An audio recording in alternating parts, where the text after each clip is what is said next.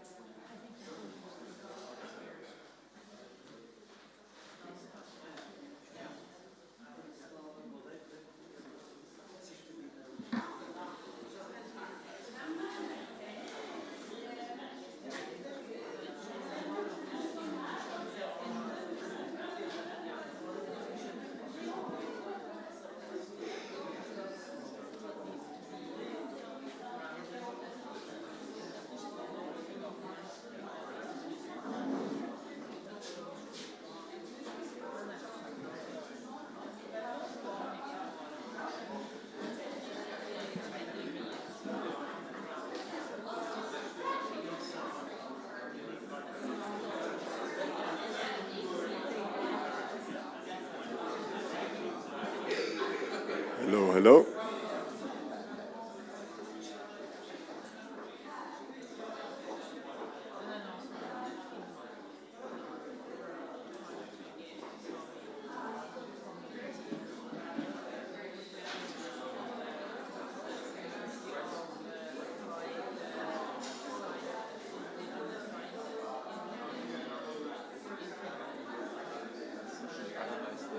Yeah. Good.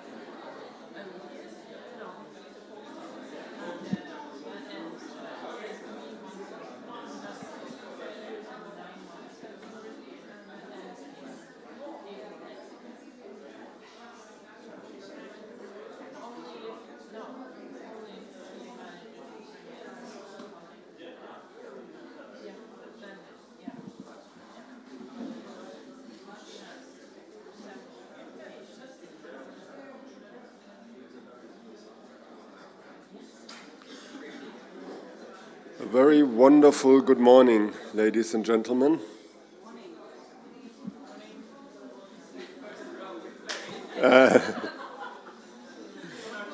It's 9:08, so I think it's more than time to start. We can really see we are on the fourth day of the conference already. Some have had long nights.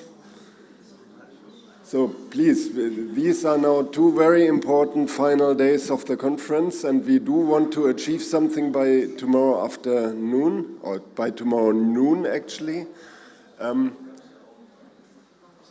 Just one more time, a word of welcome to all of you who have just arrived or arrived yesterday. I hope all of you had interesting excursions. And that we didn't have more than one casualty during the excursion. Why is it so that people arrive on the fourth day or on the third day of a conference? So just a little reminder, what we tried to do in this week was to bring together two different target groups and to combine and interlink two conferences. So as of Monday morning, we had a very solid group of early career researchers here presenting their research results and approaches and work. We had different thematic groups, we had very excellent presentations, but we also had reflections on what worked during research in biosphere reserves and where were the challenges. These results were condensed. We worked on some questions. This was presented yesterday morning in some sort of a handover from the early career researchers to what we call the research managers, those people who are more or less in charge to make research and science happen in UNESCO Biosphere Reserves. And this is now the second part of our conference, starting as of today, after the nice excursions, that we want to get an overview of the situation of research and science in UNESCO Biosphere Reserves from a global overview. And for this overview, we will take different perspectives. The perspective of the Biosphere Reserves, how do they see what is going on? The perspective of academia, but also the perspective of authorities and municipalities and similar organizations. This will happen this morning, and then, and I'm very unfortunate about that because several people have been asking me at the coffee break this morning, this is the end of the conference for the early career researchers. This is the input that we wanted you to still take with you and take home.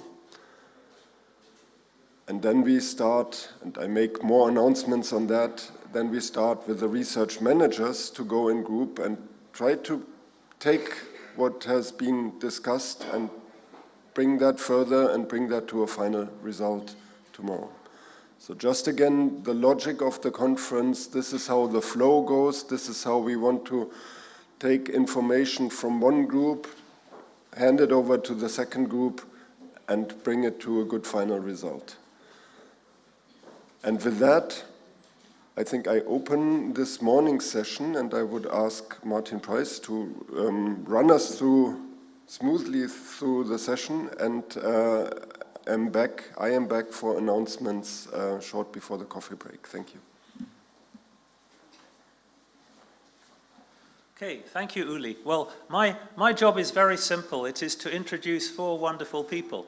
And to start with, the first is Lisen Schultz from the Stockholm Resilience Center. I think she is the last arrival here. She arrived at 11 o'clock last night while the party apparently was, I had already gone to bed, but I hear it was a great party last night.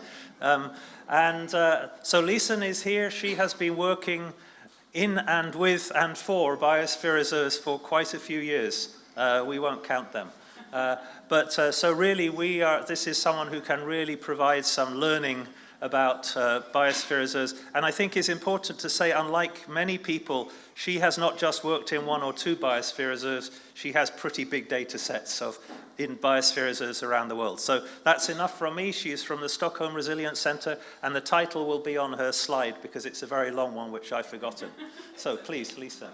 Thanks, Martin. Thanks, Martin, and thanks to the organizers for inviting me. I always get so energized when I meet with the men in the biosphere community, and I wish I could have come much earlier. It's beautiful to see familiar faces, but also to see all of these new faces coming in with energy into this beautiful program.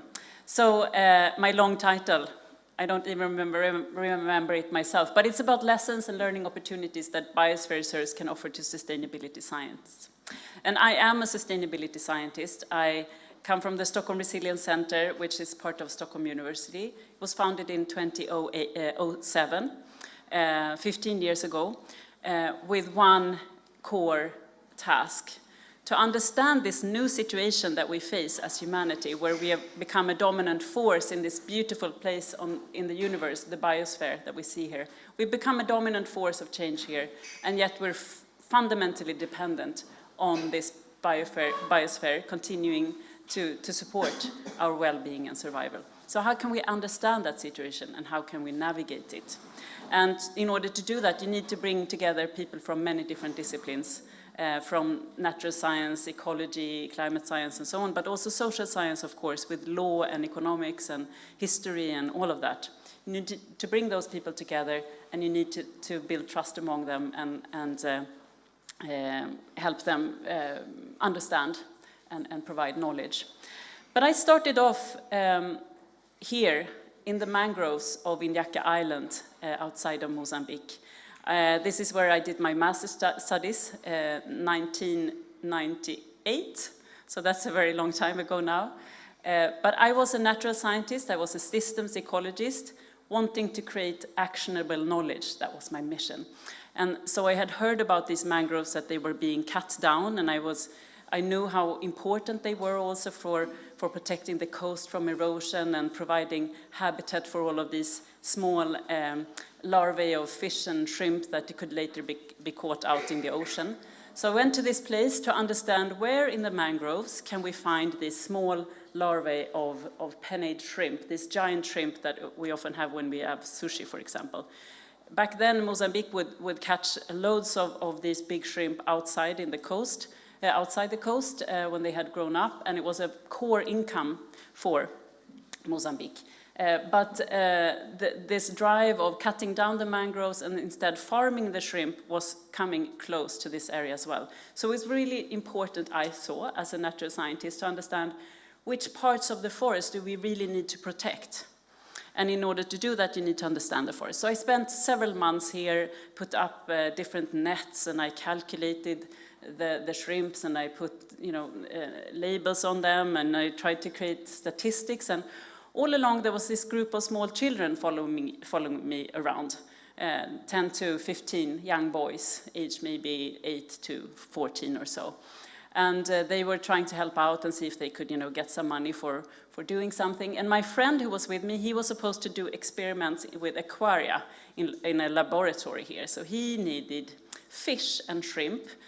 He was doing predator experiments. He needed fish that were alive and that you could have in aquaria and that could still catch shrimp. And that's quite difficult to catch those fish. How do you get them out? How do you find them, the right species, the right number, and so on? So he spent weeks not failing, where I was out here, and these boys followed us around. And all of a sudden, my friend just asked the boys, "Can you help us? Can you help us get these fish?" And he showed the one fish that he had been able to catch and said, "We need those." And the kids ran away, and an hour later, they came back with 2 buckets of fish, the correct size, alive, And it just made me realize that I probably can just ask these people, where are the shrimp in this forest and why? And why am I, as a natural scientist, coming here from Sweden into this region that I don't know, and I use my natural science experiments and try to figure out where is the shrimp. So that was the first revelation, the importance of local knowledge and trying to bridge the scientific and the local knowledge so that we can understand these places much more quick than we can with just the scientific methods.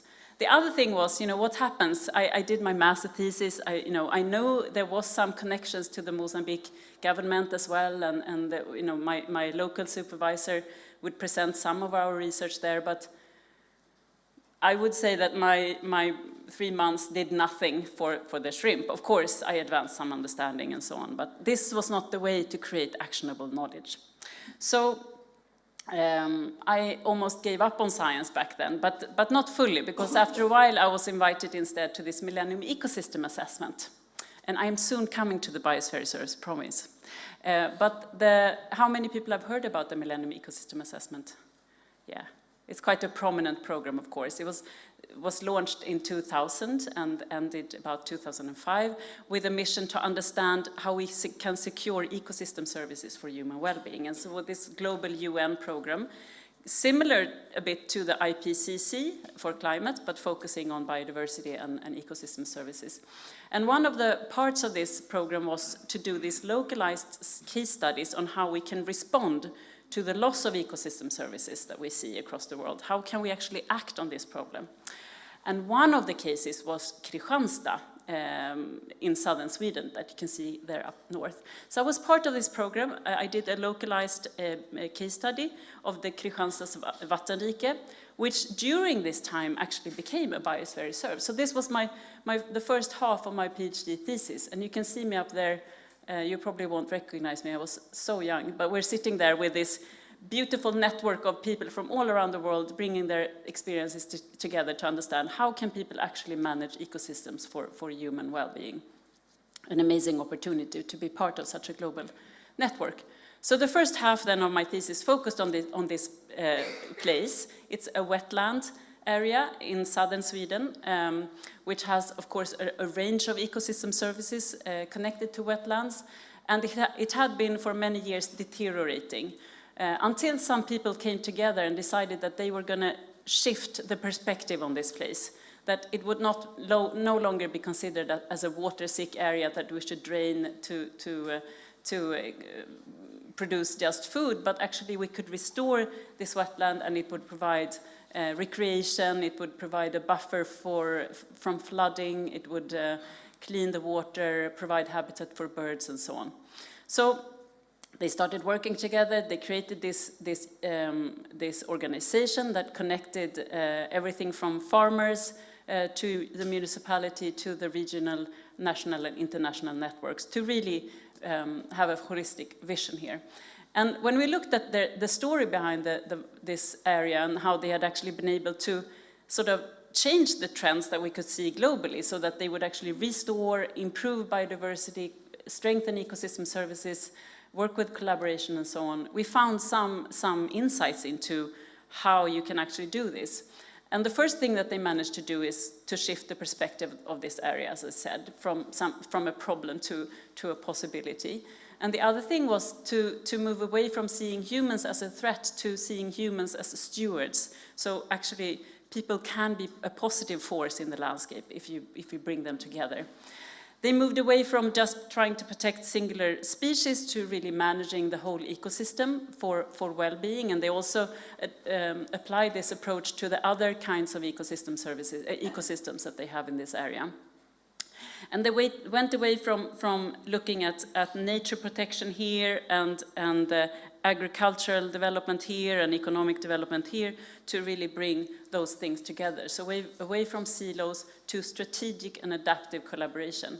And what I mean by that is that it's not that they brought everyone into the room to just discuss for days what should we do, but they actually selected people who had a dedication to the area, who had something to contribute and who could also gain something from a collaboration like this. So they had quite small and tailored discussions around how to act and what to do here.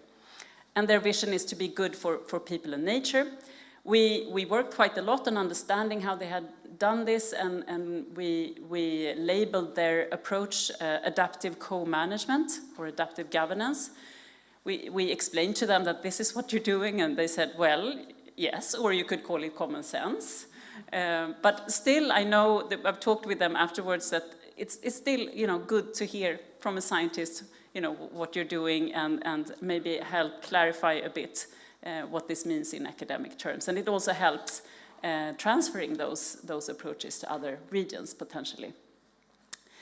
Anyways, I got curious then, how does this work in other places? Because as I said, this place became a biosphere reserve during my time there. And so I discovered that back then there was around 500 sites across the world that potentially operated like Kristianstads vattenrike. So I was like, oh, that's fantastic. I had, in the middle of my thesis, there was this opportunity to do these quantitative studies as well. Because of course, when I presented the lessons learned from Kristianstads vattenrike to my friends in the Millennium Assessment who came from maybe Uruguay or South Africa or Australia, they would say, okay, so that works in Sweden, but what about how would this work in our place and so on. So I created a survey that could look into what kind of governance, how is it set up, is it is it, how much is their participation, who is participating, what about the shared vision, and also what have people achieved in the biosphere reserves. Went to the World Congress on Biosphere Reserves in Madrid in February 2008. Worked really hard to distribute this survey. I know some people in this room filled it in. Thank you for that. It was a long one. And maybe not, the best kind of science with biosphere reserves. It was more science of biosphere reserves, extracting. And it was also challenging, the final day, of course, I looked into this response books every day, but the final day when I was going to get it, it had disappeared because they had cleaned out the whole conference area. And so I had to go down to the very basement and look for the final responses. But I think I found all of the responses. In total, I had 146 biosphere reserves responding to this survey. So that's quite good, I must say. And what I could show there, I did 2 studies on that material. One was that adaptive co-management. The more adaptive co-management you have, the more likely you are to be able to combine both biodiversity conservation and economic and social development.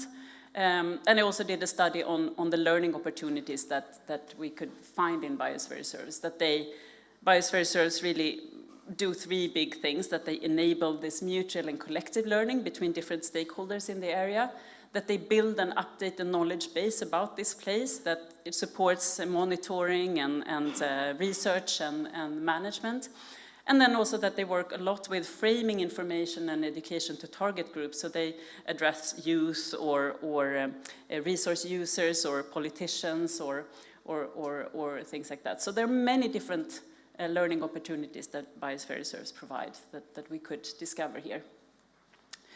And then I did a study, because after that big survey, I got so curious about, so what's happening in these biosphere reserves, because just a sheet of paper that someone filled in doesn't say so much. So then I managed to get some funding to do case studies again. So I did 11 case studies in all regions of the world, actually, with a PhD student, Simon West, and 10 master students. And we published eventually our research from there based on 177 long interviews. So that was a lot of data looking into what the Biosphere Reserve concept actually looks like in practice and what we can learn from that. And I think it's interesting to see that in all of these interviews and Biosphere Reserves, we could find 3 themes of learning that is happening in Biosphere Reserves. The first one is that people involved in Biosphere Reserve work, and I think you all recognize this, really begin to reassess human-nature relationships. So if you come from a politician's side, maybe you've just seen this place as important for economic development or something, and you realize that actually these ecosystems are fundamental for people's well-being in this area. Or if you're a biologist coming into this work, you realize that people are fundamental in maintaining this place. They also start increasing their awareness of other actors in this place and other governance arrangements and how it actually works in the municipality or in the county board or so on. And then they develop skills to do this work, to facilitate participation, to be able to navigate this tension that you often have between what's happening locally and what you need locally and what are the external requirements on this Biosphere Reserve, to be able to navigate the tension that can appear between volunteers and staff, and also develop different business models for conservation, because many Biosphere Reserves don't have a big funding. They have to continuously find funding themselves. So we call this that they learn to live with the complexity that we have in what we call social ecological systems. Again, maybe common sense. But just before I go into one example that I have on how we have taken the lessons learned in Biosphere Reserves and applied it elsewhere, I wanted to give some 5 lessons that we have learned as sustainability scientists from Biosphere Reserves on how you actually do sustainability. And the first thing is this importance of a holistic and attractive vision for your work, some kind of positive outcome that you can foresee that will be good for both people and nature. And the other thing is this notion of tailored participation, strategic collaboration, trying to identify these win-win situations. And that can then build trust to later on work on the more challenging things, because of course there are always trade-offs and conflicts when you try to create sustainability. The third thing is the importance of support from formal institutions. Of course, volunteer work and local work is really important, but unless you have this ongoing support from formal institutions, there is a risk of these things just, burning out. So you need the support from sometimes the government or the municipality or something long-term that can make this collaboration happen over time. The importance of continuous learning and adaptation, because this is complex work, it's always shifting, there will be new ideas and new opportunities and always new crises as well to address. So have that learning mindset is important. And then finally, but not least important, to have concrete and visible actions that build momentum. People are tired of just talking, they want to see action. So it's really important to have those aspects in the Biosphere Reserve management as well. So how have we then moved on? Because I did my thesis, as I said, and we learned so much from Kristianstads Vattenrike and all of the other biosphere reserves. But what we also started feeling was that these are almost like islands of sustainability in an ocean of non-sustainability. If we look at the world globally, biodiversity is still, we're still losing biodiversity, we're still warming the planet, we're still having an economic system that doesn't meet everyone's needs within the planetary boundaries. So we need to do more. And so we decided that we were going to try to see if we could understand a global system like the oceans, the whole ocean of the world. Try to understand what are the key actors. If there are key actors in a biosphere reserve, what are the key actors that shape the ocean?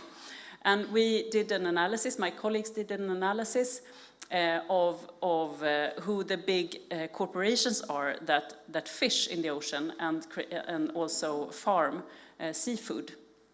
And they identified in a study that came a few years back now, 10 seafood companies that they called keystone actors because they're shaping the environment for all the other actors in the ocean.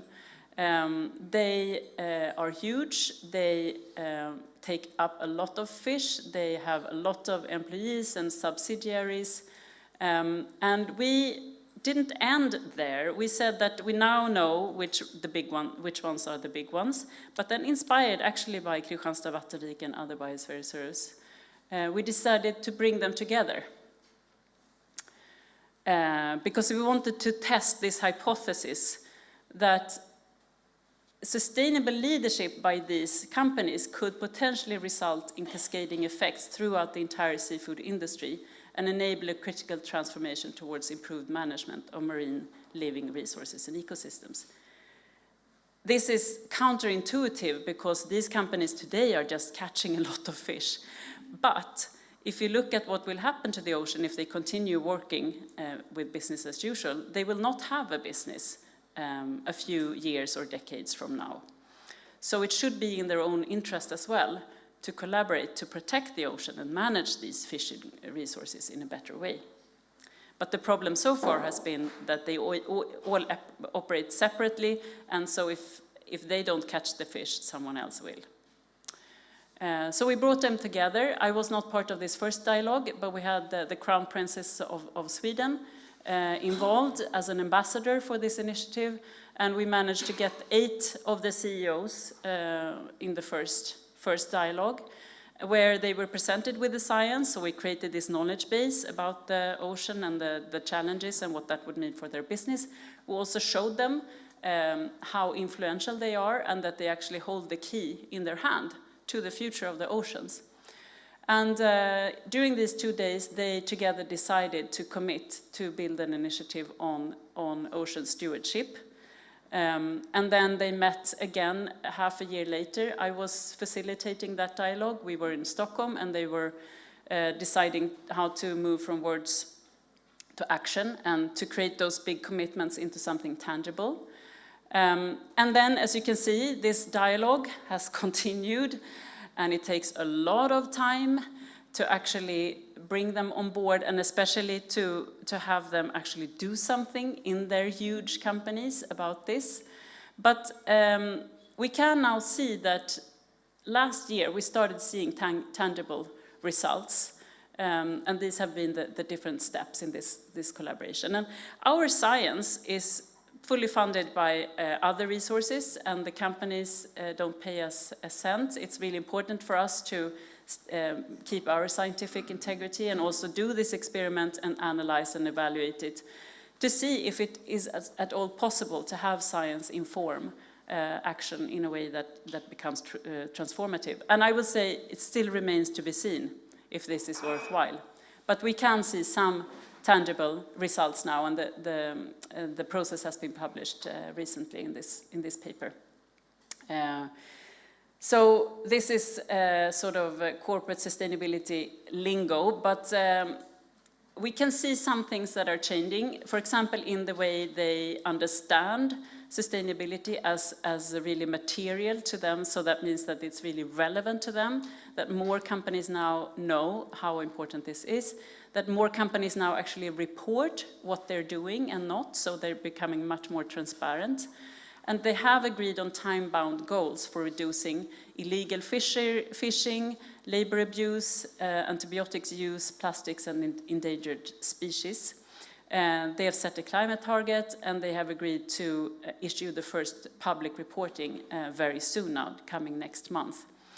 So I would say the ocean has still not discovered that this initiative exists, and that's important to know, that it's not that the fish are now breathing freely.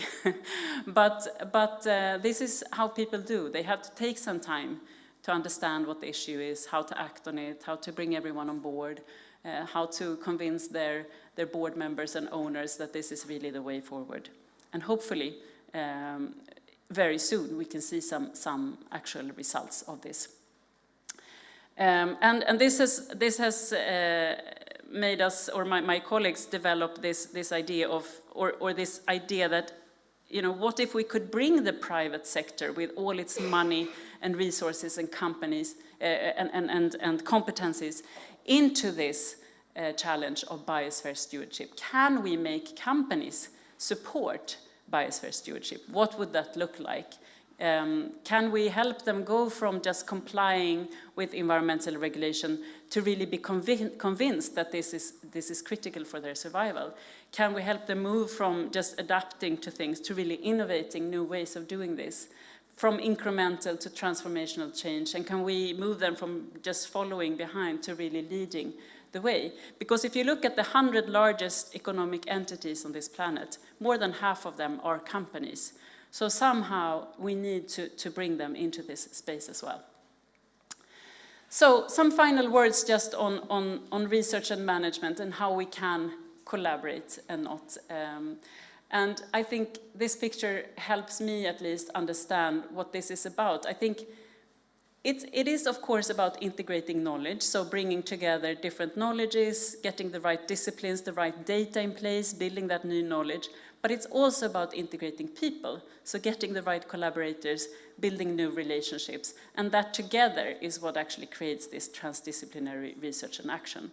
And I think in all of these sectors we can, or these segments, we can improve, but we can also learn quite a lot from how the Biosphere Reserves operate. So 3 frontiers that are a bit hard to read, but I'll just read them out instead. And this is just from my head. This is what I think after these actually 20 years. I dare to say it, Martin, that I've been working with Biosphere Reserves now for 20 years. This is what I see as critical at this point in time to continue focusing on in both practice and research. The first one is to help develop these positive visions for people in the biosphere. How can we live together? How do we do this? How can we meet the needs of 10 billion people in a way that actually protects other types of life on this planet as well? And this is where Biosphere Reserves can really help, I think, both locally and globally in creating those positive visions.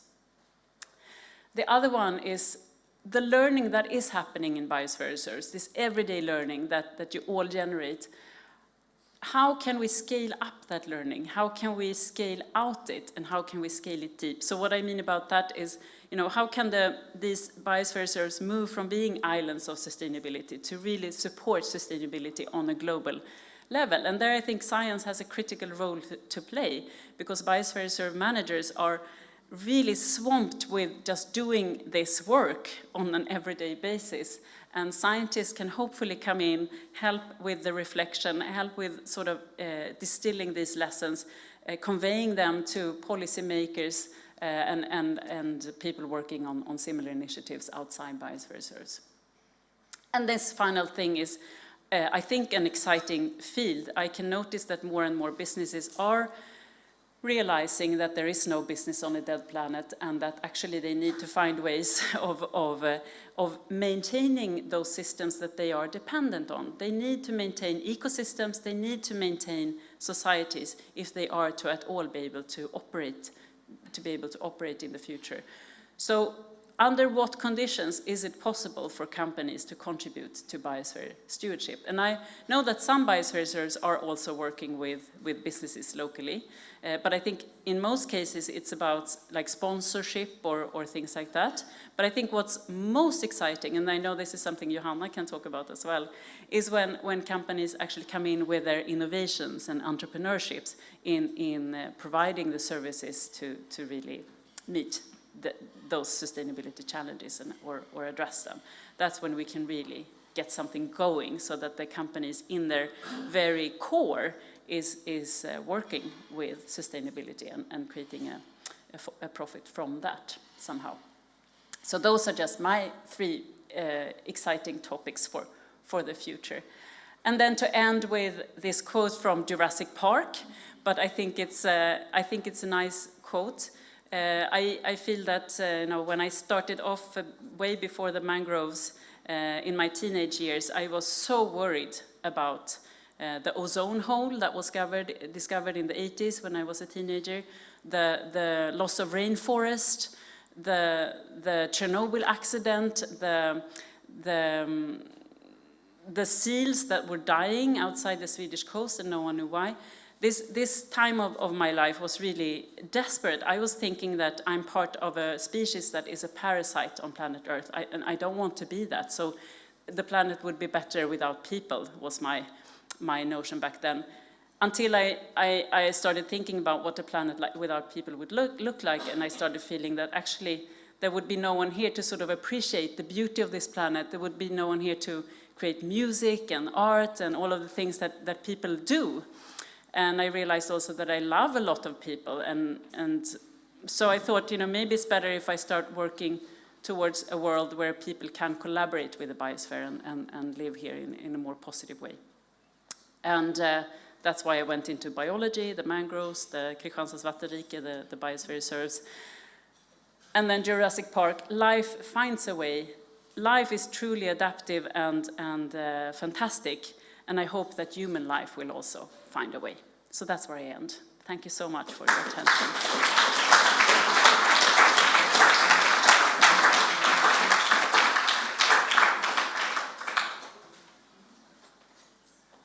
Well, thank you, Lisen, for one fantastic journey. No, not fantastic. That's not the right word. Remarkable journey.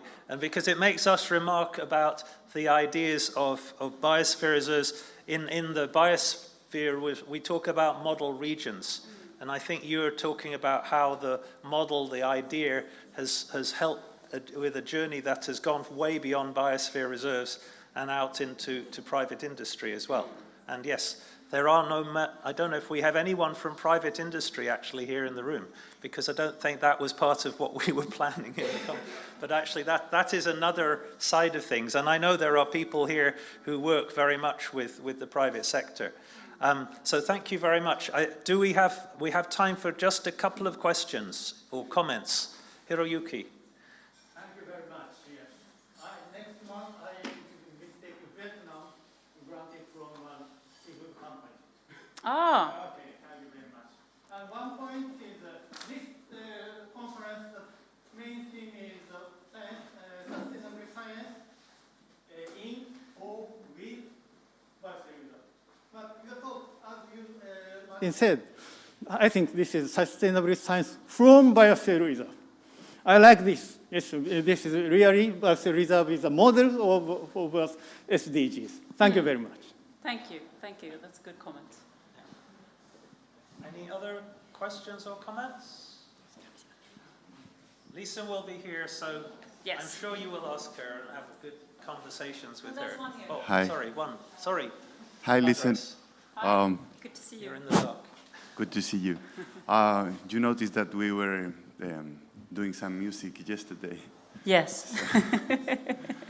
I wanted to ask a critical point, because we were also discussing yesterday. These business models that we are trying to work together, how do we, because in South America, for example, we could imagine such a model in relationship to mining companies, for example, and they will be very happy to participate. But there is a very high risk that they use people, as academia also, to greenwashing. Yes. So how to advance without following in this net of problem of the greenwashing, and how to improve these big companies to participate in regeneration of life, not just in this old exploitation model that still is all over. So I think greenwashing is the main problem, and that academia and managers and everyone is involved in this and lose the relationship to stakeholders and credibility in the territories.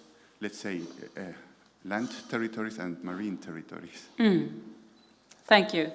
Thanks for bringing that question up. I think it's so important to raise, especially when you start working with large companies, because there's also a big power imbalance between them and the Biosphere Reserve manager or the sustainability scientist. So you have to be very clear on your integrity. If you enter into a discussion like that, you have to be very clear on your own compass, why you're doing that, and what you're, when you will actually draw the line and not do it anymore. And I know of Biosphere Reserves who have, in spite of them having this bridging role, and everyone sort of should be able to speak to them, still have said that some activities are not accepted as part of the Biosphere Reserve work, and because they will never be able to be sustainable. So it's just not possible to work with those actors, and it doesn't enhance the vision of the biosphere. So I think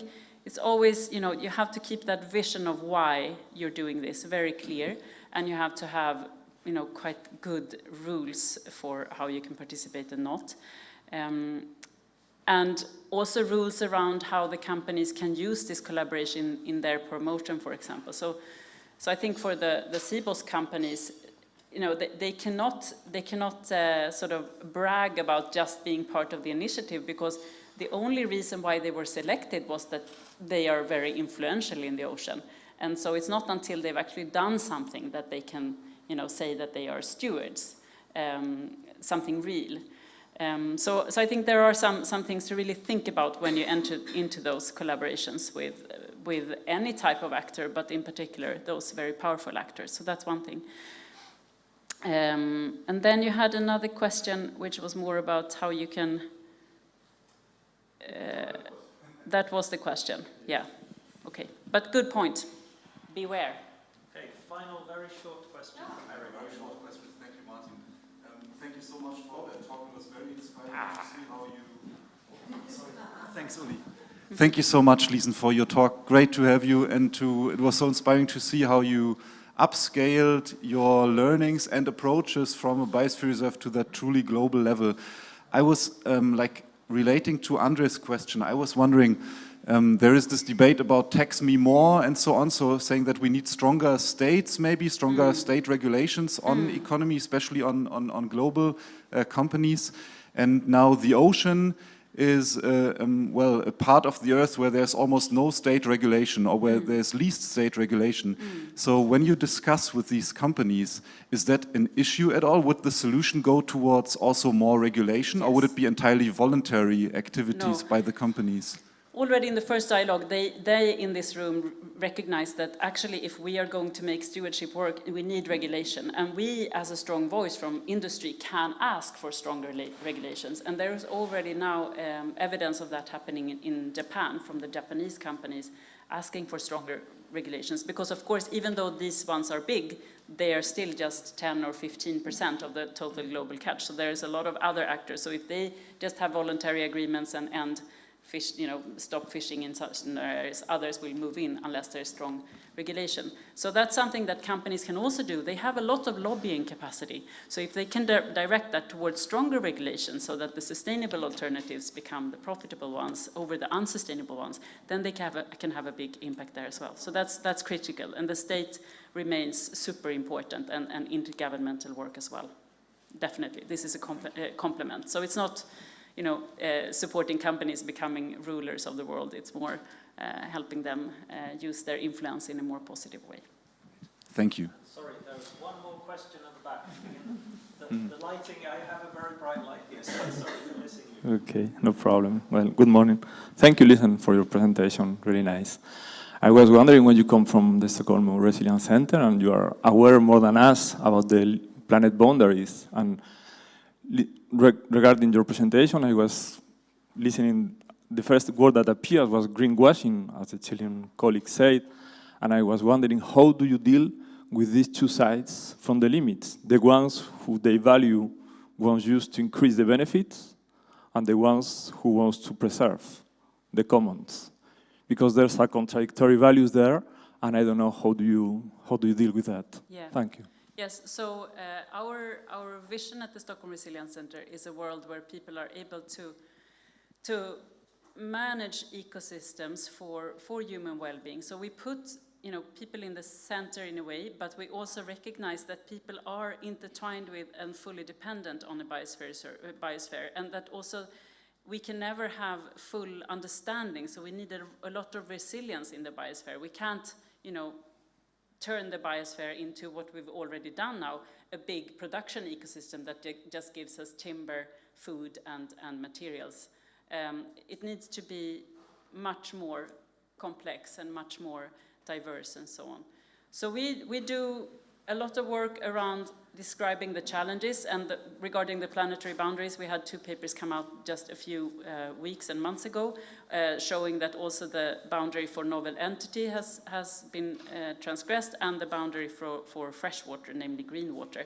So we're showing every year how the situation is getting worse, but then we're also working quite a lot on how to address that, and how to find ways to transform the food sector, the transportation, the industry, finance, and so on, so that we actually find this way of stewarding the biosphere in a respectful way. So we do both, and I think both are needed, both showing the challenges and the ways forward, and recognizing that we will be 10 billion people on this planet. So how do we support them with food and everything they need in a way that collaborates with the biosphere instead of exploits it? That's what I would say. Okay, thank you. Thanks so much for your engagement.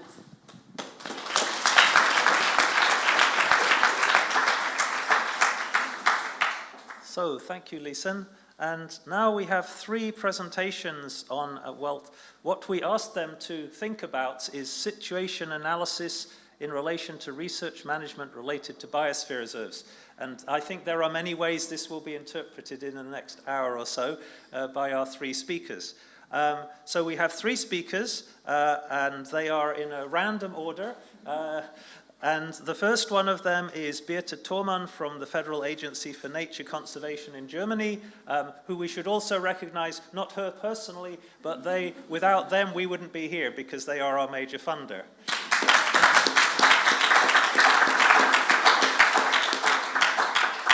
So you are presenting this perspective from brackets administrative organizations, which you obviously will define exactly how you want.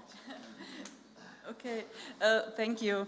Yeah, actually I changed the title to governance perspective, so because I thought maybe administrative sounds even more boring, so I'm glad that I changed it, especially after the very exciting talk by Lisen Schultz. Yeah, I'm not giving so much of an overview, but rather a small insight into the connection between research and biosphere reserves from a governance perspective.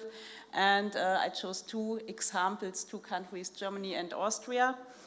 As Martin said, I work for the German Federal Agency for Nature Conservation, the BFN. That's a national agency subordinated to the German Environment Ministry. And I work there in the unit for international nature conservation, where also the Secretariat of the German MAP National Committee is located. And I'm giving this talk also on behalf of Günther Köck. Regrettably, he couldn't join us here, but most of you or many of you will know him. He's the Secretary General of the Austrian MAP National Committee and currently Vice Chair and Rapporteur of the ICC. In my presentation, I'd like to explore which role administration like ministries, governmental agencies and institutions and MAP committees can play to promote research in science and biosphere reserves. To understand the role of research within the national MAP programs, first, we should be aware that the structure of the national MAP program is very different from country to country. And we will see that this structure can define the role of science and research. And for this purpose, we will have a look at Germany and Austria, two countries that, at a first look, they seem quite similar. They are neighboring countries and both are German-speaking. And we will compare the structure of the MAP program, and from that we will see what that means for research. And finally, we'll identify success factors for promoting research. And indeed, there are many similarities between Germany and Austria, also regarding the MAP program. So both countries have more than one biosphere reserves. Austria has 4 and Germany has 16 UNESCO Biosphere Reserves, and the MAP program also shares a similar history. So Germany joined the program in 1976 and Austria in 1972, and they both have a national committee. Both almost from the beginning, so both countries can be called veterans. They are long-standing members with an extensive experience. However, there are differences in the structure, and one profound difference with relevance for science and research is the structure of the national MAP program, and especially the organizational anchoring of the national committee. So now let's have a closer look at the two countries and start with Germany. Here you can see an overview of the MAP structure in Germany, and is here a pointer? In other countries, the National Committee provides the link between the Biosphere Reserves and the MAP Secretariat in Paris. And it's responsible, for example, for submissions of new biosphere reserves and the periodic reviews, and thereby ensuring that the UNESCO standards are maintained. And you can also see a range of other bodies, like the Working Group of Biosphere Reserves and the German UNESCO Commission. But what is important here, as I mentioned earlier, the National Committee is anchored at the Environment Ministry, so the chair is at the Environment Ministry and the Secretariat is located at the BFN. So it's anchored at the ministry, so the MAP program and the biosphere reserves are understood as an instrument in the context of protected areas and model regions for sustainable development, and consequently Many different subjects from this context are addressed. For example, participation, education for sustainable development, regional development, sustainable tourism, and so on. And accordingly, the German National Committee has a very broad range and a broad composition of members, and it is composed in a way that this variety of subjects is well represented. So the members represent different stakeholder groups and institutions like NGOs, politics, academia, agriculture, industry, or youth. And they bring a very different background, expertise, and perspective into the committee.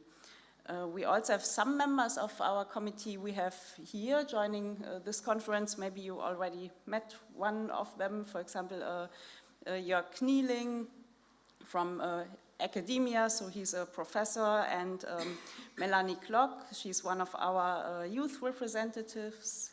That's quite new actually, and we are very happy that we also have represented the youth.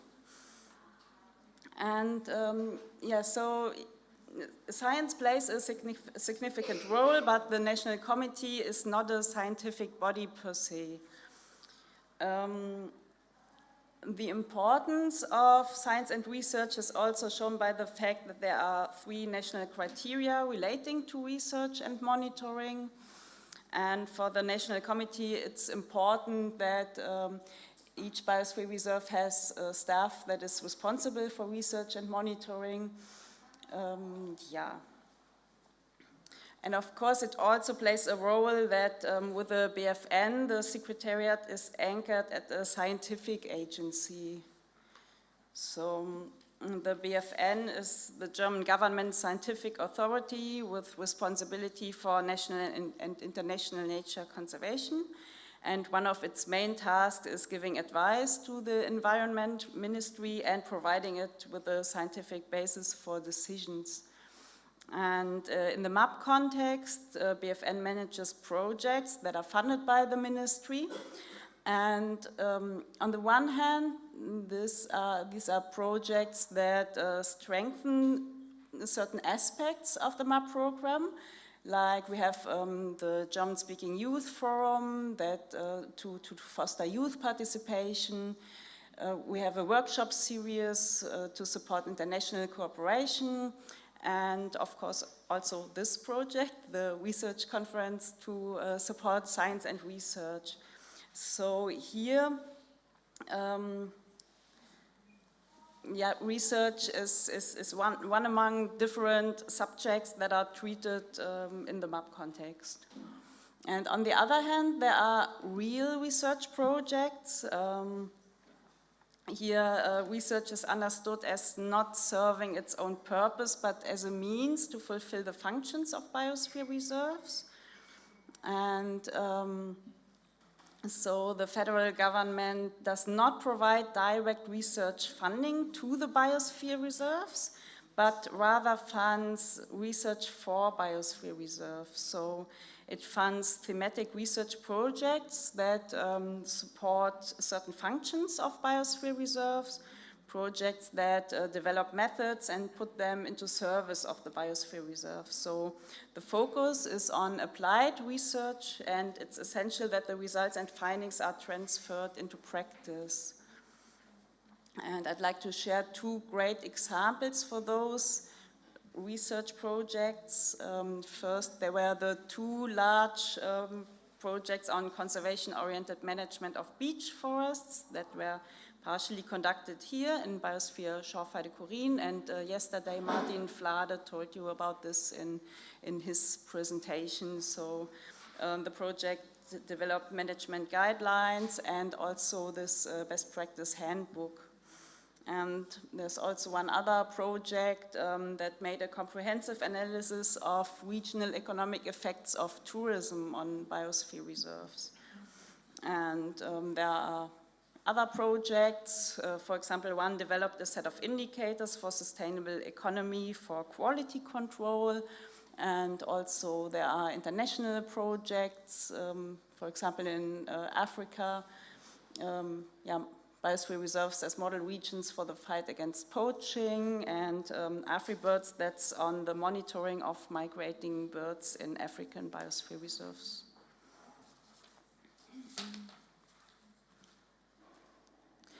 Yeah, there are also direct cooperations between biosphere reserves and universities and other research institutions. A very good example here is also our host, Schorf Heide Kurin, that is very active in this regard. But also the Wadden Sea has many research projects and cooperations with various universities. And now let's move to Austria.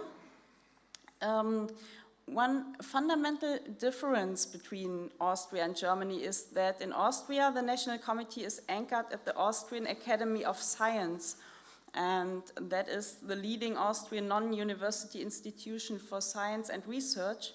And so accordingly, one of the committee's main tasks is science support. And its mission is to promote science in every way. And the Academy was founded in the 19th century as a learned society, and today it operates 25 research institutes. So compared to the BFN, it's even more a scientific institution, and it's rooted in academia. And a main goal of the Austrian National Committee is the steering and coordinating the MAP research in Austria, and it analyzes research needs in biosphere reserves. And consequently, the National Committee is mainly composed of scientists. And yeah, from their point of view, the most important task is to stimulate science and research in Austrian biosphere reserves. To make a biosphere reserve fully functional, it's necessary to integrate its three functions in an effective way. And from the Austrian National Committee's point of view, the best instrument for doing this is science and research. And in consequence, for the Austrian National Committee, it's important to connect the scientific community with the biosphere reserve and also the local people. And to achieve this, they show the role of biosphere reserves as valuable research sites and how they can contribute to research and education at university level, that they are ideal places for transdisciplinary research, and also show their role as pioneers and model regions. And they also explain to people why research is important for the biosphere reserve and why their cooperation with scientists is most welcome, and also the benefits of science and why science is important for their well-being. And they are quite successful in doing so, and the engagement of Austrian universities is quite strong in their biosphere reserves. And a very interesting fact that contributes to the successful integration of science and research in the Austrian biosphere reserves is that since 1972, so right from the beginning, the Austrian MAP committee has its own research budget. And at least to my knowledge, this is unique in the world network. It's something really special, and that allows them to identify research gaps and also fill them with appropriate projects. And so the National Committee has funded numerous research projects, like research in and for Austrian biosphere reserves, but also international research cooperations. And those funded research projects yield not only to a series of research reports, but also a range of research articles in scientific journals and books. And what is also important, the cooperation and information exchange between the biosphere reserves and the MAP committee and also the research community is very good. So, for example, biosphere reserve representatives are invited to all National Committee meetings, And like in Germany, 1 meeting per year is carried out in a biosphere reserve. And furthermore, the project's reports are reviewed by the committee. And in Austria, there's also a very good promotion of the scientific work done in the Austrian Biosphere Reserve. So as a consequence, the scientific community is well informed about the Austrian Biosphere Reserves as valuable research sites, and also about the MAP committee as a funding agency. And in Austria, similar to Germany, there are also connections and cooperations between biosphere reserves and academic institutions. And overall, universities are very present in the biosphere reserves. And reasons for this are the numerous research projects funded by the MAP committee, but also the EU. And there are also research agreements. For instance, Biosphere Reserve Walsertal has a formal cooperation agreement with the University of Innsbruck, and an outstanding example for research cooperation is the project Science Link Nockberge that includes a cooperation agreement between Biosphere Reserve Nockberge and the University Klagenfurt, and it aims at a long-term link between academic research and the lived practice in biosphere reserves. And if I've checked the program correctly, there's even some colleague here from the Nockberge. Ah, there she is, hello. We didn't have the opportunity, but so if you have questions on this cooperation, you know who to address. Yeah, and now let's come to the conclusions. So we see that science and research play an important role in both countries. However, they have a somehow different approach and perspective that relates to a different administrative structure in the background. And in both cases, the support of science and research is quite successful. So, and if we have a look at both countries together, we can identify several success factors, or maybe also leverages to foster science and research. First, it is good to promote biosphere reserves as attractive research areas for university, so to attract researchers and students, and in this Austria seems to do quite well. Second, it's important to have a close cooperation and information exchange between the biosphere reserves, the MAP committee, and the research community that helps to integrate science and research. And the National Committee can also highlight the importance of science and research. For example, it can emphasize the importance of research in the context of periodic reviews by recommending, for example, the development of a research concept. And especially the German National Committee, with its link to the BFN, has a strength in policy advice. So, for example, it also issues so-called position papers and may use this instrument in the future to strengthen the role of science and research. And last but not least, what is important, an important element is the funding of projects. Yeah, so that's it. Thank you for your attention.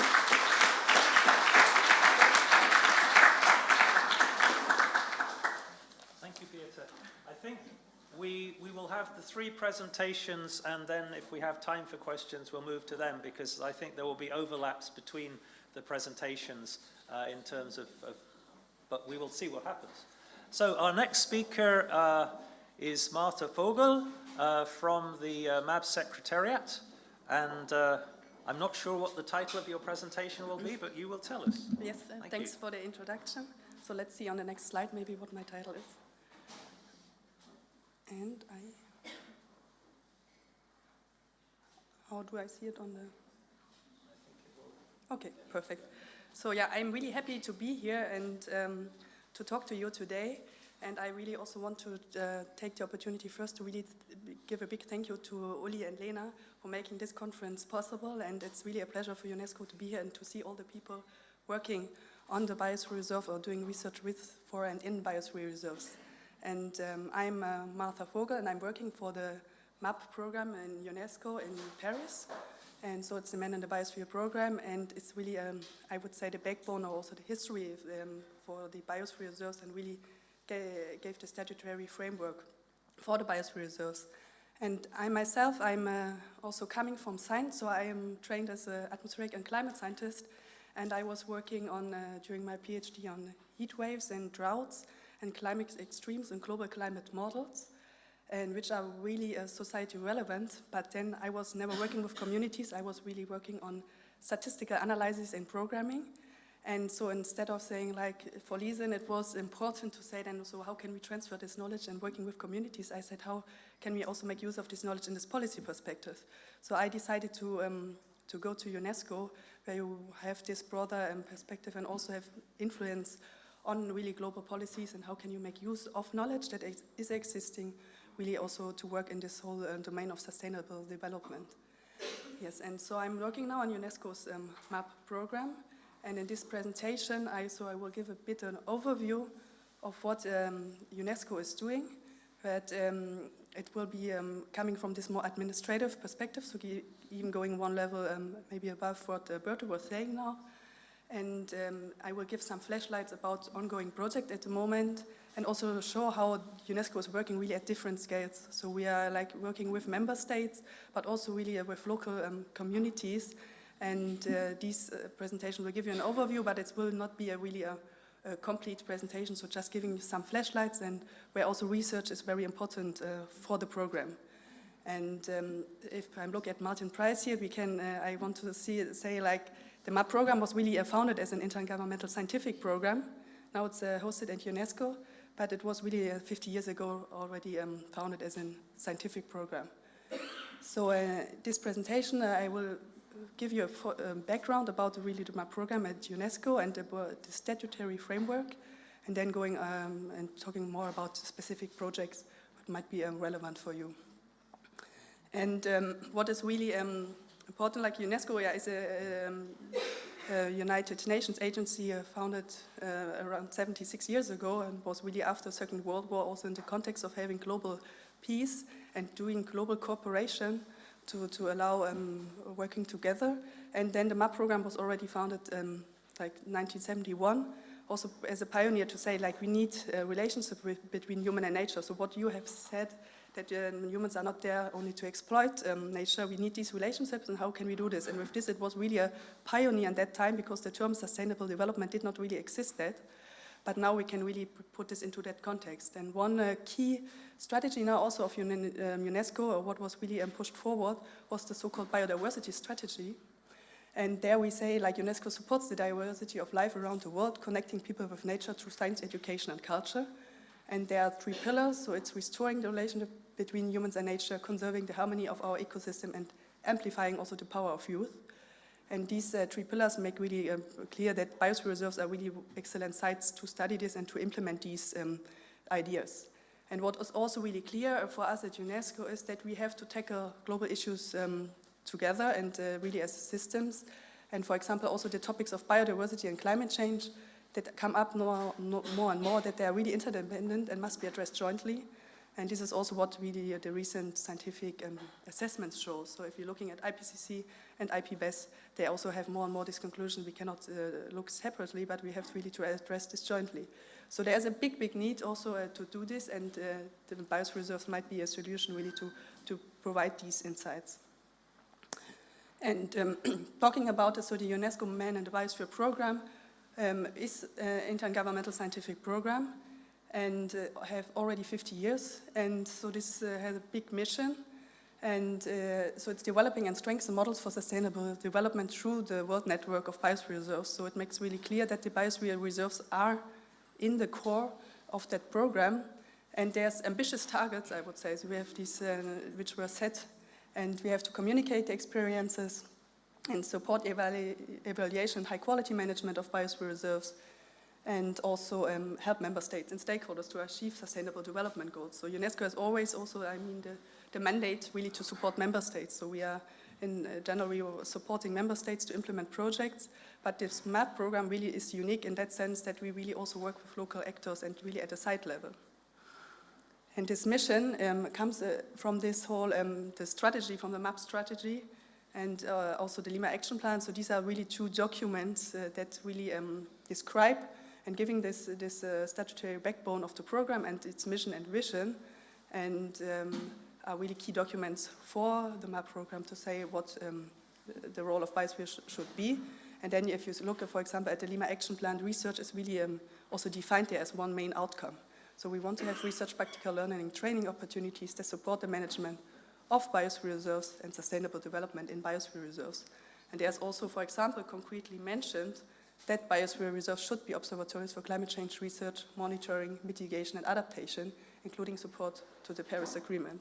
So it's really, in these strategic documents, we can find these really missions and objectives that research should be really part of the program, and that we need research in, for, and with biosphere reserves to develop this concept of human-nature relationships.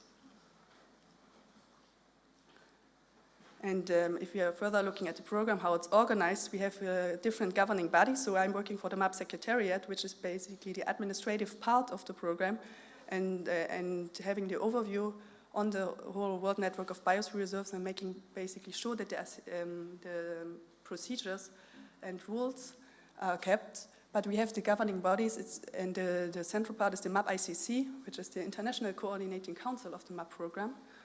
And this is the body which also then nominates the new biosphere reserves. And this will take place now in June, so pretty soon. This year again it will be a hybrid session, so it will be in Paris but also online. And last year it was for the first time in an African country, but then also mainly hybrid, and nearly nobody could go there. But it will be in June, and there was now also the offer to have a side event maybe, and to use these recommendations from that conference to bring it to the governing body of the program, to share with them what are the lessons learned from this, and how we maybe also bring research more back to the focus of the program. Then we have the MAP Bureau, which is an entity, a smaller entity, and more working on a regular basis during the year, and where representatives are from the MAP ICC, and they are meeting regularly online, and to discuss and prepare also these general assemblies. And what we have also is the IACBR, so the International Advisory Committee for Biosphere Reserves, and this is really where scientists are in that committee, and they met this year in February, and they receive the nomination files and also periodic reviews, and they are grouped for different regions, and then they assess and give their recommendations of if this biosphere reserve fulfill the criteria or not, and also from their scientific perspective. So there we have really also a link with researchers where we can use their expertise to say and to assess these nomination files. And this is quite critical because the IACBR, they cannot decide, but they give the recommendations. And normally in practice what is done is the MAP ICC follow that recommendations given by this IACBR.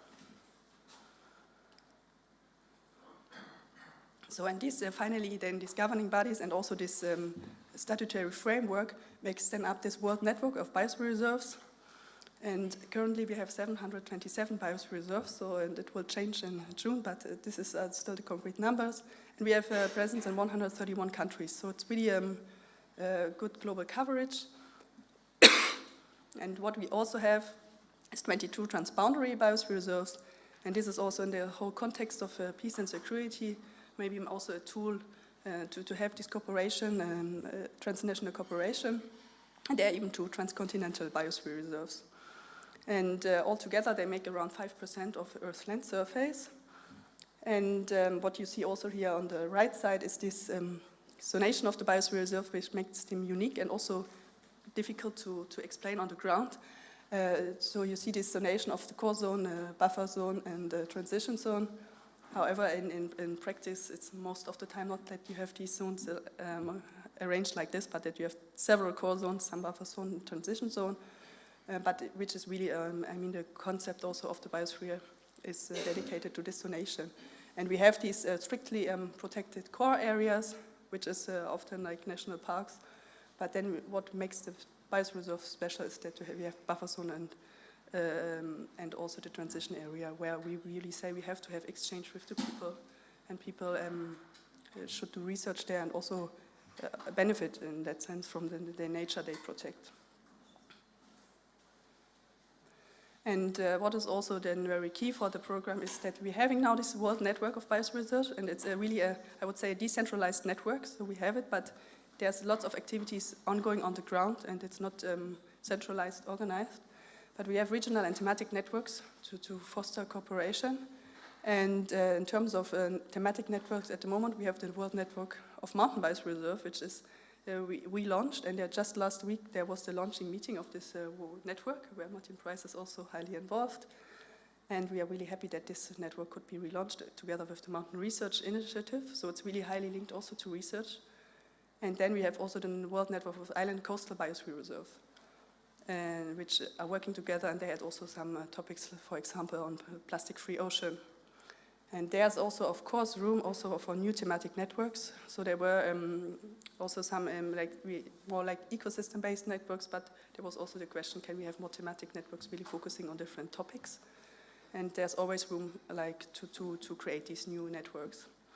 And we have also the regional networks, and the MAP program is separated into 5 regions.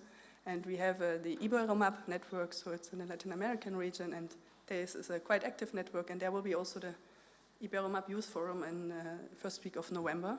So, of course, for these regional and thematic networks, what is also very important are the youth networks. And they are somewhat connected also to the regional networks, and we have some representatives here, which is really nice, and the youth networks are also really important for the program and to do activities on the ground. And so we have also AfriMap network, ASPAC network for the Asian region, and we have also the EuroMap network, and there will be also the EuroMap conference in September this year, which might be also really interesting for some of you. So you can check this on the webpage, and it will be in the Nockberge Biosphere Reserve, so again. And so they are building up the program now, and yeah, it's an interesting opportunity maybe to participate there as well. And what the program also offers is that they established a series of awards and to really highlight also research activities done in the biosphere reserves. And it's maybe also an invitation for you to look at these different awards that are existing. And I want to highlight the MAP Young Scientist Award, which is here in the center. So this is an award which is given every year. Last year we had 8 winners. And this really targets young researchers carrying out interdisciplinary research in line with the MAP program. And it's getting like $5,000 of prize money. And the application deadline is normally January of the year. And then it will be, the prize will be given during the MAP ICC in June. And what you need for this prize is also support of your MAP National Committee. So they have to be aware of you and you have support you. But yeah, you can check this. And there's also other prizes like Sultan Qaboos Prize, which is a real prize for nature conservation and giving also institutions which are doing research, giving the prize for them. And then there's also the Michel Baptiste Award, which focus on biosphere reserve management. So these are also incentives for young researchers to get their research well accepted. So from this, I want to highlight also some partnerships we have, and of course, UNESCO is also UNESCO chairs, so there are some chairs also really connected to the biosphere reserves, and also UNESCO's Category 2 center, and one of these is the ERAIF, and this is special because it's in the Congo Republic, RDC Congo, and there's a school where you can even do also now a master program. So they developed a master program in Biosphere Reserve Management. So I'm not sure if Hochschule für nachhaltige Entwicklung Eberswalde is cooperating with them, but there's also this master program, and you can do this in Kinshasa, and it just started. And also to give like really training opportunities for young people to train on biosphere reserve management and taking all these interdisciplinary approaches into account. And then there's also one partnership, for example, with Albertis Foundation. So they are, and this will be renewed, or was renewed, and the Director General also from UNESCO will go there to sign the agreement. And this center is really focusing on Mediterranean research. So all people also are interested in doing research in Mediterranean biosphere reserves and challenges there. This might be also an opportunity to get in touch with Albertis Foundation. Yes, and from this I will go to different projects. And so what we were already addressing a bit like the day before yesterday was this World Network of Biosphere Reserve Data Management System. So I think there's a high need really to having quantitative information about biosphere reserves available so that you can also do better research with them. And at the moment we have nomination and periodic review files, but there's not a good overview really on the web page also to download and access the data. And one big part is also to have this geospatial data available from the biosphere reserve, as destination is also key of them. And so what we were starting already in 2020 now was to set up a data campaign, because we said we have like different concepts for this project. So we wanted to start with a data collection to really also collect quantitative digital data on the biosphere reserves, because lots of the data is outdated also, and because of the system of periodic reviews only taking place every 10 years, and sometimes even not, because it's not really rigorous. To have this updated information, to do this data collection. So the one big part was to develop this questionnaire, and it's also a really, really long questionnaire, and it's very time consuming for the biosphere reserve, so we are happy for them who really have felt this. And we know that it takes a lot of effort, but it will have a big benefit. And so we did a pilot campaign in January 2021, and now we are, since July, we are collecting really on a global scale this data, and it's already a challenge for us to really reach all the biosphere reserves. And so the survey is still ongoing. And one big part is there then to have also this geospatial data, but we also ask for data on governance and on biodiversity and different monitoring. And so from this, this survey here now should really then be building this relational database, and it will be a database hosted at UNESCO. And the big part then is coming from this is the visualization part. And there will be a web page where we have interactive functions, and where we'll have also this map with the geospatial data, and we want to have downloadable data, so not only for the shapefiles but also for other components. And this is in work in progress, so we're working on that at the moment. And it's also the aim to have basically this interactive web page with all UNESCO sites, so there's in-house cooperation, so it's a huge project, and but it's ongoing, and we are really looking forward to having this. But yeah, it will still take some time, and also we will discuss on this what data will be really available and how to deal then with incomplete data also. Yes, and other projects that are ongoing now, there's a new project, it's called UNESCO Expert Network for Earth, and there it should be a project where there was the idea to link experts to the sites, to say like we have different sites, they have some needs, and we have a huge network of experts. How can we make use of that? And it's voluntary experts that get their travel funds basically to go to the sites and then to work with the sites on different questions, and the sites can request what they would need. And there should then be a matching done by UNESCO basically. And there I really invite you also to check that. So it's called UNESCO Earth Network. And there's still the possibility also as young volunteer experts to say that you are interested in contributing to that program. And eventually, so you can fill your application basically to say that you are interested. And also for the sites, there's the possibility to fill a form to say what they would need and what kind of research or also questions they have and what is missing for them, and where an expert could help to come. And it's really, I mean, it's really in that context of restore human-nature relationship. And yes. And another project ongoing when we were talking also about private sector, so UNESCO has also partnerships now with the private sector.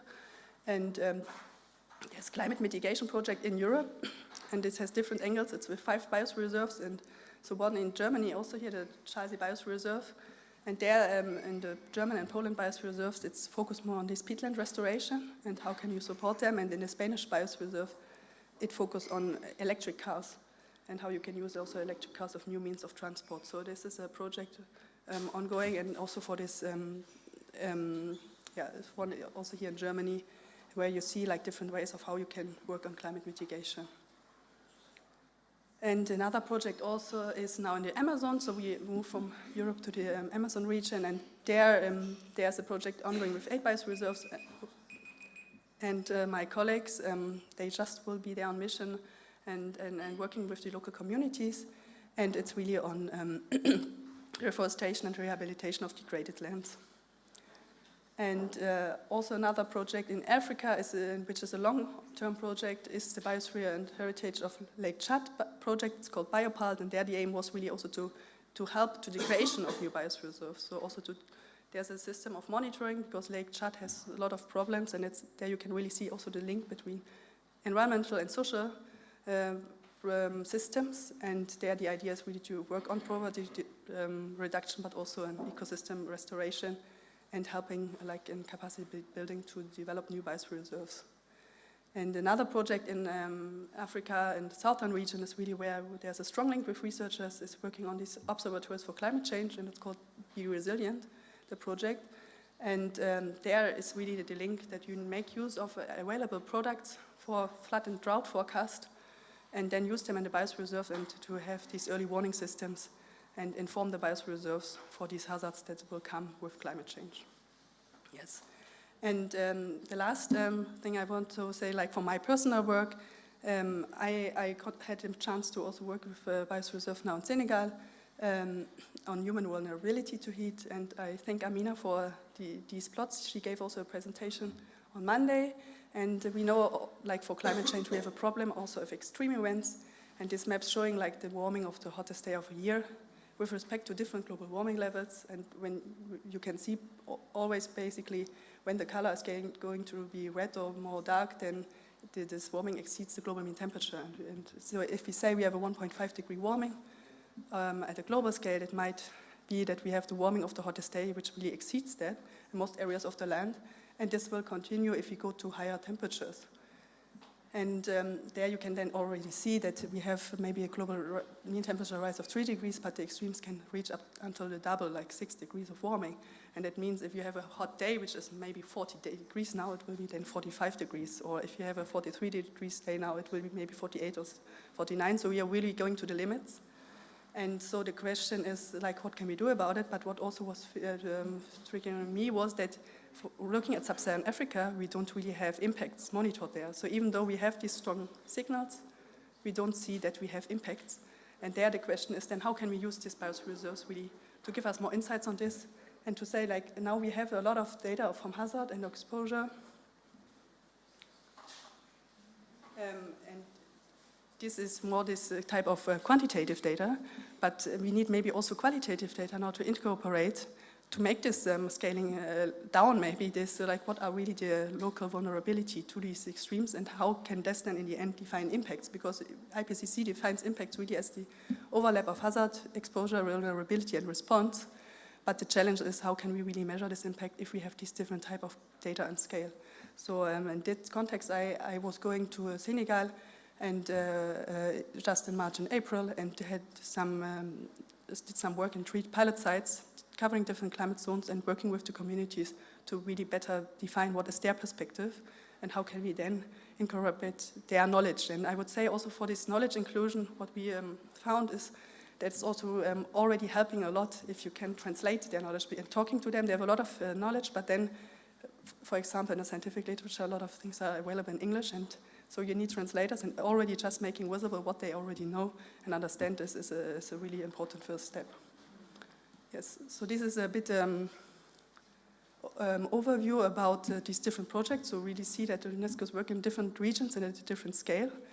And just wanted to highlight some scientific conferences where we will also be present. So there's the EGU coming next week, actually. It's one of the largest conferences in Vienna, where we have a local session, and then also this SRI, Sustainability Research Innovation Congress, where UNESCO will be present with 5 sessions. Yes, and with that, I thank you, and thank you very much for.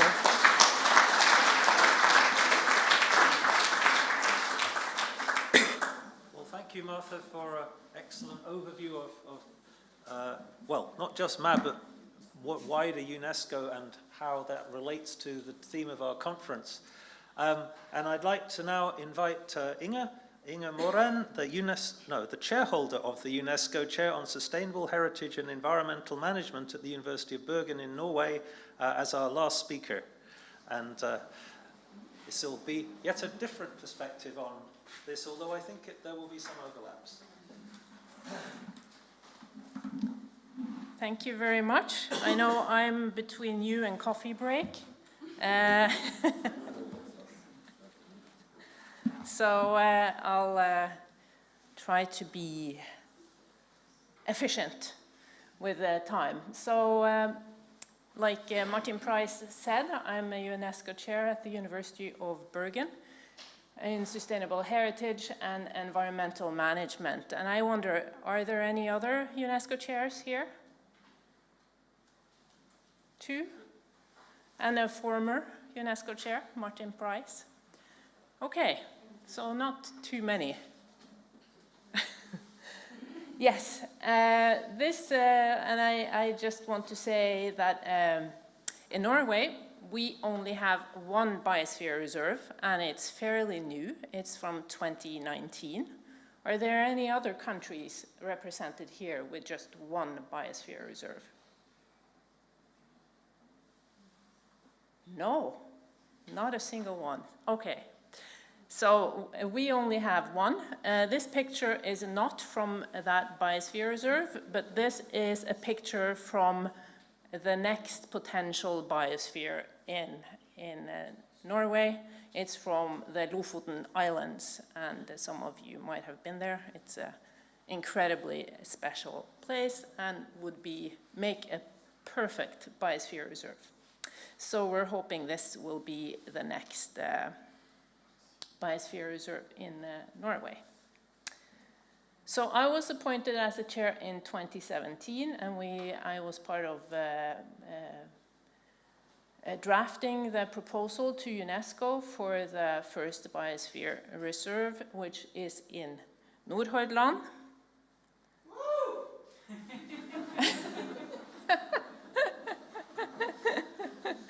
Somebody has done a little bit of research there lately.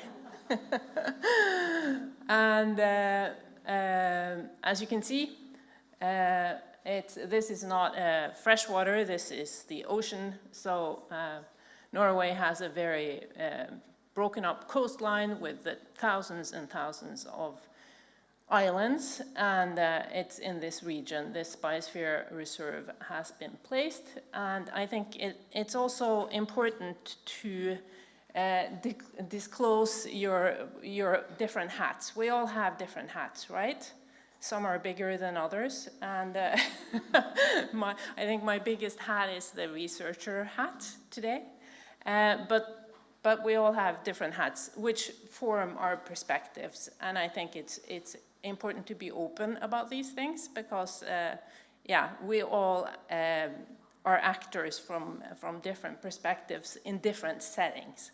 So I'm the UNESCO chair, and then I'm also a member of the National UNESCO Commission in Norway, and the Norwegian MAB committee, and also the UNESCO Nordhordland Biosphere Reserve Council.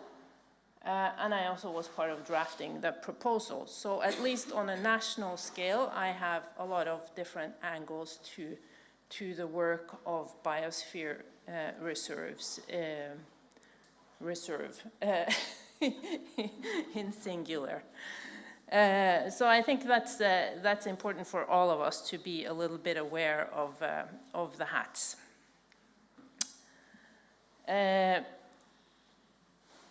And then I was asked to contribute with a situation analysis of research management related to BRs by universities and institutes. And I will not try to do that on behalf of all researchers in the world. I only speak on my own behalf here. And I think this is to some extent a revisit of the workshop that Pam Shaw and I hosted at the Euromab 2019 meeting in Dublin. And who of you were in Dublin?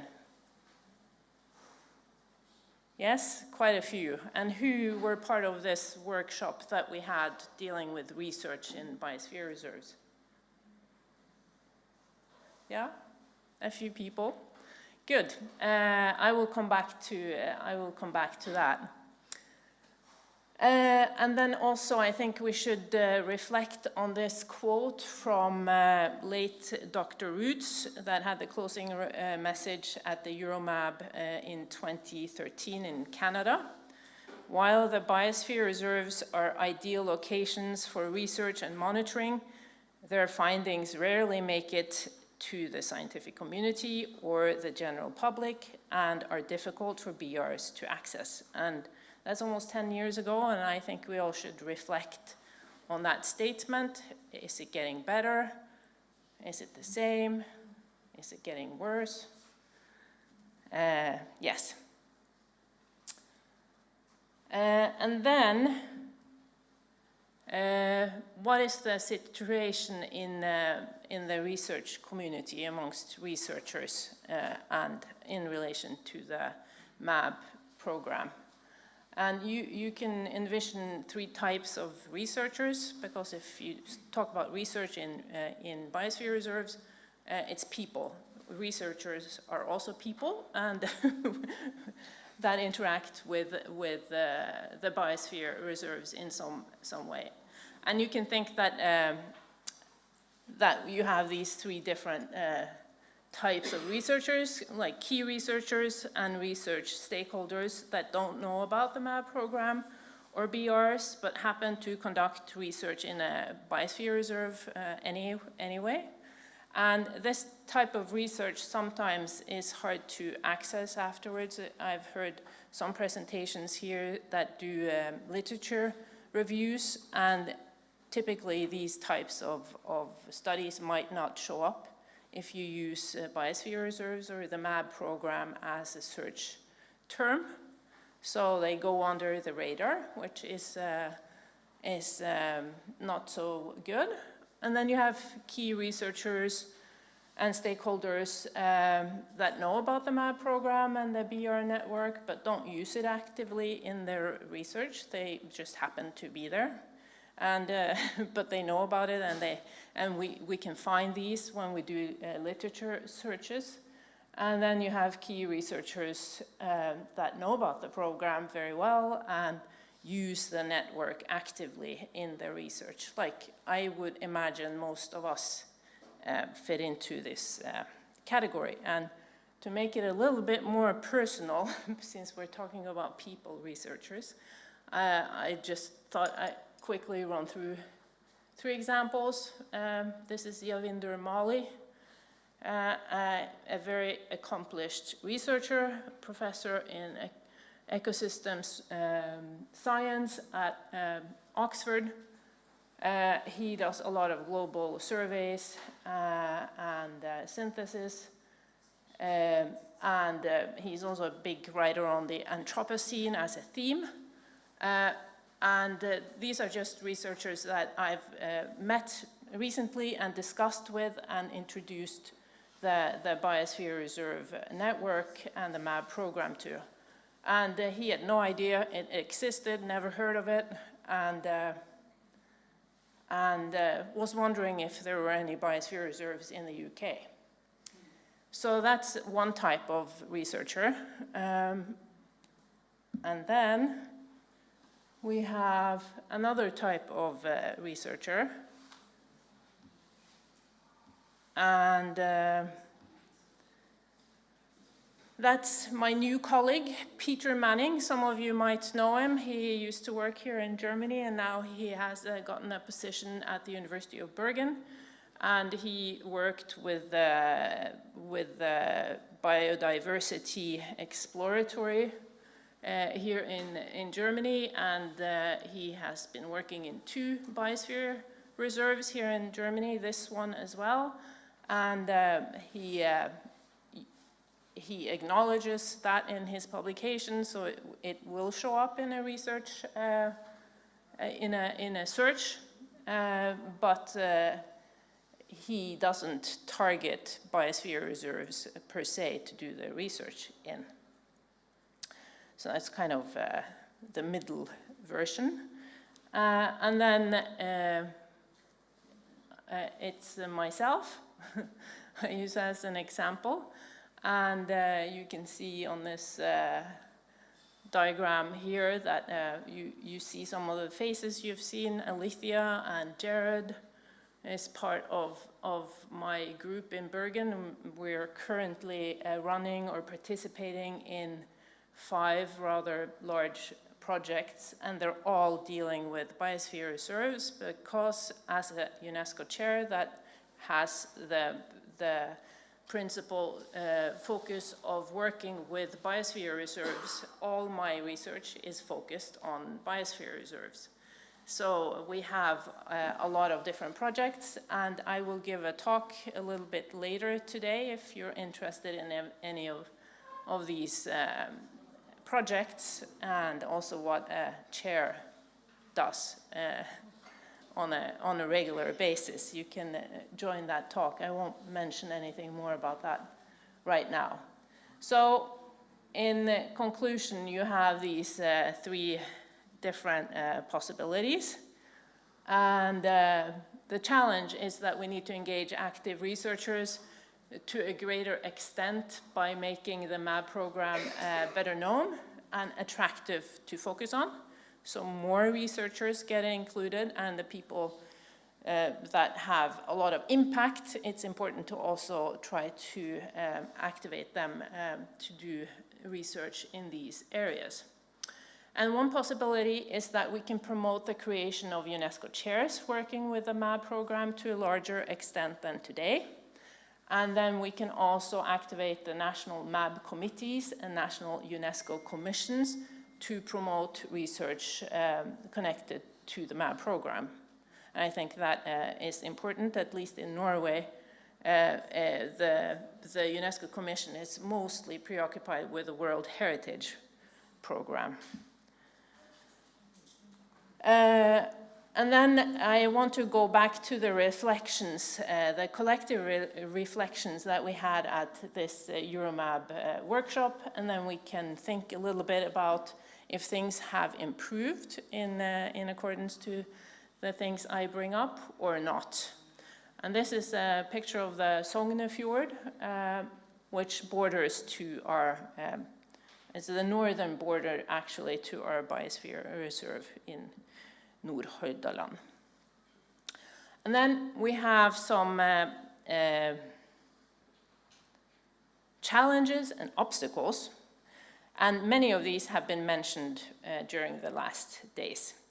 We have the timescales. BERs want to have short-term projects with concrete outcomes, while researchers have more broad and long-term perspectives, and maybe it's a good idea to involve students because they have shorter-term projects.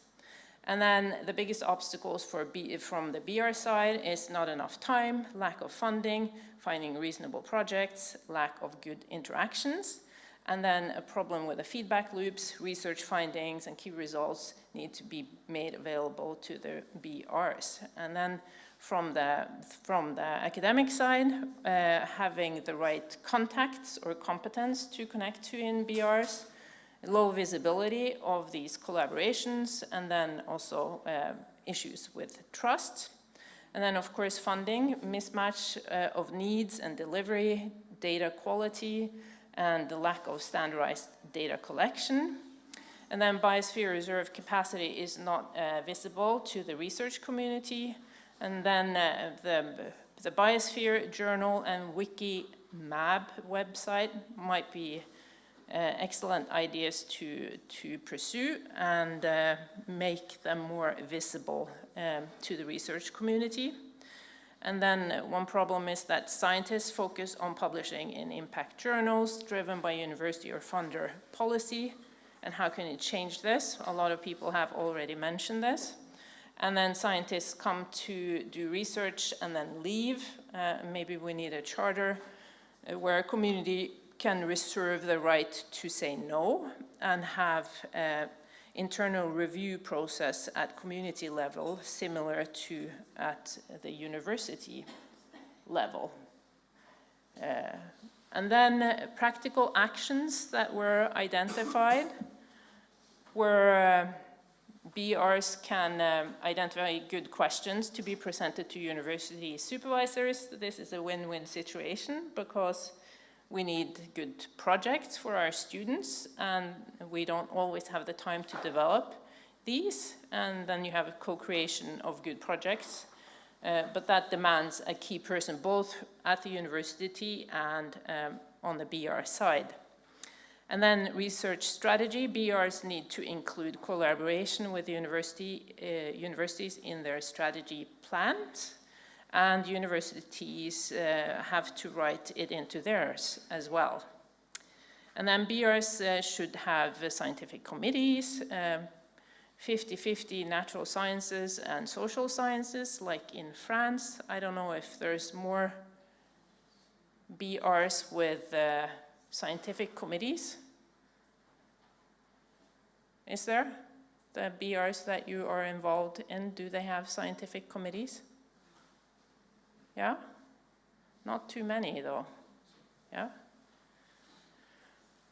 And then according to the Lima Action Plan 8.4, every BR should have partnerships with the universities and research institutions to ensure bottom-up processes. And I think this is very important to stress.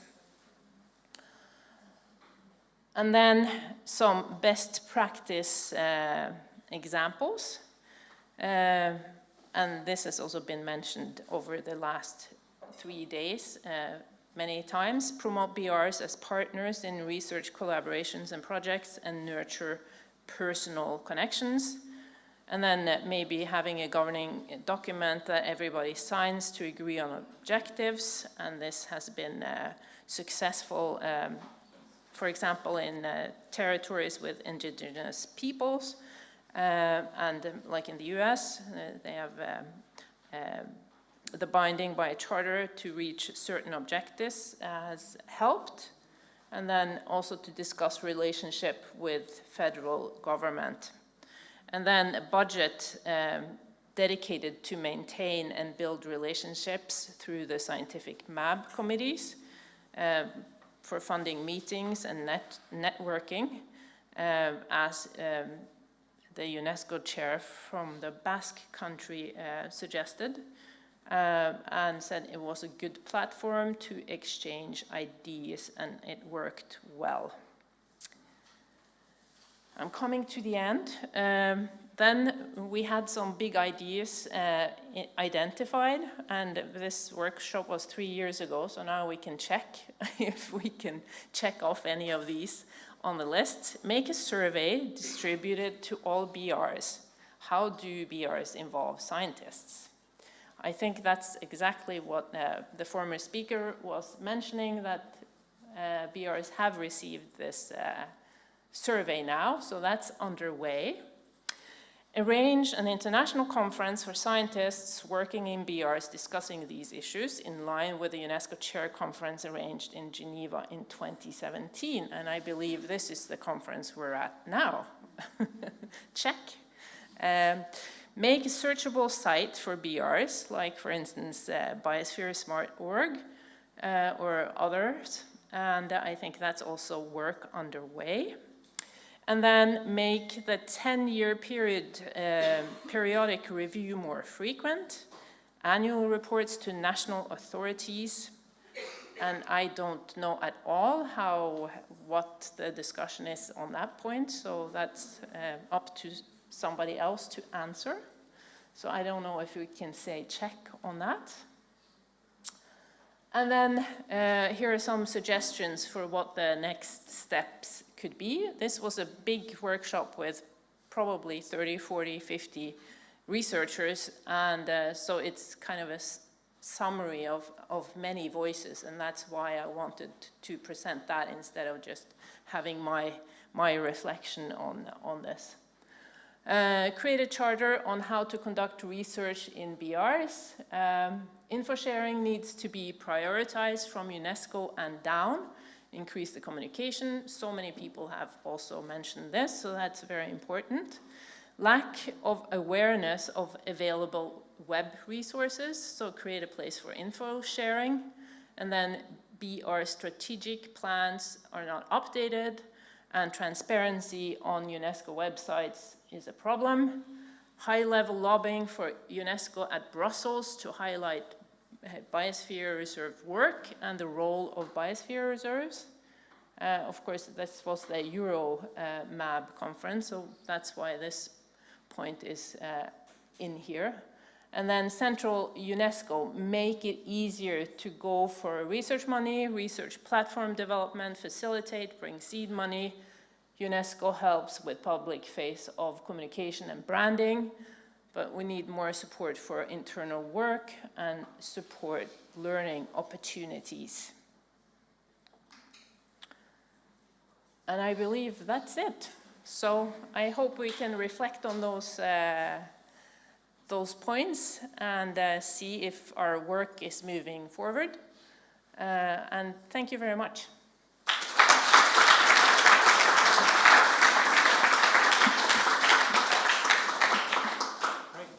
Thank you, Inge. I think that added some very useful elements for our reflection, and actually maybe we need to have some big printouts of your last few slides, because I think they could really help us with the later stages of this conference. It is going to be coffee time very shortly. This is the end of my responsibility introducing the speakers. We've had such a rich presentations that we haven't got much time for questions, but we can have opportunities. You know who they are, you can speak to them outside, so we won't do it from the floor, but we now have a couple of announcements from Uli about how we will spend the rest of our day. Yes, thank you, and thank you to the 4 speakers of this morning. And yes, this is the end of part 1 of the conference.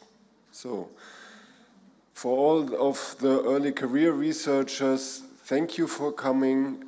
It was very good to have you here, and please trust that what you have developed so far is in good hands and will be reflected in the final outcomes of the conference. Thank you very much. We have the coffee break now. I know that Lena also wanted to make some announcements, but I'm not sure if she's here. She requested some minutes. Maybe somebody can give her a sign. The announcement from my side: we will be back in the seminar house after the coffee break. So some of you have not seen the seminar house at all and wouldn't know where to find it. If you follow the pathway just down here, this way, and it is some 200 meters, not more, you will directly end up in front of our house, and this is where on the 2nd floor we have our 3 breakout rooms. Also, the plenary tomorrow will be in this room. Now, as I said before, we will continue in these 3 different perspectives. We have the perspective of the biosphere reserves themselves. How do they organize research on site? We have the perspective of academia, and we have the perspective of the agencies and other supporting structures. You should all know in which group you are, and again, please stick to your group, because if you have too much moving around, then we cannot enter a long-term discussion. And it would be good to have groups and really come to good conclusions in these groups. So first, you should know which group you are in. The next would be you should find the color coding for the room you are in. So just as on Monday and Tuesday, the rooms have color codes, and your group, you will be shifting rooms. That has technical reasons, but you will always find the room using the color code. We have moderators of each subgroups, and if I would be good, I would name them to you now. Andres is one. Sukyung Shim is the other, and Catherine Sibien is the third who jumped in. So please continue at 11:30 in your group in the seminar house down there. Lina. Okay, and just for organization and logistical things, you will wander after each session in the break to another room. And as Uli said, all the rooms have a color and a number, and you will wander you will walk with a stick, and the stick is now gonna be in the room where you start, and it has your presentations, or it should have your presentation. We tried to collect them before, and I will read now some names. The presentations I don't have yet. It's not about shaming, it's just maybe we maybe we messed something up and you have sent it and we didn't get it, or you also have the possibility to bring your own stick, and maybe you don't want to have a presentation and just speak freely. So in group 1, it's just Inga Maren. Group 2, Larry McDermot. Larry, are you here? Okay, he's not. Cervantes Zamora. I don't have a presentation. Manriquez Angulo. And in group 3, it's Annick Umans. And it's not the first slot, so the first slot in every group is fine. So if you still want to give me a presentation, you can approach me in the break after. So we will be fine. And I also want to say something about tonight, because now we're all together. We have actually planned a very nice side program. You will hear a lot of presentations now and a lot of thinking. And tonight there will be the possibility to relax. We actually organized 2 workshops in the same house, and they will both start at, I think, 7:30 or 8. I wrote it down at the side program that you can also find on the pin boards. And the first one is from the Silence Collective. It's actually an initiative from our university. They thought that silence should be institutionalized for sustainable development, and they will explain why and offer ways to experience silence in a different way. And at the same time, there will be a workshop. I think Ilona is here right now. Are you here? Ah, yeah, this is Ilona Kalnocki, and she's an artist who has been working with biosphere reserves in the seminar house. If you haven't been there yet, there's also this an arts area with an exhibition that she worked out with students from our master's program. So you can also take a look at this in between. And we have also installed a silence space in there, and there will be the workshop. So for both workshops, we meet tonight also at the seminar house, and we have to figure out if 19th, so it's 7:30, and we have to figure out who can go in which workshop, because there's limited space. Good, thank you. And one question. How do we know in which group we are? I'm not the only one. So you find a program in the entrance, and your name and your presentation should be written on the program, and you see in which group you are and in which room you start. And it's really important that you stay together with your group, because you work together something out.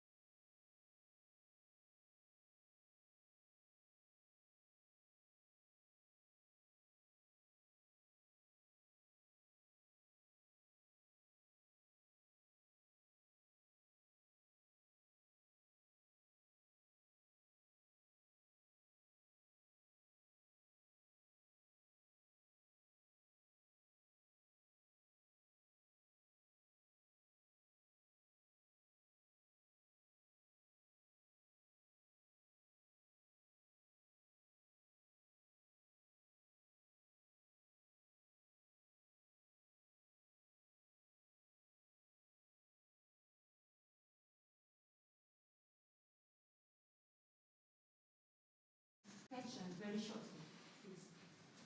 Yeah, please. I'm Leila from Algeria, specifically from the university in the Blida region. My research interest is on actual biosphere reserves of the central part of Algeria, and I am interested with plant health and wildlife. Thank you. So anybody wants to introduce yourself, please? Yeah, I'm Aida. I'm from Germany. I'm working and studying at the Eduard University for Sustainable Development. And yeah, so I'm studying biosphere management. So I would say this is my main research topic right now. But I'm working mainly with Ukrainian partners, Ukrainian biosphere reserves and academic partners. And most valuable for me is also relationships. And next, anybody else? So, yeah.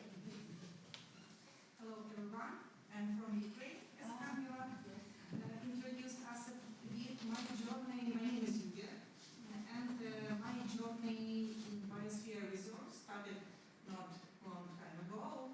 I'm a bit new in this field, but I hope that together with my colleagues I will find our place in this research area, and we will make some valuable in this research. Thank you. So, okay. I'm Saïda from research teacher from Algeria as my colleague. I am in laboratory of research on medicinal and aromatic plants. My main research is domestication and conservation of plants with new innovative solution. I am interested to develop this chain of medicinal plants. Thank you. Thank you. Okay. Good day all. I'm Birthe. I'm from Ukraine, from National University. We have good friends from Chernobyl's Biosphere Ecological Reserve, and we have good friends in Everswald University Sustainable Development, and we want to organize the common work with Chernobyl's Biosphere Ecological Reserve and Everswald University Sustainable Development, and we think it's very important for us, for this Biosphere Reserve, and for all science. Thank you. Thank you very much. So, okay. So, the others are observers. Okay. So, I will give you some small instruction on our group 1 presentations. As you can see, this room is for online streaming. So, first 3 presentations will be streamed online to the world. So, and the other presentation will be done at room 2. We will move there. And every presentation, every speaker will be given 30 minutes, and your presentation will be within 20 minutes, and you will have question, answers, and discussion for 10 minutes, about 10 minutes. So I think I use some time for introducing ourselves, but I thought it would be very important to get to know and open our mind to this group, and to be more creative, to be more friendly each other, get to know with themselves. So first speaker is Dr. Aida Mammadova. Is correct? Mammadova. Thank you. Please give her warm. Sorry. So I have a timekeeping card. So I show you first 5 minutes left, 1 minute left. Okay. Hello, everybody again. My name is Aida Mammadova. I represent Japan. I work in Japan and I live in Japan, but originally I'm not from Japan. You can see from my face. Yeah, my nationality is Azerbaijan. But it's more than 16 years I work and live in Japan, and I'm doing research on biosphere reserves. And today I would like to introduce you about our activities which we are doing at the university where I belong. It's the University of Kanazawa. It's this one. Okay, let's start. So to start first, I would like you to know the issues of Japan, what we have. And it's mainly not only in Biosphere Reserve, it's in all rural areas of Japan. So one of the main issues is depopulation and aging. Another one is less job opportunities in rural areas. Then all rural areas are very remote and hardly accessible for the people to go there. You need a car, and because of depopulation, most of the areas, they have less transportation, public transport system. The fourth one, it's the invasive species are increasing enormously in Japan. Another one is a global warming creating lots of issues for the rural communities and for the biodiversity and from the agriculture and from the lifestyle as well. Another one is no followers and no younger generation to continue the work that the older generation had, or they have no interest in the rural communities at all. Also, lack of awareness of local people about biodiversity or the importance of all these like UNESCO activities. And most of everything is ineffective governance. So it's very difficult because Japanese system has a very bureaucratic way of governance, and it creates a lot of troubles to do some kind of activities inside the regions.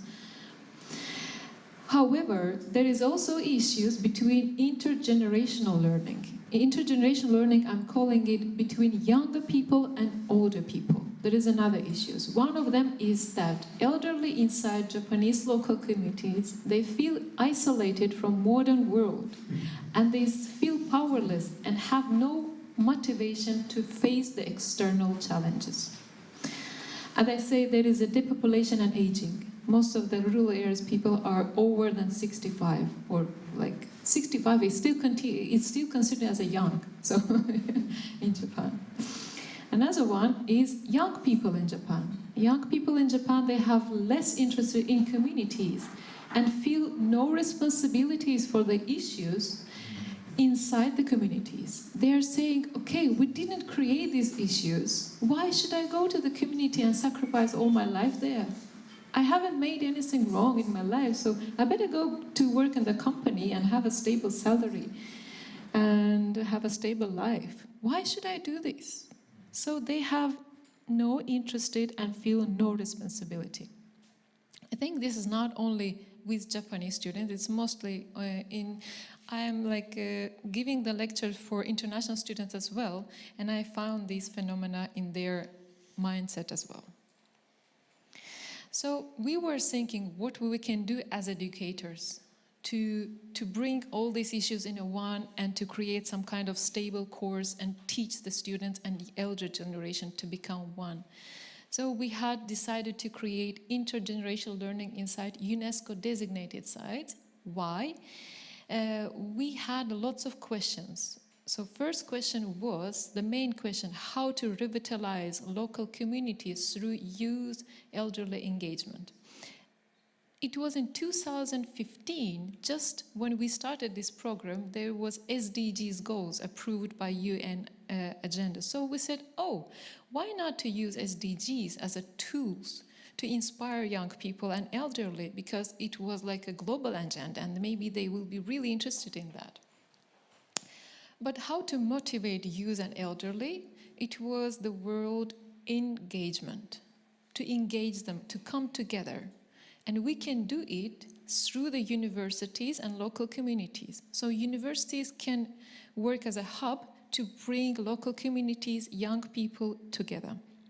So we decided, okay, through the universities we will work and engage them all together. But where to conduct these activities? In which rural areas? Because Japan is big and they have almost all territories rural areas. So where to conduct it? Oh, we decided if this is related to the global issues, then we have to do it in the international recognized areas, and we decided to choose UNESCO designated sites, which includes biosphere reserves, geoparks, and World Heritage sites, as well as UNESCO Creative Cities networks. So everything like this which has a like a designation by UNESCO, we thought it will inspire local people and young people to work together. So what we did actually, so we had 3 main objectives. One was through UNESCO BR and geoparks, learn about regional issues, biocultural diversity, and sustainable development through the SDGs. The second objective was educate in collaboration with local government, local villagers, and enterprises. And the third objective was to partnership with Biosphere Reserve geoparks in Japan and around the world, not only in Japan. So we said, okay, let's have a test site. This is our territory of one of the closest biosphere reserve to my university. It's named Mount Hakusan Biosphere Reserve. Mount Hakusan, it means white mountain. And it was one of the first biosphere reserve designated in Japan. And it has overlapping territory. You can see here in a yellow side. This is a geopark territory of the city of Mount Hakusan, And you can see this area is overlapping with geopark and biosphere reserve. So in Japan, we have several these kind of areas which has multi-designations. So therefore, we use all these territories with multi-designation to conduct the research in a small village. This one is a small village which has 2 designations. And we choose 17 areas which are related with 17 SDGs. And we send students in each area, to live and work together with local people for a while. And of course, while living, they have to address these SDGs goals as well. So we wanted to know how it will work. So we did these kind of activities in 2 kinds. One was project-based course, like volunteering, homestay, hands-on activities, research, communications, etc. And long-term courses. This is kind of long-term, winter and summer sessions. It's 3 weeks. During 3 weeks, students stay with local communities and they do academic learning as well as on-site learning. And from 2015 until coronavirus, until 2020, we had around 500 international students from 24 countries who participated in this course. But we had challenges. Big challenges. After we conducted these challenges, we understand first a huge gap, communication between elderly and youth, misunderstanding of each other's values, complete misunderstanding, because younger people, sometimes they acted in a way which local people thought it was a rude or it was very bad actions. So even they not intended to do it, but it was big misunderstandings. Miscommunication, misunderstandings happens. Another one, lack of young teaching personnel at the universities and inside the biosphere reserves. No awareness about the UNESCO programs at all. Inside, I was so amazed that Japanese students, among these 500 students, if you ask how many Japanese students participated, it's more than less than 10%. They are not interested at all. Most of them were international students. So, yeah. Another one, it was motivation and perception on biosphere reserve and geoparks or any designated UNESCO sites between foreign and Japanese students were completely different. For example, and for foreign students, biosphere reserve is something that you have to more do scientific research, you have to make monitoring of the environment, you have to do a contribution for climate change. But in Japanese mind, it was working more with the older generations, like rather than doing some kind of research there. And another issue that was really that I'm struggling with is lack of continuation and networking. After taking the course, all students just disappear. Like they even didn't do this course. You know, even we tried to make a network between them. They took this course for the credits, for the certificates, and to, you know, they all want the name UNESCO in the certificate, and that's all. After finishing, they go away. Yeah, it is issues. So what we decided to do, from one university, we decided to expand our network between other Japanese universities. So for this, we conducted this education for 7 years, and we decided to expand it for 4 universities in Japan. This is Mount Hakusan, which I talked to you, and this is Kanazawa University, where I came from. And you can see it's very close. It's like 50 kilometers in a distance. So you can travel there by 1 hour by car, not so far. So we decided to expand this course and create Japanese inter-university network on UNESCO Man and the Biosphere Reserve Program, MAP program, shortly JU-MAP. We included University of Yokohama National University. Professor Matsuda is also here. He is representative, and he is a UNESCO chair as well. And we also included University of Tsukuba. Another university is Kyoto University. It's in this area. Ehime University in this part, in Shikoku Island. And another one is Miyazaki University in Kyushu Island. So, including these universities in the network, we also decided to include 4 biosphere reserves which are working closely with them. And it's Minakami Biosphere Reserve, which is close to this Tokyo area. To Kyoto University is another biosphere reserve, Odaigahara, Omine, and Osugidani. And in Kyushu, there is Aya Biosphere Reserve, which is working with Miyazaki University. So this kind of network between universities and Biosphere Reserve helped us to create online courses during coronavirus. So we were desperate what we should do, because students were not able to come and we were not able to move to the village. But with the internet connections and with this network, we were able to successfully conduct and complete 2 years of practice during coronavirus. And what happened? So, in my surprise, this internet connection helped more students to create a network. And after the completion of this course, 25 new Japanese students decided to be enrolled in this network, and they started to continue this course by themselves.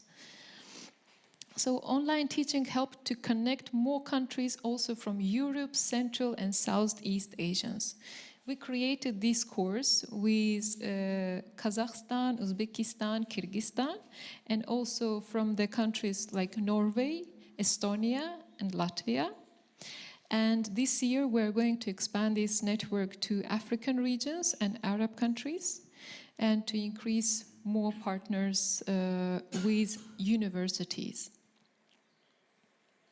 So this is the conclusion that I want to say, that intergenerational education at local and global levels has shown that UNESCO designated sites, I'm not talking about only biosphere reserves, it's because we have lots of overlapping territories, and we call it UNESCO designated site. They really can be used as a platform to link young people with elderly and motivate them for mutual beneficial activities, like win-win activities. And also the engagement of different universities and local authorities inside the educational curriculum generates more actionable knowledge in order to have impact on sustainable development. It raises awareness on environmental protection and community welfare, as well as it stimulates attitude and behavior change toward the remote communities in young people. And also it increased motivation in elderly to act towards regional issues. This part is what I want to emphasize. We had lots of comments after the course that after communicating with younger people, like elderly people start to re-evaluate their values. Because all the values that they have around, it become a common sense, and they don't understand what is the value. Like everyday living for them, it becomes a usual stuff. But when young people come, they bring a new ideas, a new vision to that values, and they started to feel more motivated. And I can tell you that the local village that we have been working, the NGO, it started, after our courses, they started to apply for external fundings to increase tourism in their sites as well. And they get these external fundings, and they increase some job for young people. They started give, it's not a full-time job, they start to give part-time job to work in the cafeterias, to work in the tourism sectors. So this kind of intergenerational learning can rejuvenate the local communities to re-evaluate their values.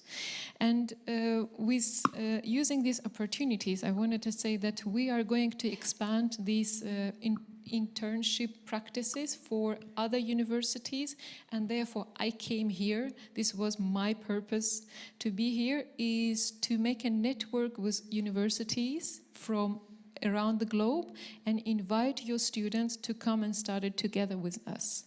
If you are ready to come to visit to Japan, we will be really happy to have you in our communities, and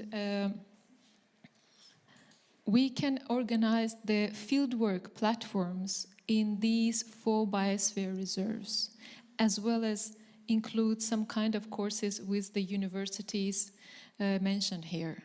So if you would like to have some kind of network together, please come to me and I will be happy to have a partnership with you. Thank you. This is from my side.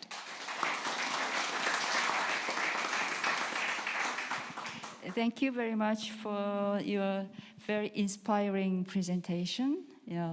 It's a good collaboration between universities and Biosphere Reserve, also engaging local communities. I think it's very excellent model, and which can be applied to other regions.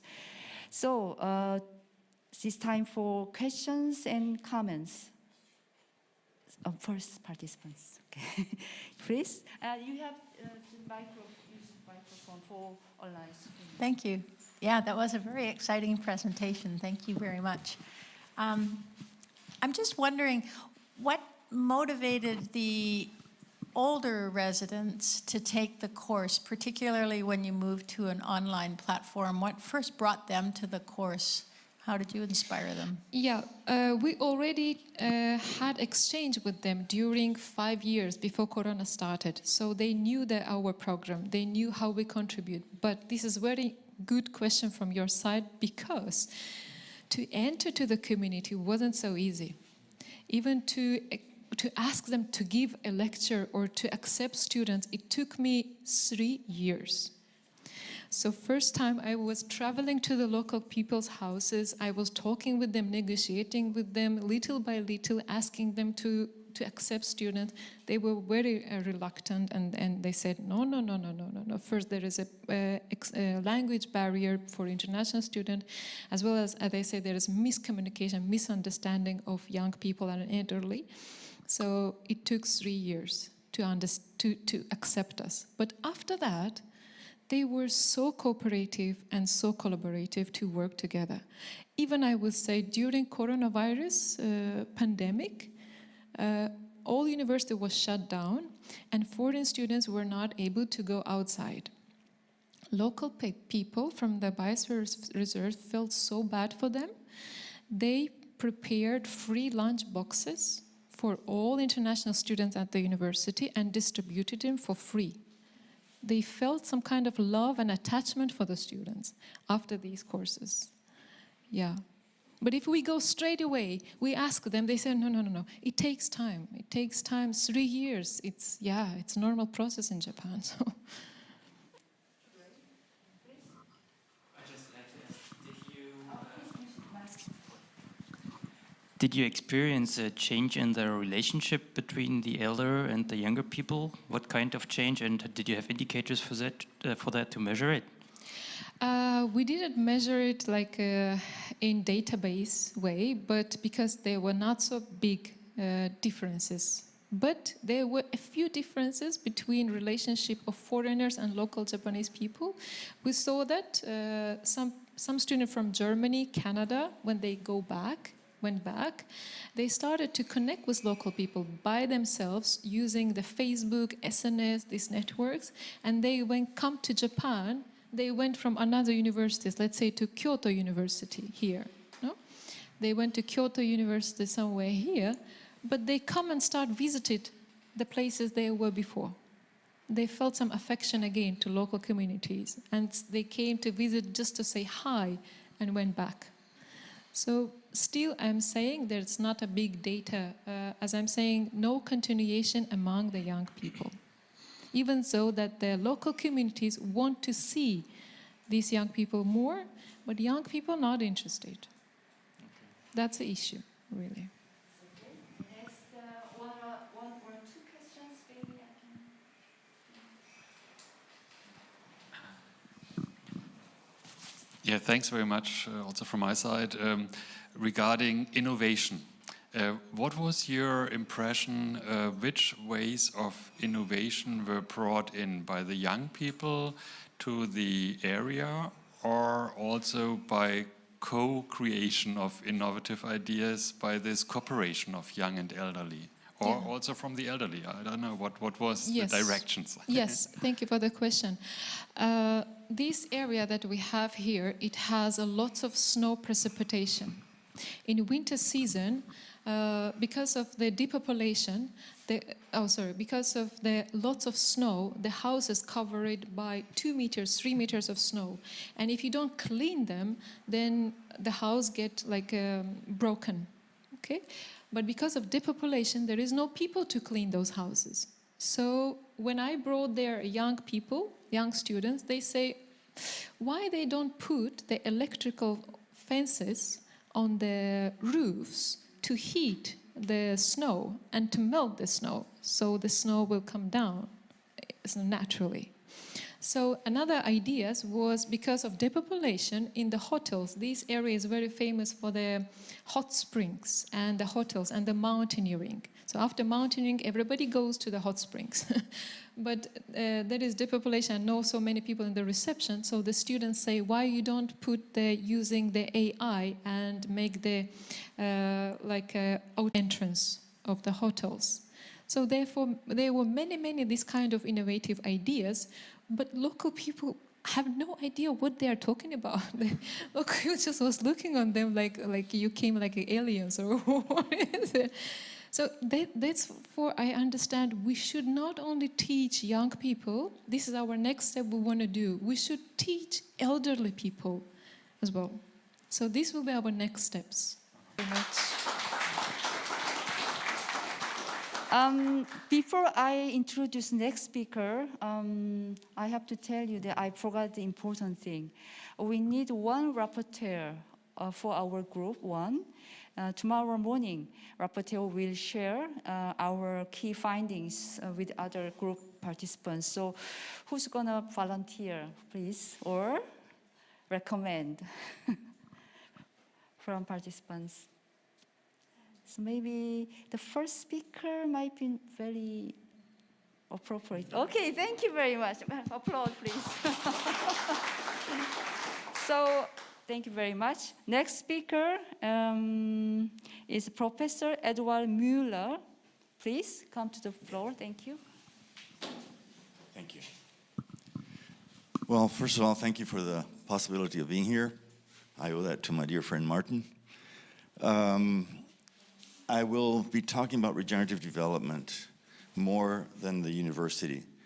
I've been working on sustainability for over 40 years and started calling it sustainability after that little paragraph in the Brundtland Accord defined it.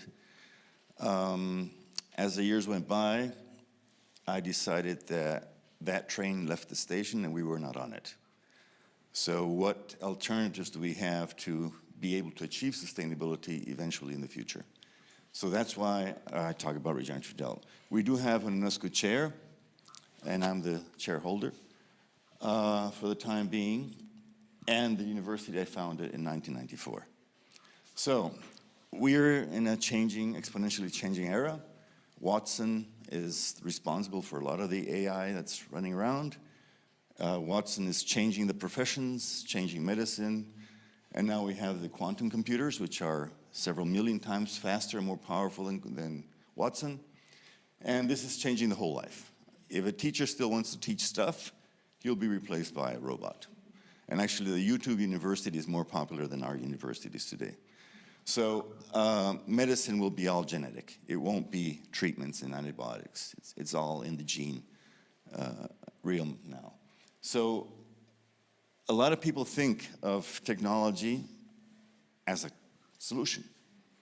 I think it will help, but it does not substitute other activities, especially when we realize what we are actually facing. And I hear everybody talking about climate change.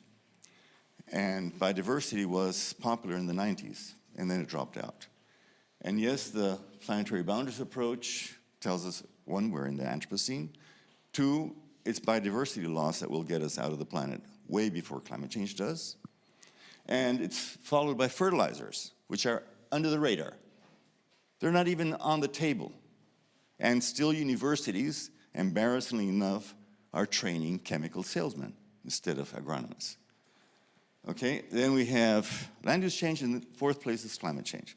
So another interesting thing, there's another report in 2017 where agriculture is responsible for 80% of global change, only about 30% of climate change. So it's the low-hanging fruit. It's causing the damage, let's work on it. But we have to go way beyond. Now we have, as you mentioned this morning, plastic mainly and other new things, but then also the green water, I don't have the slide here, is also now in the high-risk zone. Green water is the water that's available to plants, to the soil, to allow life to continue, and especially the biodiversity. So, do we need more science? Yes, we need more science. Do we need more reductionist science? A little bit. But we have more information, more data than ever before, some more knowledge, but we've forgotten to transform that into wisdom. And the worst part is we forgot to turn wisdom into action. Okay, so here we're stuck. This is what we need to work with. And this is what biosphere reserves can really bring in to the table. Okay? But I see a lot of people still stuck over on that side. Why? And we have big challenges. Challenge number one, the reductionist approach. I founded the university because in the national university system, I could not get departments to throw down their thick brick walls and work together. So transdisciplinarity is still on paper. Very rarely do we see truly transdisciplinary initiatives. We're disconnected because of that guy. And Newton made it even worse. A complex system is the relationship of energy between two components. And this decided all our science, all our academics, all our peer-reviewed journals are based on this type of approach. So, what's the result? Detached things. Our decarbonization strategy, and I was in the Scientific Climate Change Council for the president, I resigned because they insisted that electric mobility is the way to decarbonize Costa Rica. I mean, I drive that car because I like to drive an electric car, but it's only cosmetic. It will not save the planet. Okay, there's no difference really in the strategies. And then this comes out at COP. We still think we have to get rid of cattle and go vegan. So all this reduction in science really leads us to misinterpretations. We're now in another challenge. We were taught to think linear, and we're exponential. Technology is exponential, biodiversity collapse is exponential, climate warming, global warming is exponential. And we are not ready to work. planning on 2050. When I see the UN processes 2050, my decarbonization strategy in Costa Rica 2050, we won't be here if we look at this in a linear way. Challenge number 3, we still believe in lies. So we still use degrading technologies. I wouldn't want to eat this food, okay? And we still use GDP. In Spanish, I call it Producto Interno para Brutos. So brutos is dumb people. It matches the GDP, okay? It never measured development, and we're still using it all around the world and still teaching it, okay? And challenge number 4, I think is number 5, 4. I missed one. I actually changed the presentation, but it wasn't changed right now. Anyway, the biggest challenge for me is unlearning, okay? And challenge number 1 on the new presentation, wasn't loaded here, was actually the difference between are we nature or people and nature? I think that is our biggest challenge. We are part of nature and we don't realize that. We look at it from outside. So, who is responsible for the future? Do them exist? Do they exist? Are corporate sector going to do it? I don't think so. Not alone. Definitely way too late. Governments. I think the best thing about Glasgow was people realized, a lot of people realized, they are no them. Okay, it's us. So how do we build this future? We've been told we need to adapt to a collapsing planet. I'm not going to stay sitting adapting. We still have time to build the future we need. So we can start building a better future today. We need to start creating our own wisdom. And that's the big step we need to do in science. So I came up with this idea back in the end of the maybe 2008, 2009. How do we integrate? I had already brought culture, politics, and spirituality in sustainability in 1996, the same year we started going online. So when COVID hit, we didn't have any problem with our students. Why? And when I talk about spirituality in academia, everybody looks at me like, you know, what did he smoke this morning? Okay, that is probably the most important component for us to change. And scientists go, oh God. And other people mix it with religion. It has nothing to do with religion. Okay? So we have Mother Earth as a basis. It feeds the energy for life. We need to be working with regenerative economics, regenerative societies. Our societies are brainwashed by consumerism, by Tommy Hilfiger, by Facebook. We need to regenerate our culture. That is what glues us together. That's what makes my community different than a German community. And it's being just flattened out, okay? And politics. We need to get young women to replace us old gray-haired guys to make decisions. So, there are many other instruments. One of them that we use a lot is the donut. And there's my good friend Kate. She was brilliant enough to put the planetary bounds on the outside and the social threshold. This allows us to actually think about development. So is Norway a developed country? It is one of the most underdeveloped countries in the world, same as Germany. Why? Yes, it has satisfied its social threshold.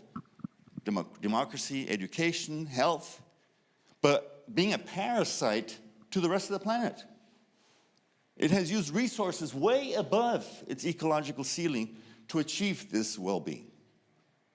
So this is real parasitism when you talk in biomimicry terms. Okay, one entity uses the energy. So I use this for Costa Rica to determine what are we going to do and where do we define the priorities for the university. So we can identify clearly what we have to revert and which are the gaps we have to fill. Before COVID, it was inequality. I grew up in a country that had 80% middle class. Today is the second inequality country in Latin America. Why? We had all these World Bank policies and neoliberal processes and get rid of government and give it all to the corporations. Not as bad as Chile. You made it worse. Yeah. So can we do this? Yes, we can do this. Okay, and that's defining. Important thing we have to realize. Nature does not need us. We made a big mistake in environmental education. We need to take care of nature. So people think by recycling a bottle and planting a tree, we've done it. Nature does not need us. We need nature functioning. That's a whole different power structure. If nature does not work, we're not here.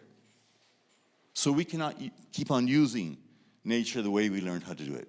It's been very good with us. It's given us warnings, droughts, storms.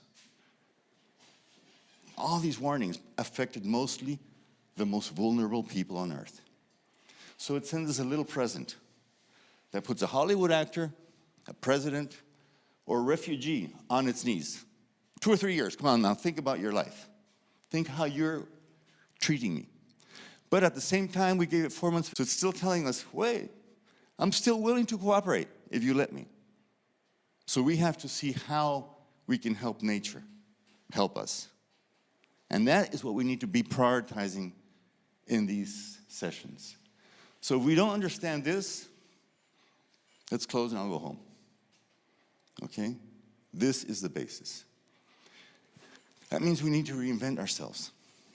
I used to be an activist. I've been meeting with presidents, with congresses. I even worked with Al Gore for 2 years. Big mistake.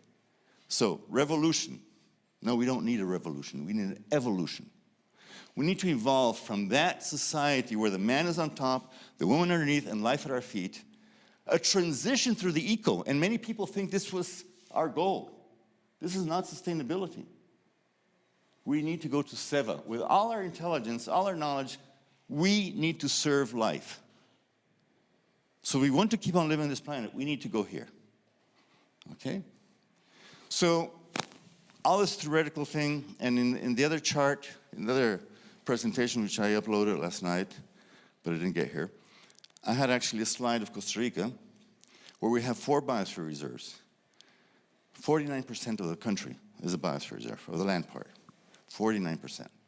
I've been engaged with biosphere reserves since 1994, when I founded the university, and there must be some influence that half the country is a biosphere reserve. Now, how do we make them work? How do we get this regenerative framework on the ground? And that's where I came up with Regenerate Costa Rica Regenerativa, to show that a country does have the possibility to regenerate. And I live in a country which has a possibility. Others might not have that easy. So, understanding that agriculture is a big problem, we started working with agriculture. And it's too bad the videos don't work on this, but you can Google this image and you can see how this decomposes. Okay? If this is so good, let's put a seal. This is chemical food. Why should the people that do it well have to invest so much money and say this is not chemical? If they're so proud of it, put a stamp on it. This is chemical food. Let's see who buys it. Okay? Oh, now it runs. So, we've been incorporating different strategies for regenerative agriculture. We started with a Cuban model. These 3 people here in front are the founders of what saved Cuba from starvation. And this guy now is the dean of my One Health school. So, we started with that, and we've been adding other things. Knowledge. Manuel Castellanos, Lacandon. This is a barren farm, totally destroyed, after 9 years. Who understands ecosystems? Manuel. This is a very famous university with an Earth Institute. Okay? They don't get the key. And Manuel has 5% carbon, 50 centimeters deep, after 9 years. Why don't we learn from him? Why don't we get humble enough and go learn from him instead of going to a 4-story or 5-story glass building and see, okay, now I'm going to invent solutions. So, we have the science. We can revert climate change this century only by managing soils. Why did it take 30 years to get into the IPCC? Why did I resign for the 4C of Costa Rica? The soil scientists said, oh, soil is not a solution, a proven solution for reverting climate change. This was 3 years ago. So we're working on trying to define this. Rodale actually coined the term regenerative agriculture in 1948. And this is a white paper, so many scientists say, no, that's a white paper. That's not, you know. We can revert climate change way before. If we get all the cattle in the world and put it onto holistic grazing, we can fix 43 gigatons a year. And we're releasing 37. This would give us time to get below 400 parts per million, end of this decade, maybe even before, and then have time to invent better electric cars. Okay? So we can actually pull down, with regenerative agriculture, pull down 150% of what we are dumping out. Okay? How? What's the difference between pastures and trees? It buries carbon 3 meters deep. And every time the cow grazes, it releases the same biomass. And then it grows sugars to feed the fungi, and the fungi feed the bacteria that fix the nitrogen, and life comes back. Do you think that forest needs fertilizers and pesticides to grow in abundance? No. So we put chemicals and kill the soil and turn it into an engineering material that has to require chemicals to grow. So the whole idea about regenerative agriculture, and this goes beyond organic, is life in the soil. And life in the soil is what can save us. Okay? And that's my good friend Alan. It's not the cow, it's the how. Okay? So, another issue. We need landscape approaches, bioregional approaches. And this is where I learned from the Biosphere Reserves. Working in many, I've helped establish over a dozen of them. Landscape approaches. Why? Because the regenerative development, the only way I found out, after 15 years of thinking about it, wow, 1 minute, is how do I make it happen? How do I bring all the disciplines together on a territory?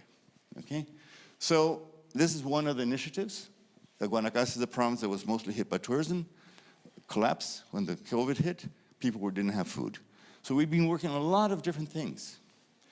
We're working on resilience. This is the way we grow food in family farms during COVID, during 2 hurricanes. It kept on growing, okay? We were told we couldn't produce food there. We've transformed this into this. 8 tons, 10 tons per hectare per month in the dry season with communities that don't have farming experience. So let's just show it. Turn this into a haven for biodiversity. After 6 months, we had close to 200 species of insects that came back to our farming systems. Okay? Learning, fundamental. Abundance. Our mentality is scarcity. We need abundance. So we're bringing in regenerative agriculture from indigenous knowledge. Now, we're bringing agrobiodiversity. How can we recover the plants that we didn't keep on using and that my grandfathers used? How do we bring biodiversity back with microbiological cores? This is for Biosphere Reserve. I do a totally different drawing now. That with the buffer zones, the buffer zone has to be in every single farm. We need to give back 20 to 30 to 50% of every farm to biodiversity, and it will increase productivity. So urban areas, it's the same thing. We have to do living urban areas, and we're working on cities, biophilic cities, where pollinators have been declared citizens. And we're working with the municipal administrators to be able to work better. So we need proof, and we need data. And so I'll stop here, because my time is over. But one of the biggest things we're working on right now is platforms for investments. JP Morgan alone has $1.5 trillion for green investments. There are no portfolios. What do they need? Verification. So we need measurement,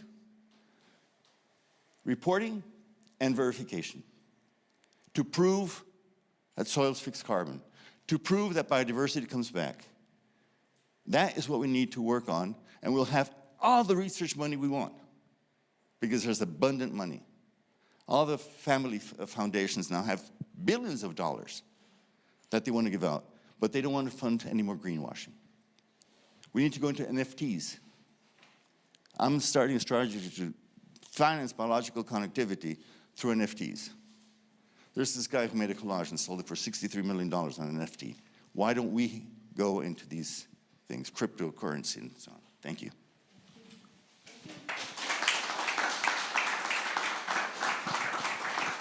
Thank you, Professor Eduard Müller, for, it's very innovative and inspiring also approach and way of thinking. So his presentation made us think a lot of things in mind.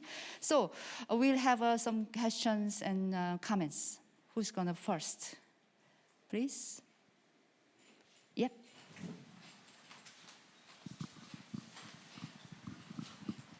Just asking for advice. What would be, in your opinion, the best way for the rest of us that are maybe interested to expand this kind of way of thinking and all over the world or in other regions? It's bad. This presentation I sent while I was in Costa Rica, and I really hadn't gone through the invitation or the details of the meeting. So I did a shorter presentation with a lot more of that information, and it didn't get uploaded. I was told this morning that they had changed it, but it wasn't. So we set up two things. We're working on a system. It's a graphic system. It's AI technology, GraphAware, and it's called 7 Vortex. The owner, the founder, he's actually my neighbor now. I brought him to work with me. We're developing a hive system.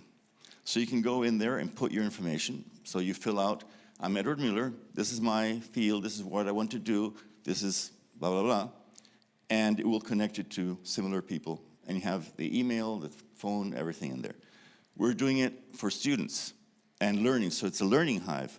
So we group 5, 6, I want to do this and this, or they have already their hive, what they want to achieve, and the system will indicate which courses to take. And these are not only our courses. Anybody can upload courses from around the world. There's a verifying process, and there's a payment for every person that uploads.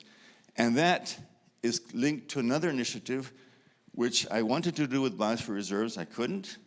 So we launched the Regenerative Communities Network with John Fullerton, Capital Institute, Regenerative Economics, Regenerative Finance, and there are bioregions, now we have in 8 countries, where regeneration is happening.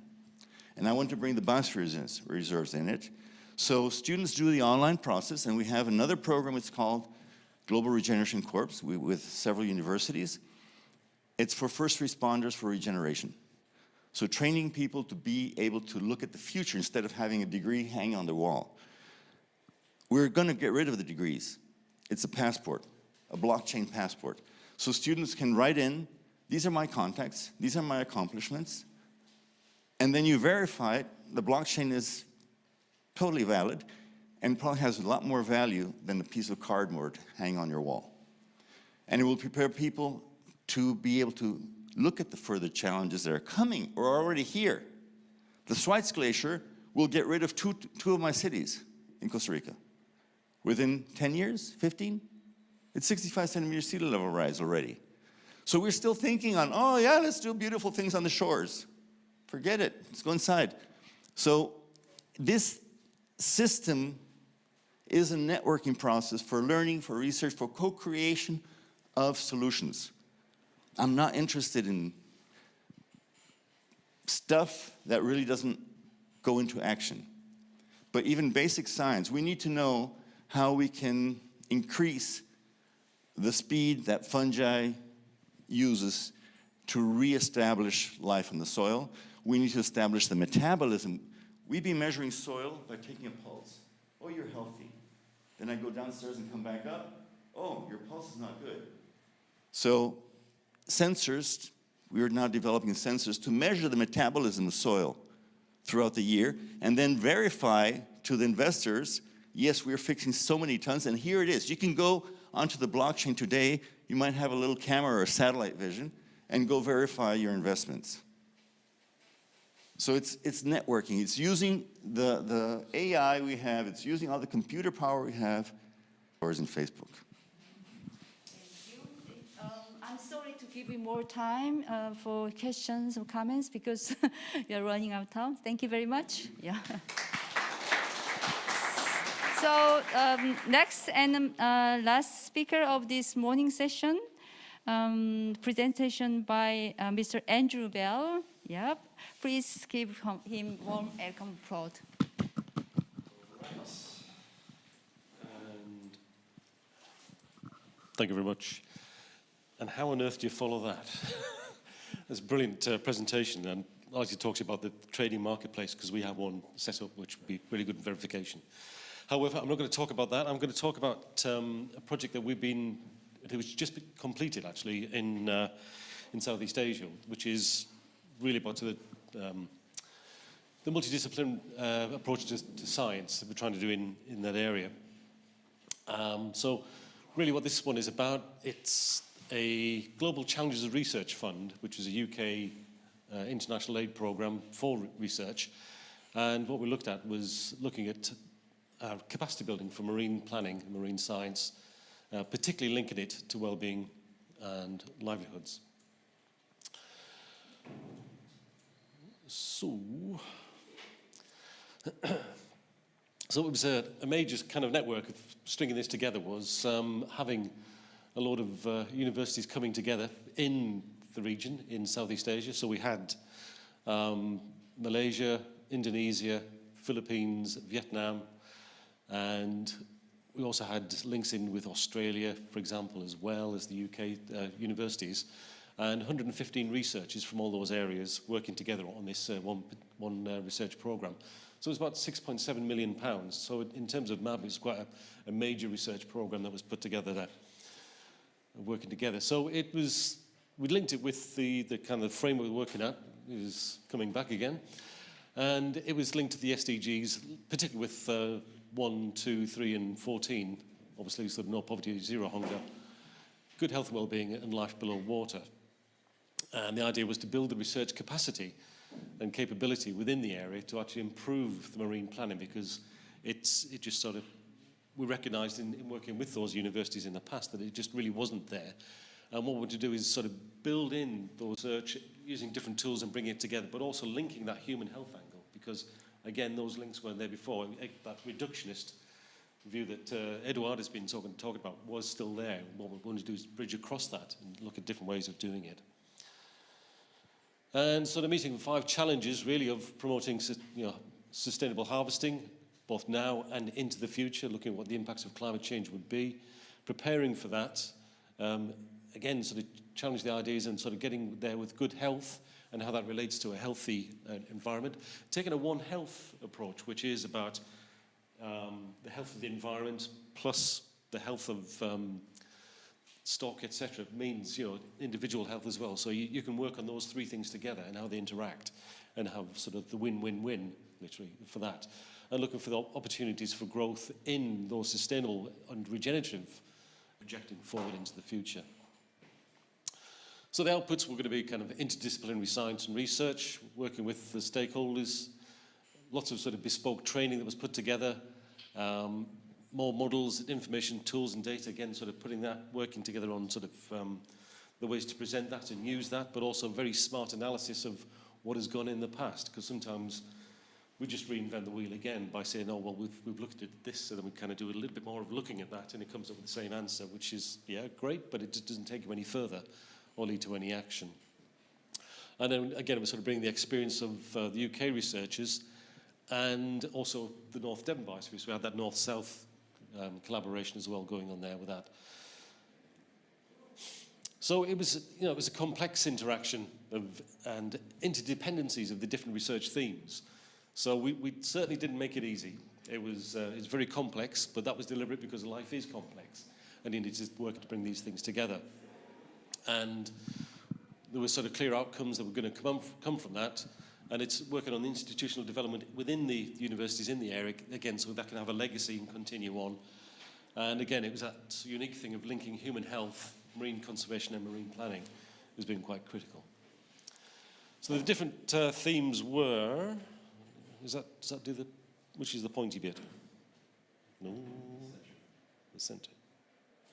That one, that one, that one. There you go. So we got evidence and synthesis. So that was where there was University of Exeter had this way of looking, particularly sort of medicinal approach, that it would have been proven up to about 15, 20 years earlier. So there was a lot of money spent and time wasted on trials that needed to be done if that systematic approach had been taken. So it was taking those principles and applying that into the other science disciplines where you could actually looking at the analysis of marine planning tools, etc. So I can go through all these, applying remote sensing, for example, looking at sort of health and well-being, and all of these things were kind of individual sort of work streams. But as we see, it is complex because the whole idea was to actually get these disciplines working together and building those skills so that all the researchers in the area could start working together, not only within a single biosphere reserve, but actually right across the whole region and getting that collaboration. And ultimately all leading towards action on the ground in terms of the marine planning and those policies being put in place. So, you know, you sort of come back up a level and you say, well, you know, that's that linking the human health and environment, ecosystem resource management, making sure that's sort of going forward, so link with those planetary boundaries. And again, so using sort of the Kate Howarth thing about it's addressing those social dimensions as well as the ecological boundaries in that donut. So it's it was, you know, good 4 years of working with all the partners. Oops, sorry. Oh well, it's going on. Is this going backwards? Yes. So a lot of bespoke training was given, as I said, and working up there to ideally sort of go on there and then scale up within the region to get a continuous evaluation of the impact that was happening, so we could actually adjust as we went along. And so working within the region in particular, sort of really sort of keeping most of the action there. It wasn't about a UK program, it was the Southeast Asia program. So the research support that was given was, again, sort of coming from the UK, bringing a lot of the opportunities and techniques of trying to sort of translate that across into Southeast Asia. So working on the remote sensing, how that was being used to then applied not only for looking at the vulnerability of sites, etc., but also looking at harmful algal blooms, how that can be predicted. And then sort of with some of the skills that were developed during the program were how you could look at the monitoring of mariculture in particular. So you could actually identify the sites from satellites now rather than having to look at very localized planning and mapping, that you can see things pop up within a very short space of time. And again, applying the ecological modelling and trying to get that down to a more realistic scale rather than sort of 200 kilometres, getting down to sort of 1 kilometre or like. So there's a lot of that was sort of being fitted in. So all these skills are being sort of translated right across the disciplines and then building for a better sort of collaboration together. Something that was demanded by the fund was to make sure that ethics were in place within the university in terms of the research, and in many institutions it wasn't there, it was very embryonic. And that was, again, sort of helping that institutional development work on there. Again, sort of financial management, again, wasn't as robust as it might expect from a European perspective, so it had to sort of, again, be just made that stronger, but it did help those universities in the end. So it was, again, it's kind of building that regional research capacity. So again, this is mentioned there about the analysis and synthesis reports that were done, that how you can synthesize it together to come with a much more robust statistical set, which means that you can shortcut through sort of repeating some of those experiments and then sort of going into these areas. And then sort of giving people tools like the different existing models and translating those across using R is a kind of simple tool, which is really good. So outlook and identified research gaps, so it's all there to be had again, so it needs to be done in much more detail, if you like, going forward. And we always anticipated the Blue Communities was going to be a much longer program than just the 5 years that we had, because, you know, we couldn't change the region in that time. It's about sort of taking that slow development and trying to accelerate the action on the ground, but the action. So it is about sort of shifting from the research to the action and making sure that there is a link between the researchers and those actors in the area, and making sure that knowledge transfer happens so that it gets to the practitioners and the policymakers. It's got to have an impact. So it's not talk about academic impact in terms of number of journals, etc. It's about real impact on practitioners and policymakers and bringing that back around. So the challenges, well, operating a system with different experience in research management was one of the problems. It was just kind of a cultural difference, if you like, so between what is expected from a European perspective, sort of within the UK, and then so what happens on the ground in those different countries. And that's, that started to pick up and was getting much more sure with, with the spending the money correctly. And sometimes that didn't happen with all the partners in the region. So there's that competence to build up. I mentioned about the absence of ethics management in some of the partners, but the other problem was also from the other side, from the European side. So this is during COVID. Action that came through was that, for example, Vietnam was recovering from COVID. It managed it well, but the UK was still in its sort of depth of lockdown. It said, well, no, we're in lockdown, therefore the rest of the world's in lockdown, and you can't allow your researchers to go out and work with the community. So there was those kind of things were hampering that top-down view. We managed to persuade the ethics groups within the UK universities otherwise. Unfortunately, then that sort of released the work open again, but it was just, again, some of those views, if you like, and value views that some of the developed or UK had. And the other sort of problems there were about sort of making sort of free and open source publications and costs and trying to make that work for the area. And again, tension between the UK academics trying to get high scoring publications, whereas really with the early career researchers, what we want to do is just get them published, so it wasn't sort of too worried about how many or where they would actually get them published, but at least get published and start getting a record. And obviously, typhoons and COVID-19 were one of the big problems in the programme, hampering some of the work, but it really pleased to see that the dedication of the in-country partners at Palawan, for example, how they, despite the typhoon, were still sort of going out there working with the community, but also applying the knowledge and the work that they gained through the Blue Communities programme to actually help those communities recover a lot more quickly. And likewise, the management of COVID-19, they were still working with their communities where they could and getting out as soon as they can, particularly where it was with the health programme. So it was quite humbling to see that going forward. So again, it's about building the lasting partnerships, both north to south and within the region as well. And when we started with those various different programs and themes, it was not all reserves and we're going to do all actions. It was a kind of a mix. But by the time we started working together, it was beginning to be more like all the reserves doing all of those actions or those research themes. So it was all building up and coming in there. So the benefits, again, we've got those tangible and demonstrable outcomes on the ground. So it wasn't just, as I say, on the impact in terms of publications coming out, but they were actually starting to make those changes within the communities on the ground as well. So whether that was health and governance, looking at resource management, etc., so all of that, and getting communities to think about their futures was one of the key things that came out of that. Linking with civil society and NGOs, there's one of the sites, Sabah Marine Parks, was not a biosphere reserve, but now they're thinking about it because they've seen how it's worked and introduced things better from around the area. So you can be more inclusive. And again, that was linking with WWF, etc., in the region. So we get different actors to make things work a lot better. So we worked with Blue Ventures, for example, and the Pole Line and Fishing, etc. But so there was those sort of things. Working with the regional policy areas with PEMC was very effective as well. We presented to them, again highlighting the benefit of the UNESCO partnerships in the area and the designations, and that again is reflected back in terms of some of the things that they're working with them.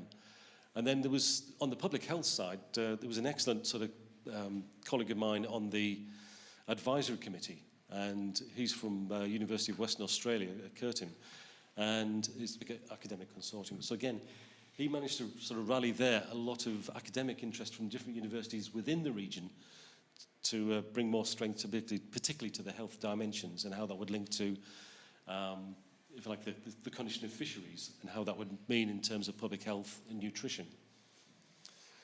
So it was all great stuff. So the legacy coming up there is, big participation of early career researchers and a good mix of authorships between Southeast Asia and the UK as well. So it wasn't them and us by any means. And the papers are kind of looking really good. And that's just more of the legacy. So 37 papers have come out of that to date. There will be more coming soon. We've got people who are moving around and moving on from those jobs. And we are looking for the next kind of funding to do this, whether it is the Blue Planet Fund from the UK, for example, to run it on. So I'll leave the conclusions with you there. But working with those actors in the area is really vital to actually sort of make the network work. Connecting with people is really what the key to success is for these areas. And that personal investment is rather important. So I'll leave those with you. Okay, thank you very much. Thank you, Andrew. It was very interesting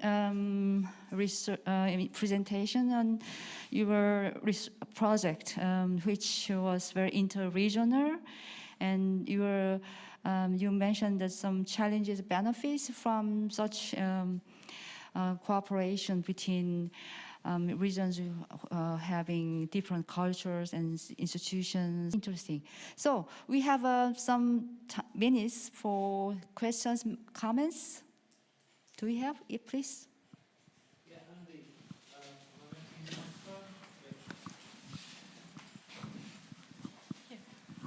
So there's a perennial problem. You have a brilliant 5-year project with lots of great outcomes that need to be followed from the countries that you're working in. How can what you have started in this project actually be taken forward? We've got two of our colleagues from Palawan at the back there, and we know that they already are actually starting to move forward with looking at other research consortium. We have that invested social capital between us now to move forward with another project. So that's why we're looking for another major program with the Blue Planet Fund. But it is looking, not just to sort of how we can sort of different strands can continue with those collaborations because they've got a good foundation to take forward. But again, it's that big sort of background support that we can provide as well. But certainly using UNESCO to promote this kind of work, it does carry a lot of weight when it is mentioned. So as a big and successful program delivered in challenging times, you've got stripes on your arm now. You've actually sort of deserved to be recognised, to have the confidence of other funders to carry it on. So it is keeping that promotion of success, I think, is critical. Okay, next. Anyone else? Anyone else? Thank you. Thank you, Andy. You mentioned one of the ethical challenges around COVID, but I'm wondering, were there other times when the research ethics guidelines or requirements, say in the UK, conflicted with kind of local customs or local values or ways of doing things? No, we managed to make sure that the ethics application to the boards within the two universities were sort of reflecting those, respecting local customs, etc. So there wasn't anything that really conflicted on those lines at all.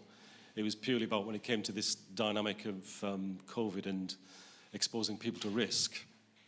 That's where it sort of came into there. So they're saying, well, you're exposing the communities and all the researchers to a COVID risk by going out and doing this work.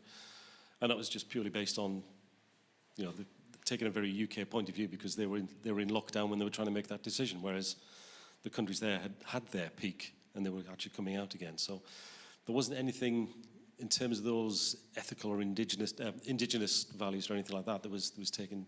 There was a problem with the ethics. They actually sort of recognised that was part of the work. Okay, so last question or comments? No one? I guess no one, please. Thank Guess you. no. Thank you very much. So we had 3 presenters this morning session. Thank you very much again. Excellent presentations. And we will have a lunch break. So please come again to room 2 at 2 p.m. Okay? Thank you.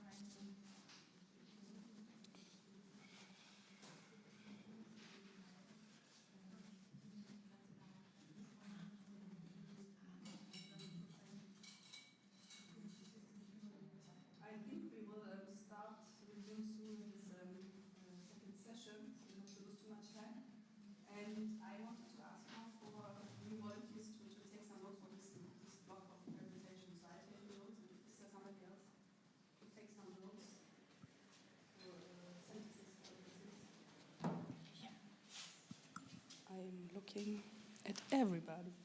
This is, or we can share by presentation, but then it's getting maybe too complicated. Can you take some notes? I have nothing to write. Okay.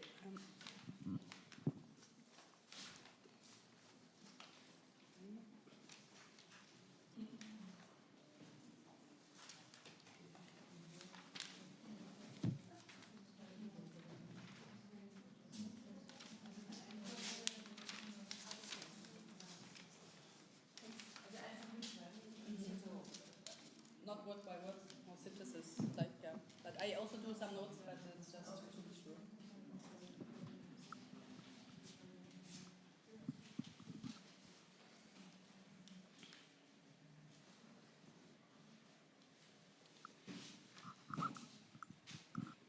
Okay, perfect. So then we can start with our session, and we have the first presentation from Nguyen and funding for research on biodiversity conservation and sustainable development in biosphere reserves in Vietnam. And yeah, we continue with that procedure we had before. So you have 20 minutes to talk, and then you will hear the sign, and then we will have some time for discussion. Yes, so go ahead.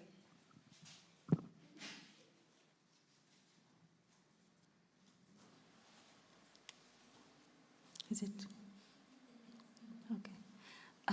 Dear colleagues and friends, my name is Ha. I'm from Vietnam. I'm from Vice Chair of MAP Committee, and I'm also from Ministry of Science and Technology of Vietnam. I'm honored to be here and glad to be able to contribute to our conference.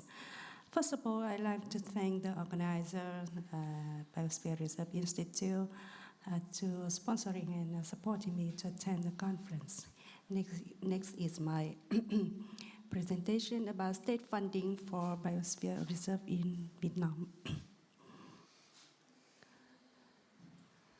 So we have total 11 Biosphere Reserve in Vietnam.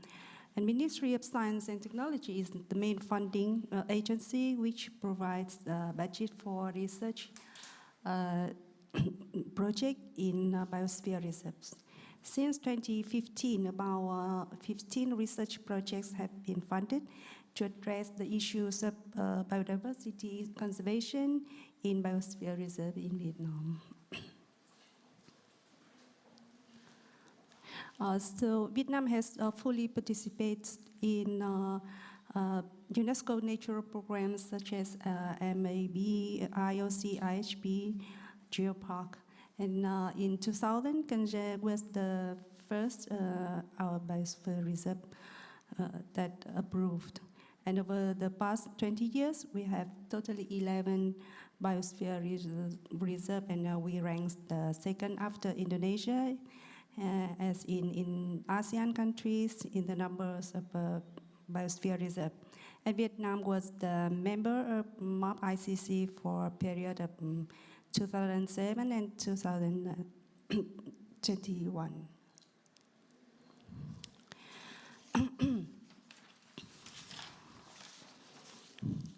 So before 2015, the Ministry of Science and Technology of Vietnam has been funding topics in general on sustainable development, biodiversity conservation, rational use of natural resources, etc.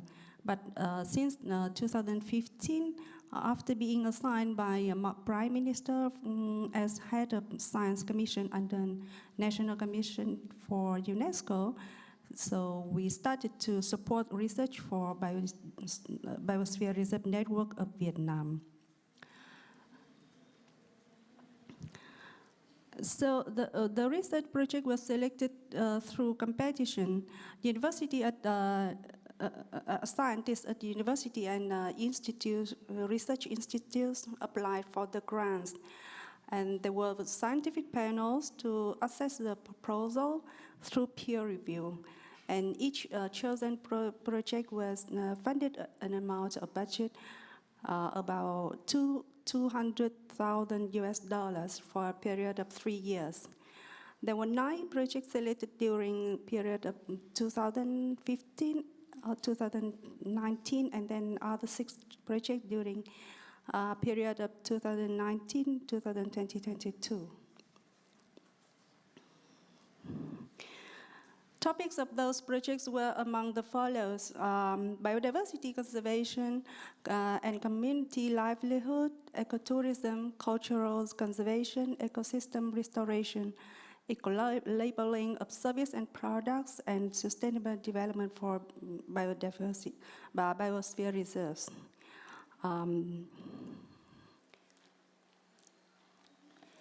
So we think that support of Ministry of Science and Technology on research in Biosphere Reserve draw attention of scientists on the UNESCO programs somehow. The scientists focus on UNESCO values, and by doing so make more scientific works at UNESCO site.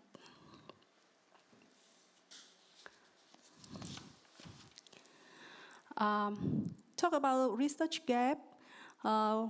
We can see that research projects still lack of international cooperation, and issues like digital transformation in Biosphere Reserve have not been yet addressed, such as applying modern technology like AI, IoT for biodiversity monitoring. And there was challenge here for Biosphere Reserve managers, scientists, and funding agency as well. Regarding Biosphere Reserve managers, it's their capacity for local authorities in Biosphere Reserve to receive the research results. Regarding scientists, few scientists are not familiar with UNESCO programs. I think this morning someone mentioned these issues. And research carrying out in Biosphere Reserve require multidisciplinary approach, both from natural and social science. So the research theme need to combine up to natural, social, and natural scientists, and it's pretty hard to form such a team. And regarding funding agency, regarding us, there are demands for research in Biosphere Reserve, but due to a shortage of budget, state budget, the number of projects is limited.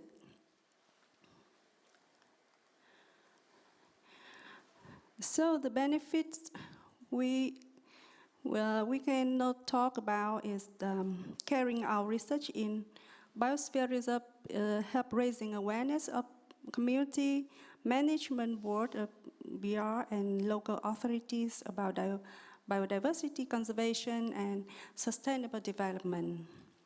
And the project shows some good example and some good practice. I can show you. This is one example. Scientists help to build a cultural and natural open museum at Tây Nghệ An Biosphere Reserve, and this is the opening ceremony. They help to display specimens of endemic species of Tây Nghệ An Biosphere Reserve and also models of local community culture and livelihood. And tourists first come to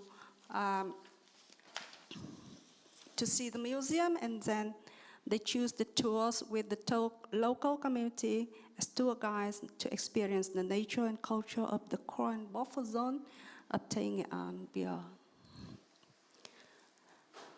The example 2 is the pilot model of ecotourism. And the scientists and the community of this island cultivated and restored coral reefs, and tourist businesses bring the tourists to visit the island and to watch the coral reefs.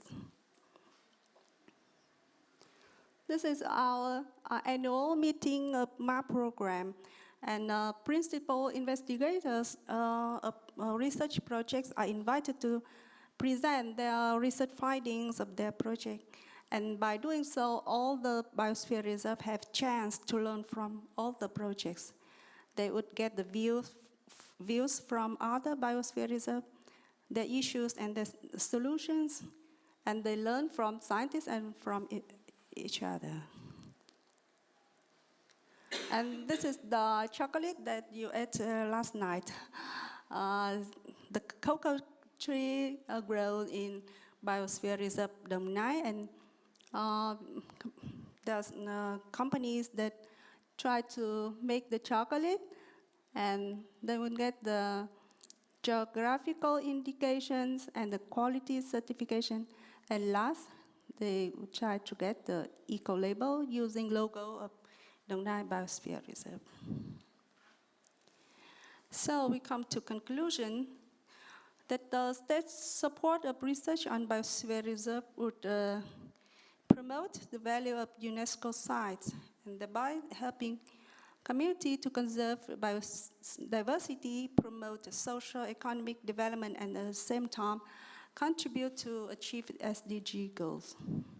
And based on experience of funding for the Ministry of Science and Technology would continue to support and provide funds for such research, and even extend to other UNESCO sites as geoparks, and promote more international collaboration and expert exchange. This is the. Thank you for attention, and this is the list of research projects for your reference. Thank you.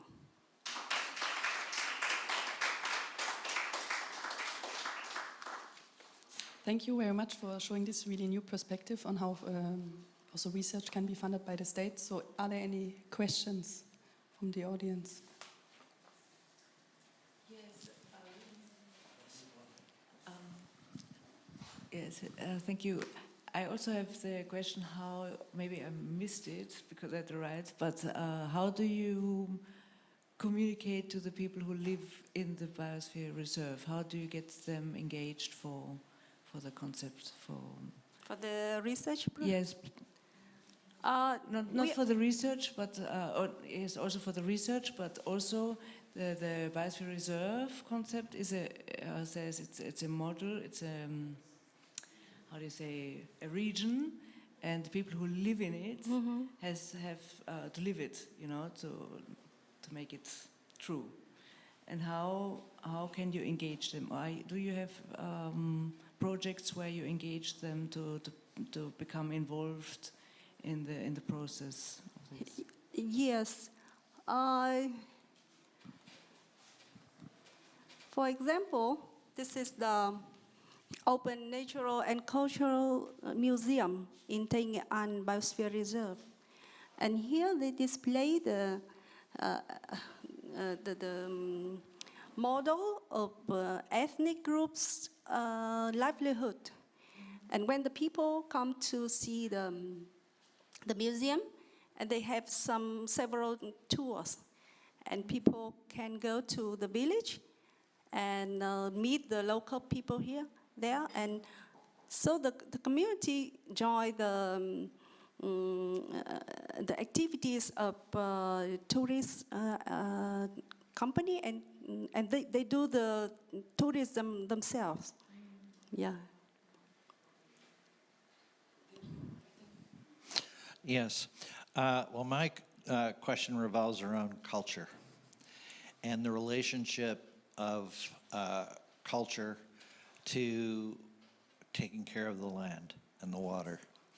And that's a big, broad question, but how, for example, does the science community work together with the culture carriers in protecting the biospheres? Yeah, it's difficult issues. I think in those projects, as I said, that the research team must combine both of natural and social scientists. And most of the principal investigators, they are from natural science sites. And so they try to get the expert from social science but sometimes they failed. And so there are some projects was not successful regarding the social science side. So scientists try to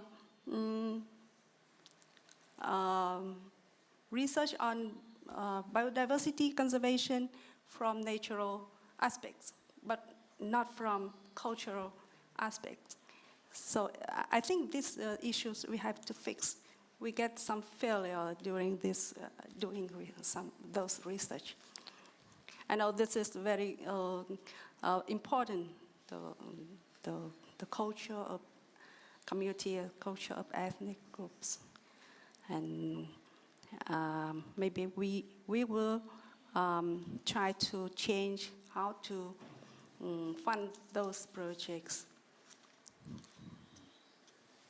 Thank you. Any other question from the audience?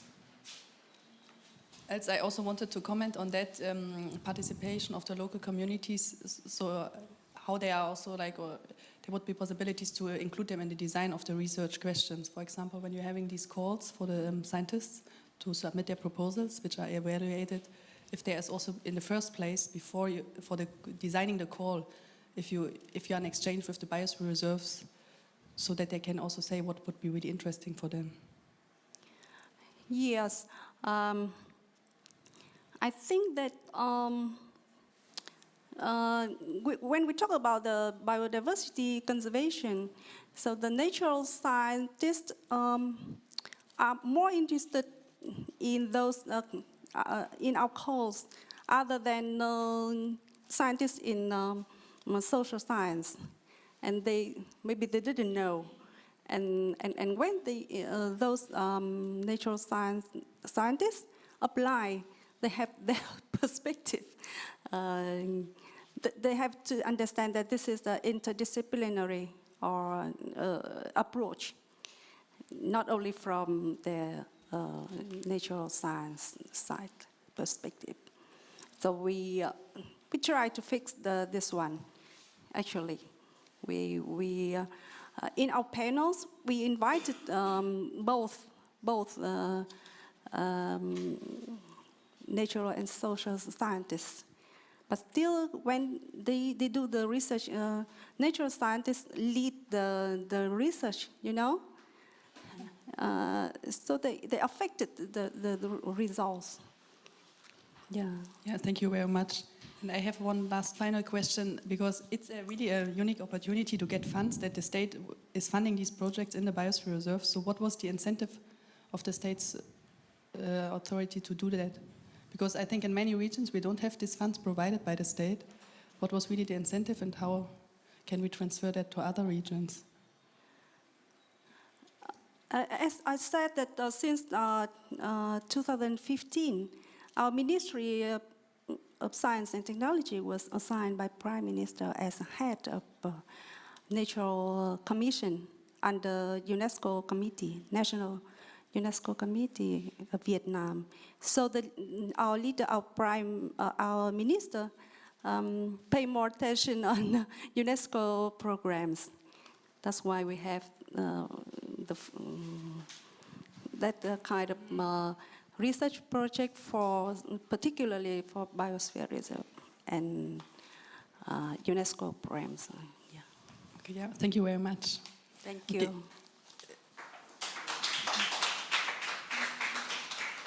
So the next presentation will be given by Lawrence. Is he here?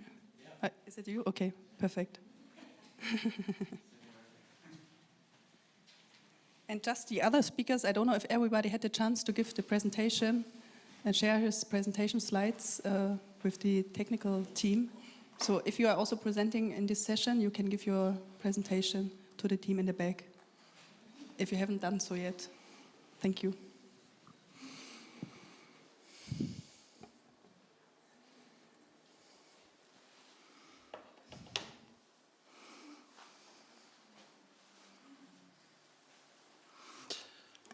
Quay. Well, I'm Sindh Kos. Makwandotum, Shabatabashwan First Nation Indinjaba. Chimigwech Nibi, Chimigwech Jojoaki. Very quickly, I've just introduced myself in my language. I suspect most of you know that we've entered into the UN Decade of Indigenous Languages. And they're part of our knowledge system. More on that as I get there. I'm talking about sharing Indigenous knowledge systems and Western science to achieve global environmental treaty obligations at the local level. A little bit of background about my relationship to this topic is that I was part of the Indigenous delegation from Canada that went to Brazil in 1992.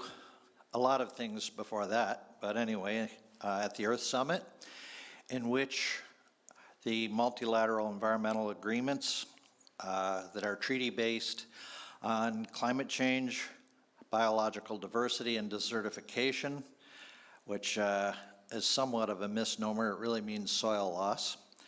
And my scientific background is in soils, so I always have to make that correction. But at the time, there were knowledge groups that were identified, and certainly Western science was well established as having developed some of the signposts that showed humanity was in trouble, that our relationship with the land and water wasn't working, and that Indigenous peoples and Indigenous knowledge systems were an important part of the solution. But part of the journey, actually for me, I said there was a lot that went on before that. Part of that journey began in 1977. And this is going to be extremely difficult to see. But this is actually a photo of the delegation in 1977. There are 3 people in this photo that I worked with to this day. One of the organizers. She can do this. Leave it to me to challenge the technology. Oh, that's a better way of looking at this picture. But anyway, 3 of those people, one of them is Jose Barrero, a Cuban who came to the US in 1956, I think it was, when the revolution occurred. And another one, the leader of the delegation, was a man named Oren Lyons. Oren Lyons is Onondaga faith keeper, and part of my preparation today was to watch a film of his of about a half an hour talking about this very subject. I've had the privilege of sitting on panels with him. He's in his 90s now. And the key message wasn't, in 1977, wasn't even about human rights. Mind you, he points out that Indigenous peoples were considered by the UN as a population. Populations by themselves do not have human rights.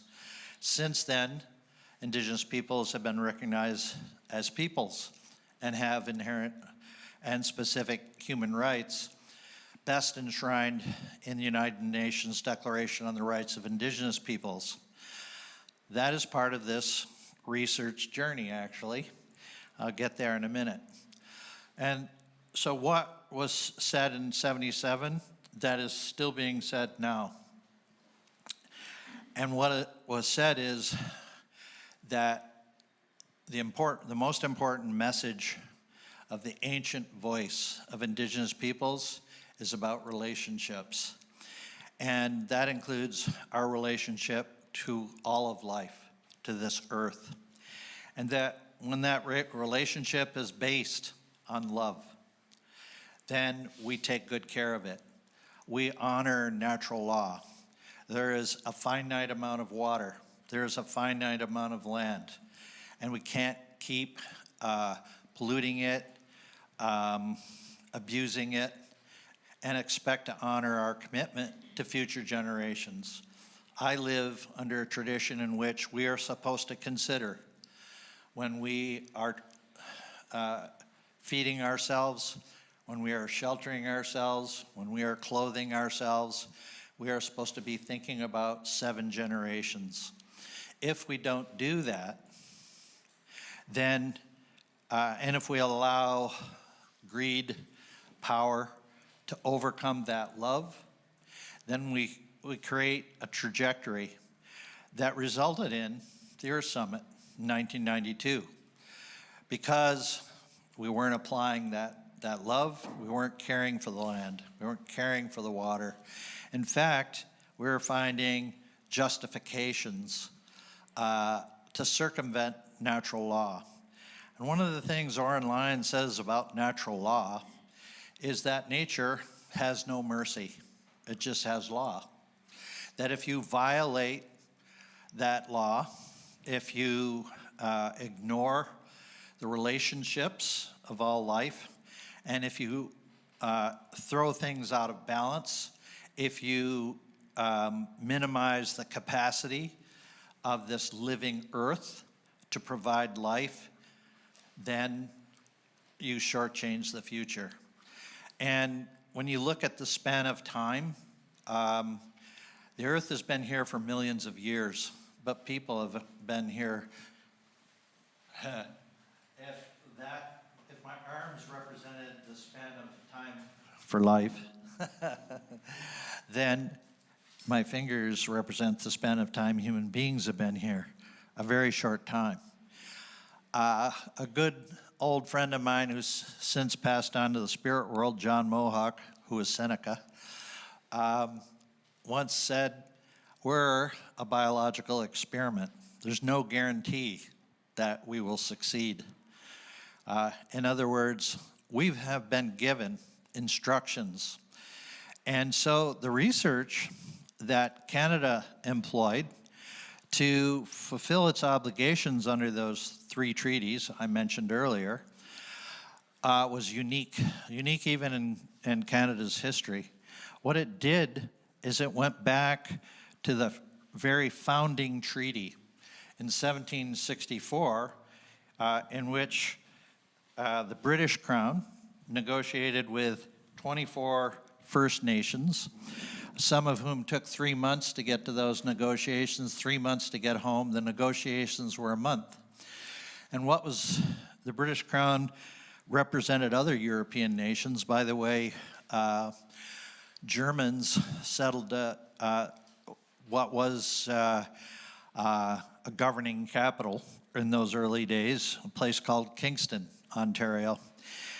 They settled it with Molly Brant, a Mohawk clan mother who had 8 children with Sir William Johnson. Sir William Johnson was the head of the Department of Indian Affairs for the British Crown, and he spoke a number of Indigenous languages. He knew Indigenous protocols. And so when those 24 nations came together and the Crown, what had been put in writing to encourage those Indigenous nations to come and consider treaty was that the British Crown recognized the sovereignty of those Indigenous nations. The short story here is British common law with concessions to French legal traditions was put on the table and organized within the treaty, as were Indigenous iterations of natural law. And so it included the dish with one spoon, the largest treaty ever in North America. The dish with one spoon says, take what you need, but always leave some for others. In other words, 7 generations, and keep the dish clean. So that means how we feed, shelter, clothe ourselves must be done with those principles in mind. Clearly, we've violated those principles. Clearly, we've violated natural law, and that's why we're in trouble. So The Canadian government, there was a unique situation in Alberta, a NDP government, which is left-leaning socialist type government. And they became the co-chair of the initiative called Pathways 1, which was Canada's responsibility to those treaties, but in particular, biological diversity. And what was agreed to was a co-governance model. So, in other words, it addressed Indigenous protocols, Indigenous ways of governing, as well as Western ways of governing. So some of you, I hope most of you, saw the smudge that happened the first night. Anyway, it's a bowl in which 4 medicines are burned. So the smudge was determined to be equivalent to the gavel. The Robert's Rules of Order were equivalent to the 7, I call them gifts, some people call them grandfather, grandmother teachings. That's, the first one is love, the last one is wisdom. And there are things like courage and humility, honesty and truth are part of it.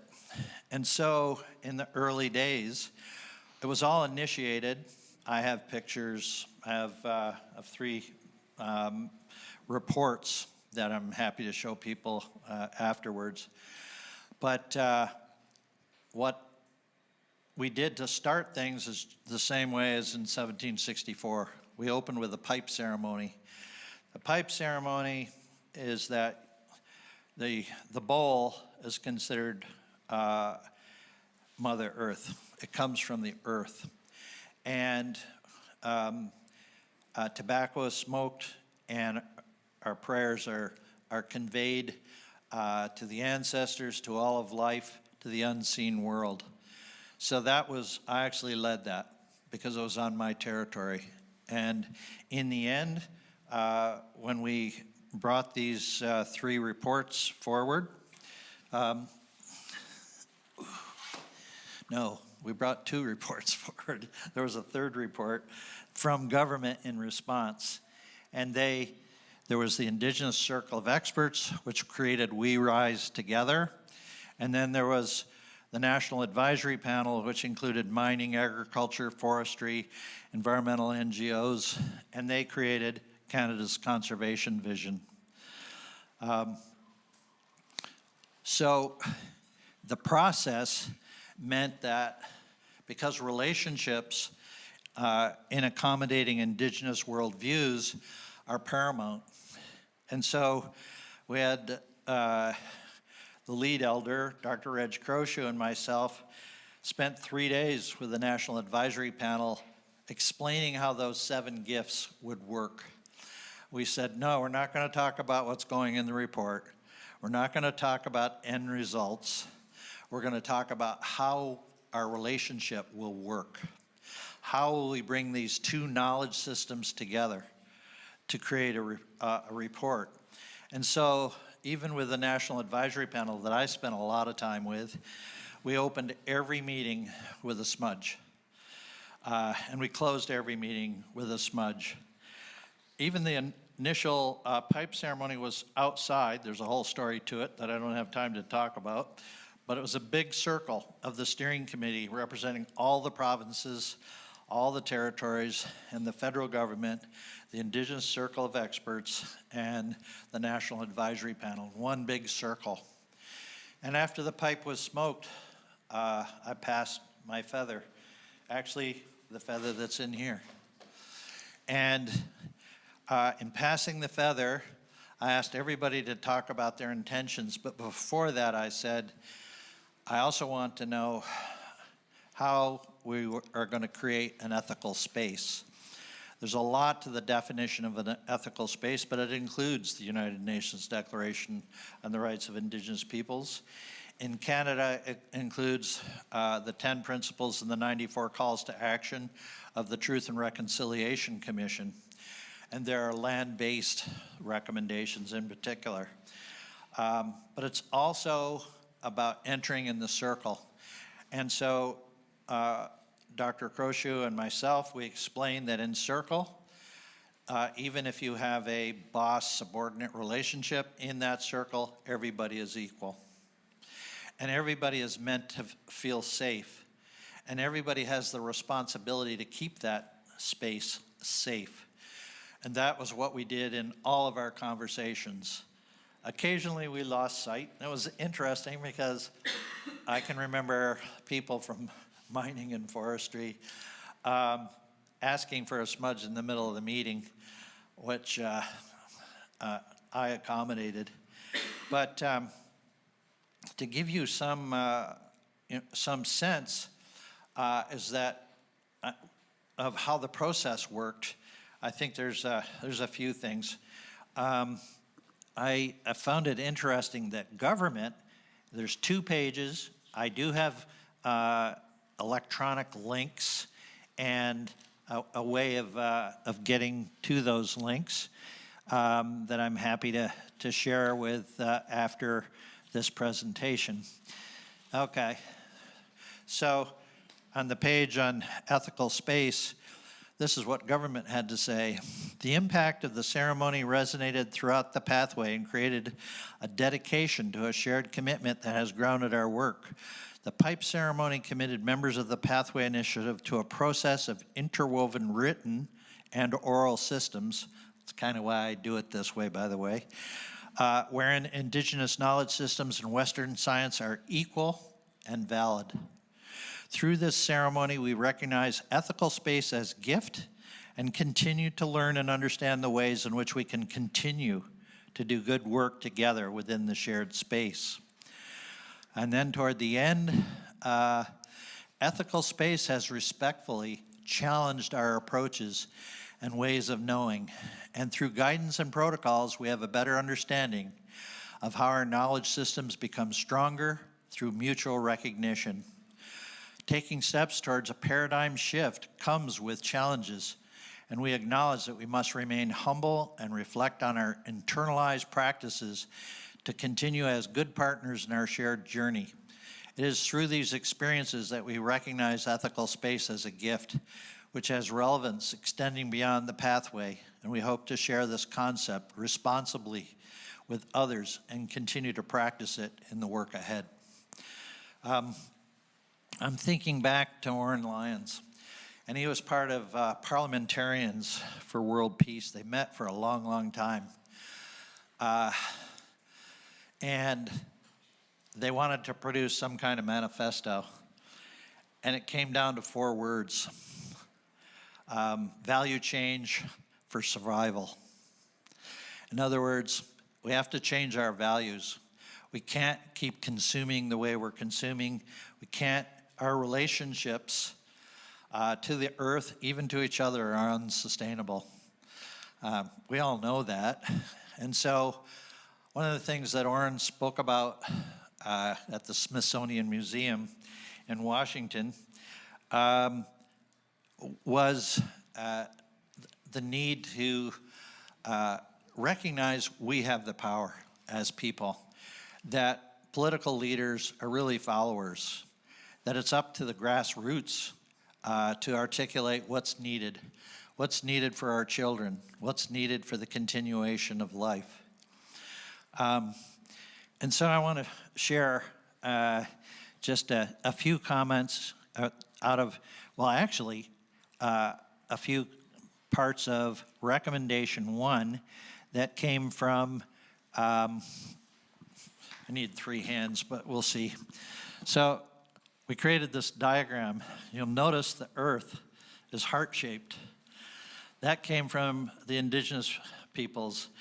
The Western science side created the diagram at first, and then we converted the heart, and the earth into a heart. And we said it's reconnecting with Mother Earth and Mother Earth's being and laws. So that's that natural law. So within recommendation 1 were bullets 2 and 3. That all governments in Canada adopt a shared conservation vision that embraces indigenous worldviews that acknowledge we are one species among many that share the earth with the rest of life, and achieves our collective conservation goals within a framework of reconciliation and the creation of ethical space. So just recently, as a result of these recommendations back in 2018, the Earth Fund was created, multi-billion-dollar Earth Fund, and Biosphere Reserves, which had not been funded in Canada for a long time, received $11.1 million. Within the $11.1 million are in Appendix E 4 objectives. One is to determine OECM's terminology for more protected space, in short. 2, to develop a co-governance model with Indigenous peoples. 3, to provide training in ethical space and two-eyed seeing, which I wish I had more time to talk about, but it's basically bringing Western science and Indigenous knowledge systems together to solve the conservation challenges that we all face. And then fourthly, to work together on restoration projects. So that's what's emerged out of this process that I think I'm within 1 minute of being on time. There's so much more to this story, but like the previous speaker, I want to thank the organizers, the people sitting behind the computers, the people who prepared our food, all the people who have made this conference possible, and to each of you for sharing your sacred attention and listening to what I have to share with you today. Feel free to come talk to me later on, and I'm prepared to answer some questions.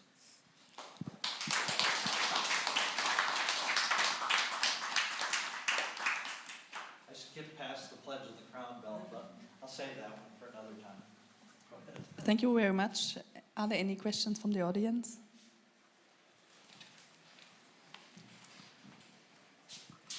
Thanks, Larry, for a very fascinating account again. I was just really wanted to come back to your last thing you were talking about OECMs, and I was just thinking there about the role of First Nations in the management of OECMs, because obviously IUCN is actually writing a rule book for OECMs, which is very much from the one Western science kind of approach. And just how has that been reconciled in Canada with First Nations as potentially delivering OECMs within the Biosphere Reserves? Very slowly. But it is happening. There is some conflict. Some people are stuck with the idea of protected areas as being no people. And that was the first thing that was dealt with in this Canadian process. In fact, the establishment of parks happened with the removal of Indigenous peoples against our will. So there's that history. And now I'm thinking our local Parks Canada representative is a young woman from our First Nation. So I see a shift. And actually in the parks community, a very positive shift, and they led this process. Then ECCC, when it was doing really well, took it over. That was a bit contentious in itself. But more specific to your question about OECMs, I know things like managed forest. Under, for example, and it's based here in Bonn, Germany, the Forest Stewardship Council, of which I'm a member, all managed forests through the IUCN were not on the table.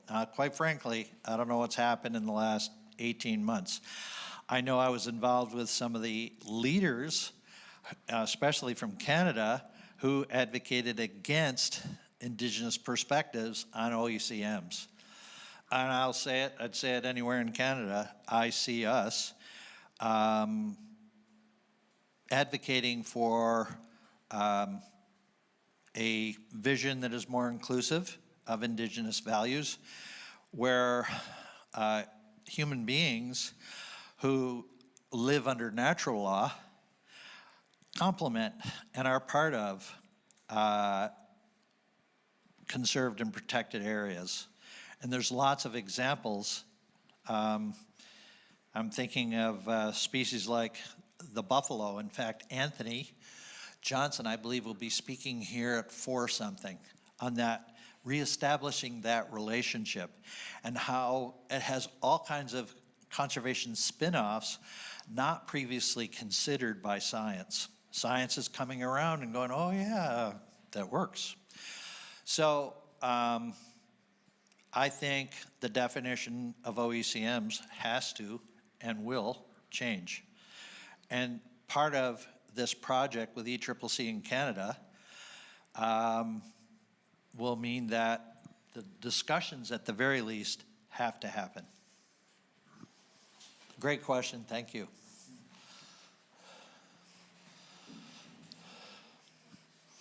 Okay, thank you. I just wanted to make a comment also on that. These, to follow up on these other effective area-based conservation measures, classification. So there is also incentive from UNESCO to make biosphere reserves recognized as OECM in the discussions of the post-2020 Global Biodiversity Framework. Okay, then I will hand over the microphone. I'm going to say one last thing if I can, and that's that when I went to I went to Lima, Peru in 2016, and there's still this challenge of a supercilious attitude in Western science, and even here, I heard Maureen talk about the evolution of science and knowledge systems, but then I hear science only. And it's important, I think, that we recognize inclusively of our different knowledge systems. So we need to be careful, respectful, and how we speak is a way of expressing that respect, and that's important. So thank you for the extra time. Am I allowed to? Well, it's really just another comment on the OECM's issue, because I think potentially these are not good additions to the conservation toolbox. And when I hear that UNESCO is talking about biosphere reserves as OECMs, I'm slightly horrified, because the core area of biosphere reserves are legally protected areas.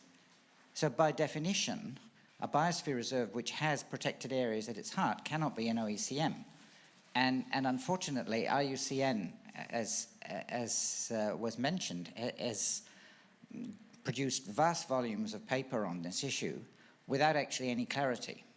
And I think it's really important that we don't get tied up with a lot of definitional stuff, which in the end could actually damage the kind of indigenous perspectives that you've been talking about and presenting. Just putting that in another box doesn't work. And so I think we've got a lot more discussion to do. And I do hope UNESCO doesn't just say, oh, biosphere reserves are OECMs, because they're not. They can't be by definition.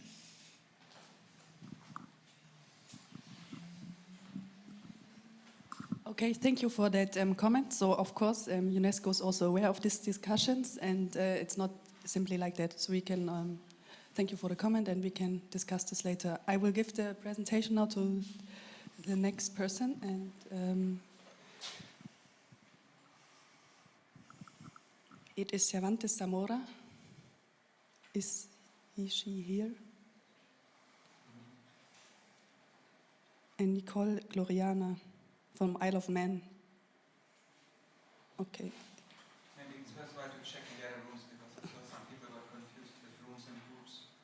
Yeah, but maybe we can go over to the next presentation then from Mari Carmen Romera. Is she?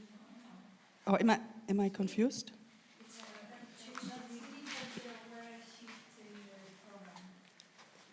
Okay. So who has the updated program? Okay.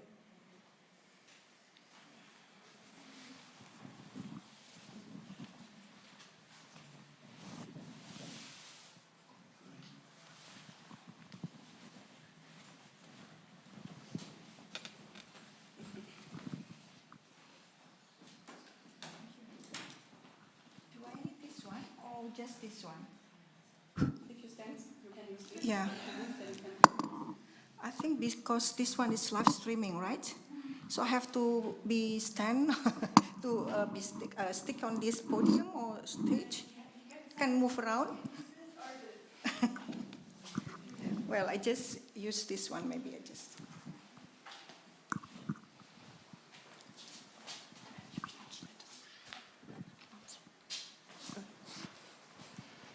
I hope you can still my face.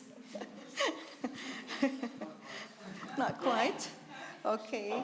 So, yeah, good afternoon. I hope you're still wide awake. I would like to express that I'm very pleased that this important international conference, which initial thought or idea I discussed first with Martin Price when I was in UK back in November 2018, and now could be made possible. I would like to thank for those people that made it possible, and also funding from BFN and other sponsors. This morning, we all listened to several talks and also previous days by the early career researchers on the research conducted with, in, and for biosphere reserves. And one of the things that very important thing that we all actually agree, because it's all it's in common, that the mismatching of the topics and others, which actually very much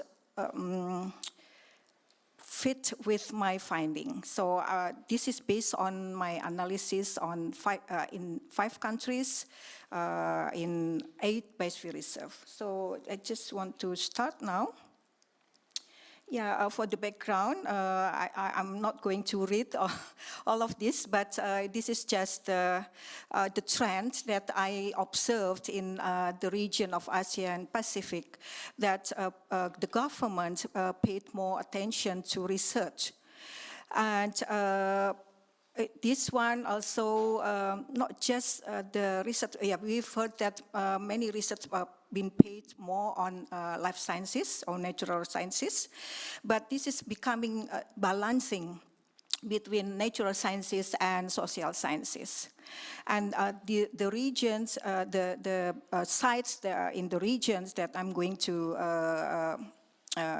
give the result to you, or share the result to you, mostly rich in biodiversity, culture, and ecosystem, and also, although we are very rich in variations of government structure, but we will see later on the result with this kind of variation.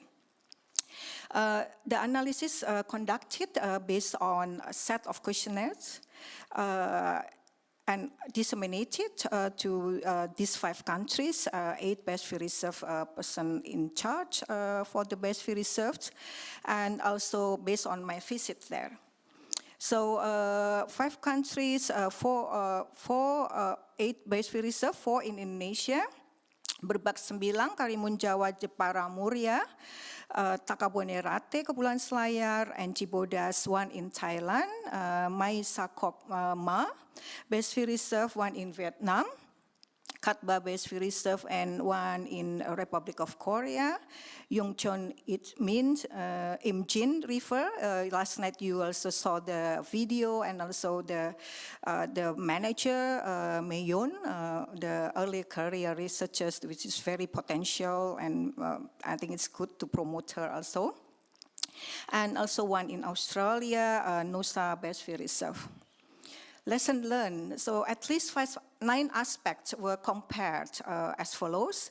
1 is the main donor or source of funding and how to obtain it. This one also relates to number 2, the availability of other counterpart fundings or other sources.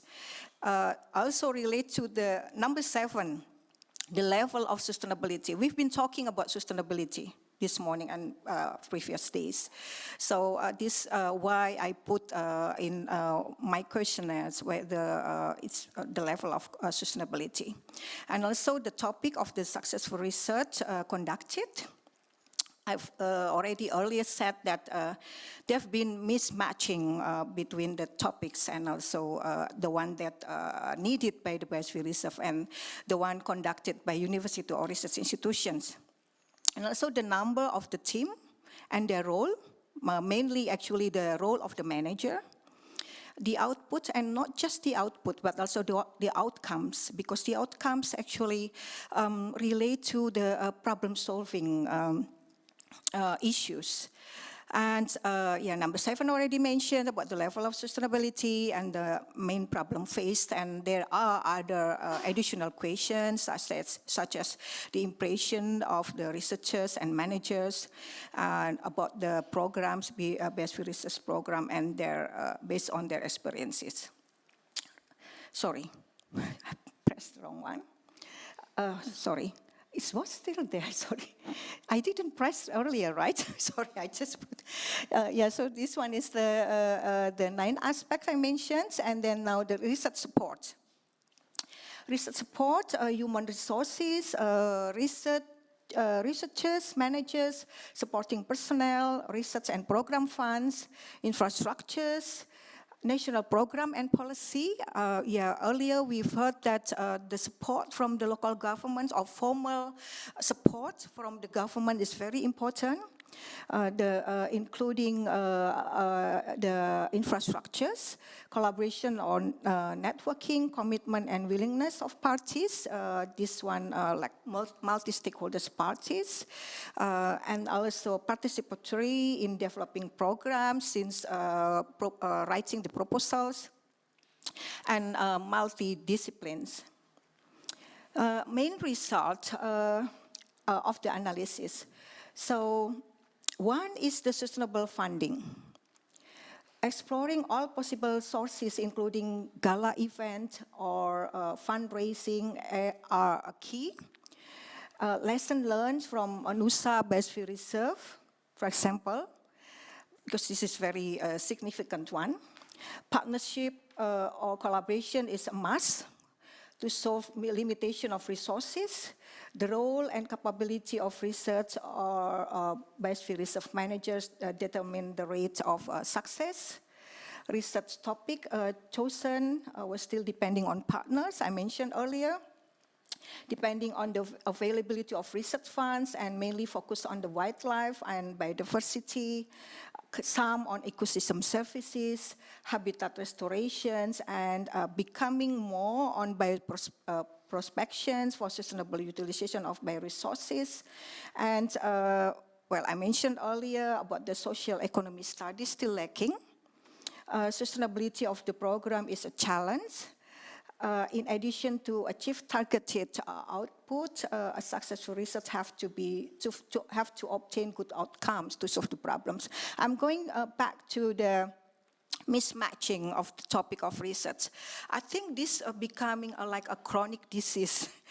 It cannot be, on and on. I think we have to solve this problem. That's why during the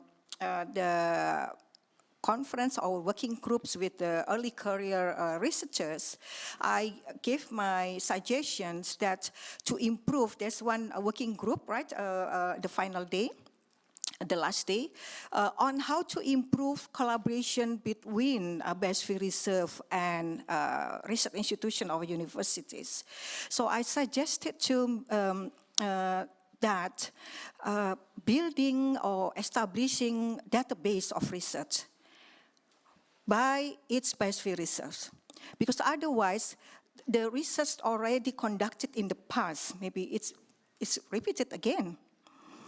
Or maybe the one that's not needed, it's going again because the university got the funding and they really want, this morning we've heard from I think Inger, that the scientists or researchers, they just want to get the result published in high impact journals. Yeah, so this is not really the one that is cannot be on and on, so we have to solve this one. So the outlook and the identified research gaps, mostly research on the wildlife. The conservations, I think I need to point this one. The conservation or utilization of local biodiversity or bioprospection, then followed by habitat restorations, ecotourism and sustainable development, climate change and social resilience. All limited, including funding. This one, I will give you the example of the Blue Communities we've heard. Yes, I mean the days before that, two representatives from the Philippines, and this morning maybe Andy, Andy Bell, about the funding by the GCRF. So. I think this one needs to be also conducted or related to this topic, and decision on research topic have been mostly made by the BR partners, only one-way communication, and most of the topics of research results reported have not been organized and structured to solve the problems in the area. A lack of synergism due to a fact that topics chosen were depending on the interest of the student or researchers. I think this related to the previous items or issues or points. A number of research conducted in the closest or adjacent sites. So it's not, sometimes it's not really inside the Biosphere Reserve, but outside the Biosphere Reserve because of the funding limitations or restrictions and other reasons. And a number of research, different topics interest between research and BR's management and conditions, and initial knowledge, point of view, and skills of parties are different. Funding, human resources, and infrastructure for conducting research in this area is different. So the outcomes. The outcome from this research result received increased funding from council and partners and broader networking. So when you are feasible, so more donors would like to fund your research in the Biosphere Reserve. So how to make it feasible? So that's actually one of the tasks that we need to improve, to conduct and to improve this one. Plan to establish scholarship for young change makers. So this one example from Nusa Biosphere Reserve. So later on, I will give you that who I contacted, the number of persons. Or Nusa, I contacted Sharon Wright, actually the one that received Michel Baptiste Award. That was in 2020, I guess, yeah, 2021 or 2020. I will show the Sharon White. And she's been very, very responsive to my emails and others. So based on this one, so they going to establish a scholarship for young change makers. Knowledge on conservation of nature and culture was raised and transferred to new generation through participation activities. Increase awareness in conservation within the village according to the increment of incomes from ecotourism. So this is actually the outcomes. So it's following from the output. More jobs were created, especially for local women. Established management plan. This one related to the Yongcheon Imjin River in Republic of Korea. Increased knowledge and awareness on local biodiversity and environmental approach toward waste. Just to give an illustration, maybe you've seen these pictures or photos in the presentation, on the presentation of Myung-yoon from Republic of Korea. So I got these photos from her, that this is the process that they've been conducting, how to gather a local community. For example, in here, the DMZ Community Academy, so they created or established, and then this one you saw in the video last night. And this one, photos from Thailand, that they are successfully combining ecotourism based on research. So this is like evidence-based policy that they conducted based on research. So on mainly one of the example like orchids propagations using tissue culture, including using tissue culture and others, so that the community can propagate the local orchids. And this one, the example from Thailand, from Vietnam, Cat Ba Biosphere Reserve. I noticed that a lot of research have been conducted there, and then they use the research result for eco-labeling, although most of the research on wildlife conservation, but some with for eco-labeling or branding. So this one, when I visited Cat Ba Biosphere Reserve, and they've been doing very good things on eco-labeling based on research. Other sources of funding. So I just want to give you the example. This is related to sustainability, and this is also related why we need to involve the youth. Yeah. So I give you the example, the three young generation or young researchers that all the three got the MAP Young Scientist Award. Yeah. So and they. But because of this one, so it's not the only funding they have in the area. So this is in 3 biosphere reserves in Indonesia. So for example, the one in Karimun Jawa, in Central Java. So it's not just the award funding from MAP Young Scientist Award, but also from Indonesia Oil Palm Plantation Fund. Because this one, they use a macroalgae to make a nanofiber from this biosphere reserve, so that because we all during the pandemic, so wearing the mask. So this one for replacing but not, of course, not medical mask. But this one can be for just day-to-day mask.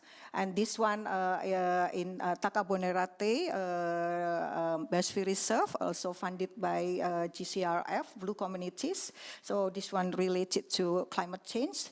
And this is with also she received MAP Young Scientist Award in 2020 for climate change effects on cultural ecosystem services.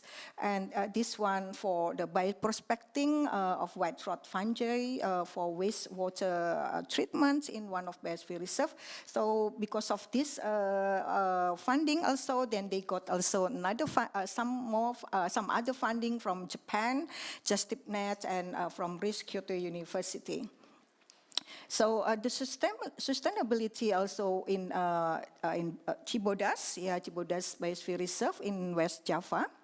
So this one also very good research actually on the sustainability index. So whether this Biosphere Reserve is sustainable, so this one good, and then he already finished. He got the MSc degree for that, and also there are other research that conducted in Cibodas Biosphere Reserve, and this one's very good because they got funding from Japan, also ITTO. So this is the importance of other external fundings for sustainability. So this one, for example, they established sustainable livelihood models, and also important things. This is the manager created they call it 3I and 2Cs.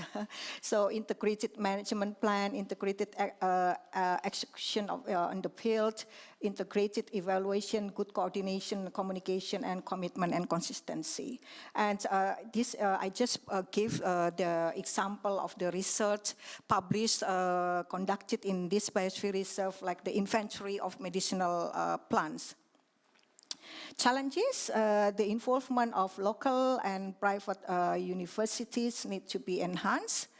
As mostly research were conducted only by national or state universities, we need to involve local universities because most of them are not really aware of the program. Exploring all sources of funding, conducting gala event, fundraising, foundation. This one actually lesson learned from NUSA Biosphere Reserve in Australia. Been very, very active to get the external funding. Funding for research have been more allocated in other aspects and other priority areas. In some countries, government regulation or act have not yet covered issues, especially on biosphere reserve management. And funding, which leads to difficulty in receiving funding from third parties and establishing collaborations. Communication between research managers and the BR management need to be improved.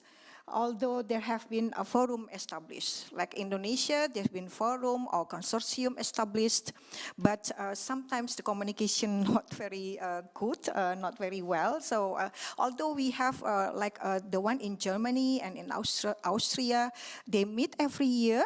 Yeah, but maybe not very efficient, so need to be improved, maybe the mechanism and others.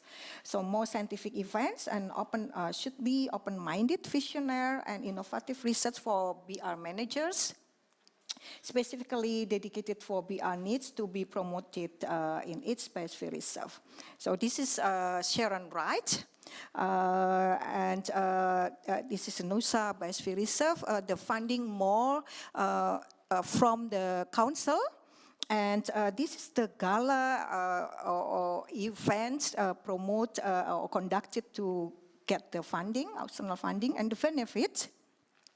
The collaboration with other biosphere reserves within the country and the Asia-Pacific regions, although it has been limited in the form of short visits, sharing experiences through annual meetings, including inviting researchers or managers from abroad and see BRNet meetings need to be enhanced to have joint research. Training course, which funding obtained from UNESCO was very useful because we got one for the Biosphere Reserve in Cibodas, and we invited Biosphere Reserve managers from other ASEAN countries. So maybe we can replicate that one. And more funding from the country or district, province government as leaders are more aware now. Yeah, the local government's leaders are now more aware, so need to be put in the medium and long-term plan of the district. So some of the biosphere reserve already put in the local government medium and long-term plan. So that's the activities and the funding, although not very much, but already allocated. To conclude, all factors analyzed were proven to be important for conducting successful research with great impact. Solution for the identified problems, which are mostly research coordination, lack of capacity building, lack of funding and sustainability of the program, research gaps, and other factors analyzed, as well as establishing excellent collaborations nationally and among BRs in the Asia-Pacific region, and that of the World Network Biosphere Reserve would improve research quality and the impact. Critical components identified which are in common, such as the capability and role of research and BR managers, participatory research and programs, sustainable and sufficient funding, collaboration and partnerships need to be paid more attention. And the result could be used as a reference not only in the Asia-Pacific region, but also in other World Network Biosphere Reserve member. And last but not least, innovative and active role of the managers and the team have greatly affected other aspects which are interlinked. I would like to acknowledge these people from NUSA Biosphere Reserve, from Thailand, and from Republic of Korea, from Vietnam, and those four from Biosphere Reserve in Indonesia. So thank you very much. So this is my abstract and also the conclusion. Thank you. I would be happy to answer the question. Thank you very much.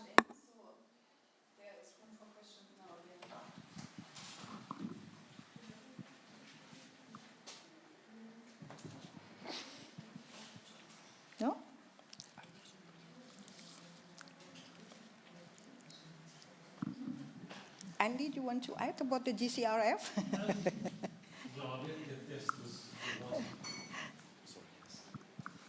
Thank you, Anna. That was a really good presentation, and covered a lot of ground there. I was just sort of thinking that the question was raised to me this morning about how do we sort of try to ensure that we're not stumbling from project to project in terms of funding, and whether we can try and find more stability for research, for sustainability science within the region. And if you had any other ideas.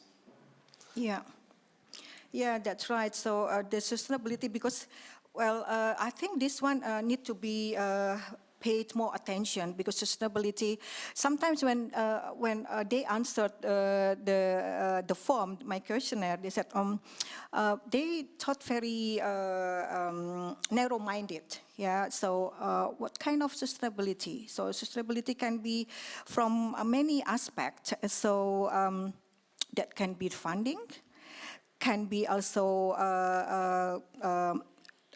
make a cadre. So we cater the young generation.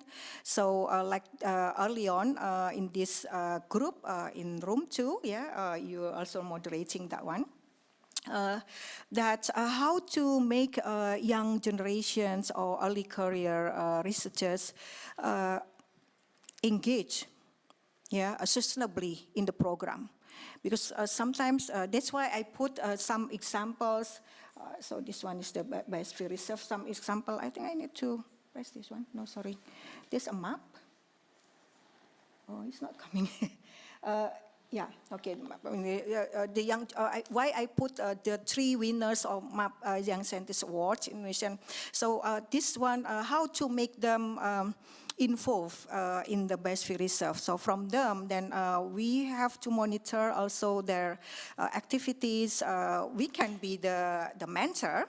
So for the proposal submitted to UNESCO that time, I always review the proposals, and I really made a lot of revisions, correction to them, and then so 3 years in a row, Indonesia won the MAP Young Scientist Award.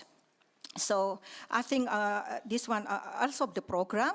I think program also related to funding. So that's I mean it's not easy also for sustainability. I think, but this one need to be paid more attention, and I think we need to collaborate for that. Yeah. And also one thing that we need when we develop a proposal, I think I mentioned, it should be participatory. So when we leave or we finish our project or our program, the community and the local government can continue. Yeah. Yeah. The only thing I would add was I was thinking, since the question was asked of me, is that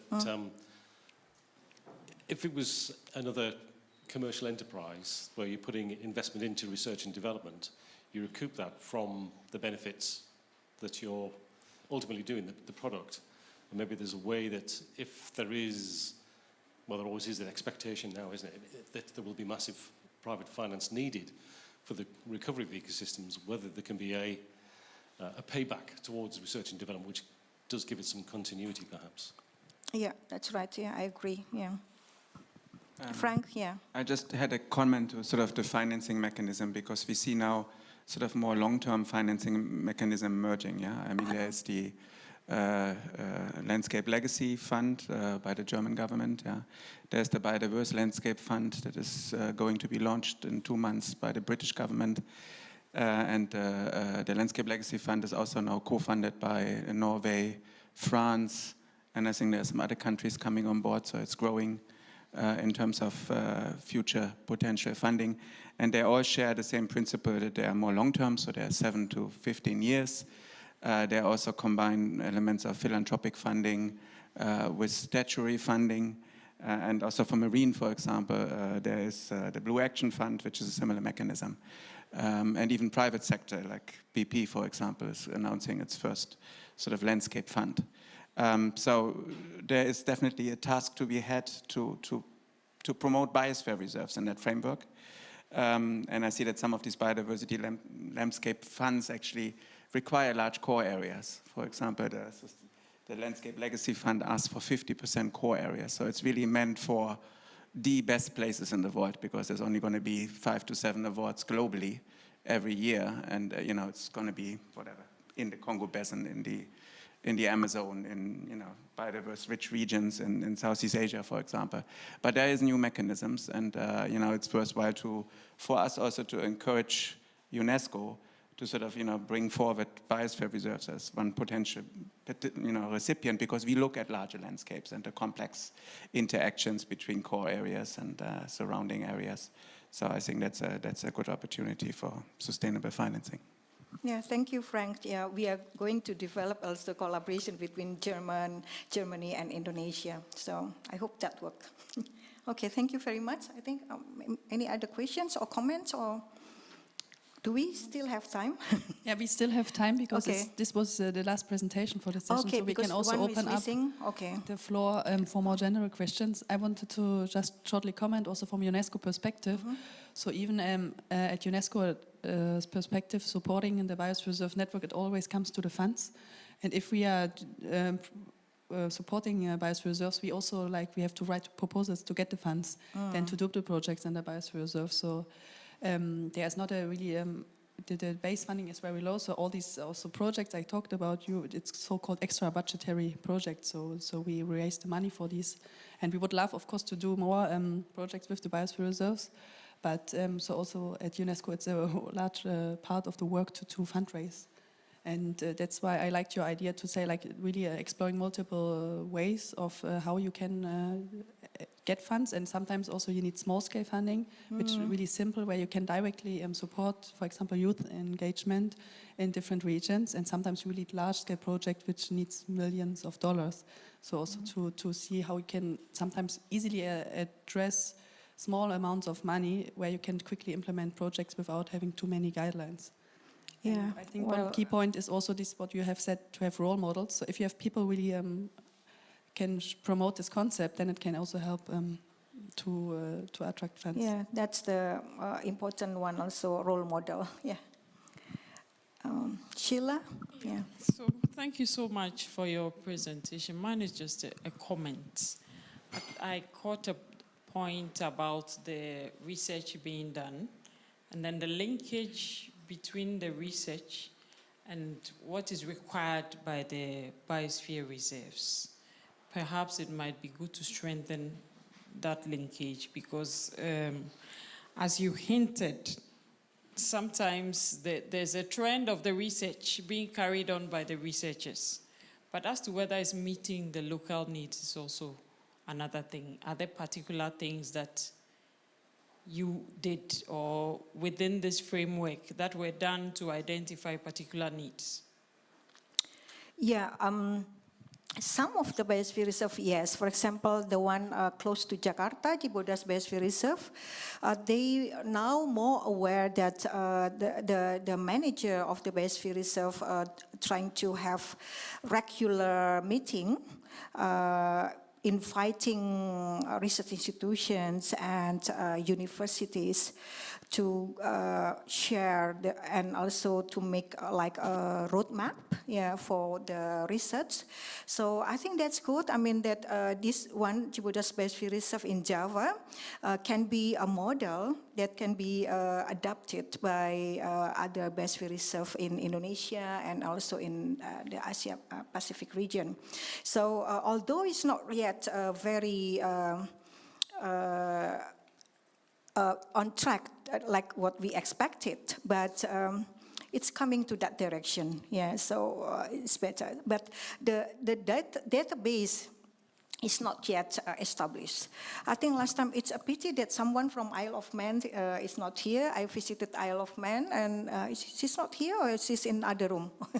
Yeah. So I also, when they had held summer course, it was in still pandemic COVID-19. I delivered my lecture online. It's very good. So they gather all related university and research institutions in Isle of Man. It's not very many though. Yeah. And then, they realized that they haven't established database. So, I mean, my suggestion, they accepted suggestion. I hope if sis or he hears, or I can ask whether they already implemented it, because this one is very important. Yeah, set of database, and also when they finish to do research in the site. One thing that some of the Biosphere Reserve managers or the team didn't really ask the report, the result. So this I always remind them that ask for the report and then you put in your database, because otherwise that's it. I mean, just like this morning, Inger or maybe Lisen mentioned that they come and then just leave. Yeah, so this needs to be more organized. Yeah. Okay. Thank you. I would also comment on that.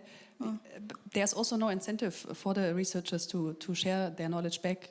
I mean, you have a lot of work as a researcher, and I would also maybe question that we said research has to be demand-driven. Yeah. I'm not sure if I would agree, because also research, it's the beauty to understand the world or systems. So it's not necessarily driven by demand, but more by understanding a system. And you can have questions that should be demand-driven, or where you can have actionable information, but not always research is leading to actionable information. So if a person wants to understand cloud formation in the inner tropical convergence zone and taking measurements to better understand like how really clouds are formed, and it's going to happen in a marine biosphere reserve, is this research which has no legitimation to be done because it's not helping the communities. I mean, there's different ways, I would say, how research can be and should be demand-driven and also really participatory, but maybe not always the case. Yeah. Yes, sure. From my own experience. Oh, okay, thank you. Yeah, I recently ended my PhD in a biosphere reserve with an ethnographic approach in Morocco. And I'm planning to come back. Actually, it's like a dream to me to be able to come back and return my results, both at the Biosphere Reserve level with policymakers and so on and researchers. But for me, it is very relevant to do it at the local level. And I've already solved the trouble, but what I found is like I quit the field work like 2 or 3 years ago.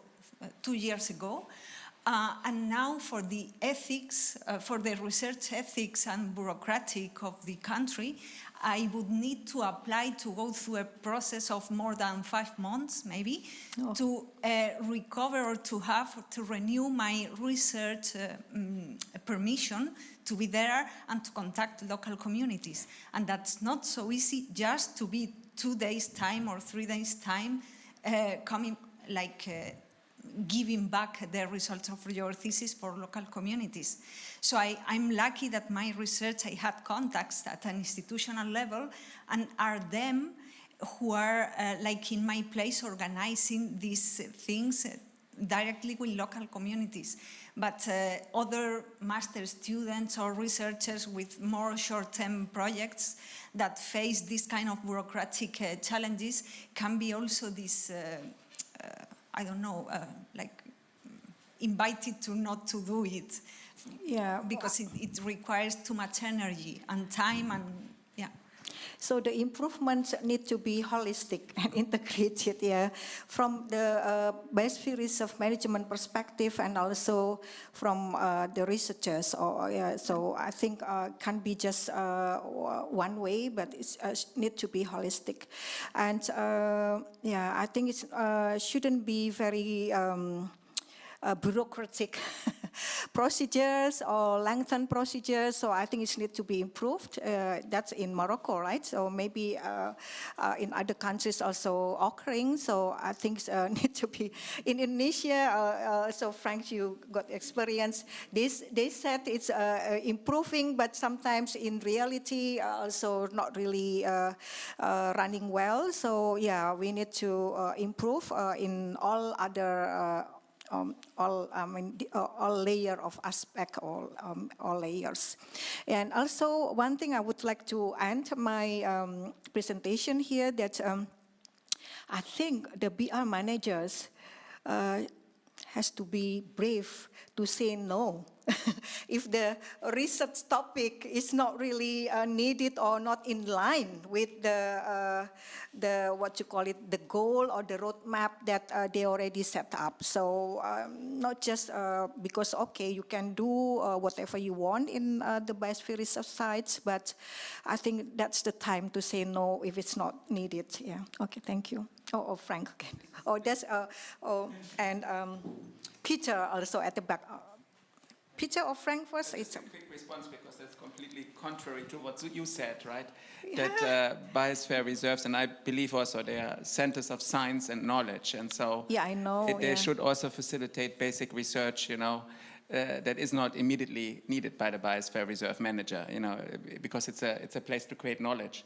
And I agree that, for example, there is a global research network, for example, of climate stations across multiple biosphere reserves that might not provide direct input to the management, but it's still generating knowledge that comes from biosphere reserves as areas of scientific reference. Yep. So, and I have to agree that, you know, and this hasn't been much discussed, but the level of permissions and bureaucracy in many countries have become a nightmare, and is basically hindering or preventing a lot of research. So this is definitely important, and biosphere reserves are often more open than like national parks or nature reserves, of course, where more research is possible in other places, and I just hope that this will prevail or even improve.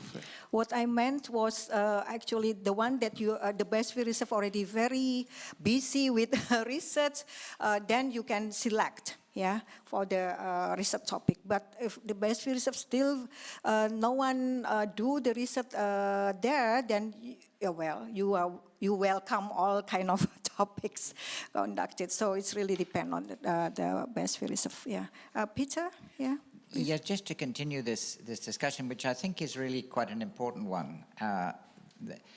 There are really the two kinds of research. There's the research that Biosphere Reserve managers or boards of management, whatever the structure, need to more effectively manage the Biosphere Reserve. That's clear.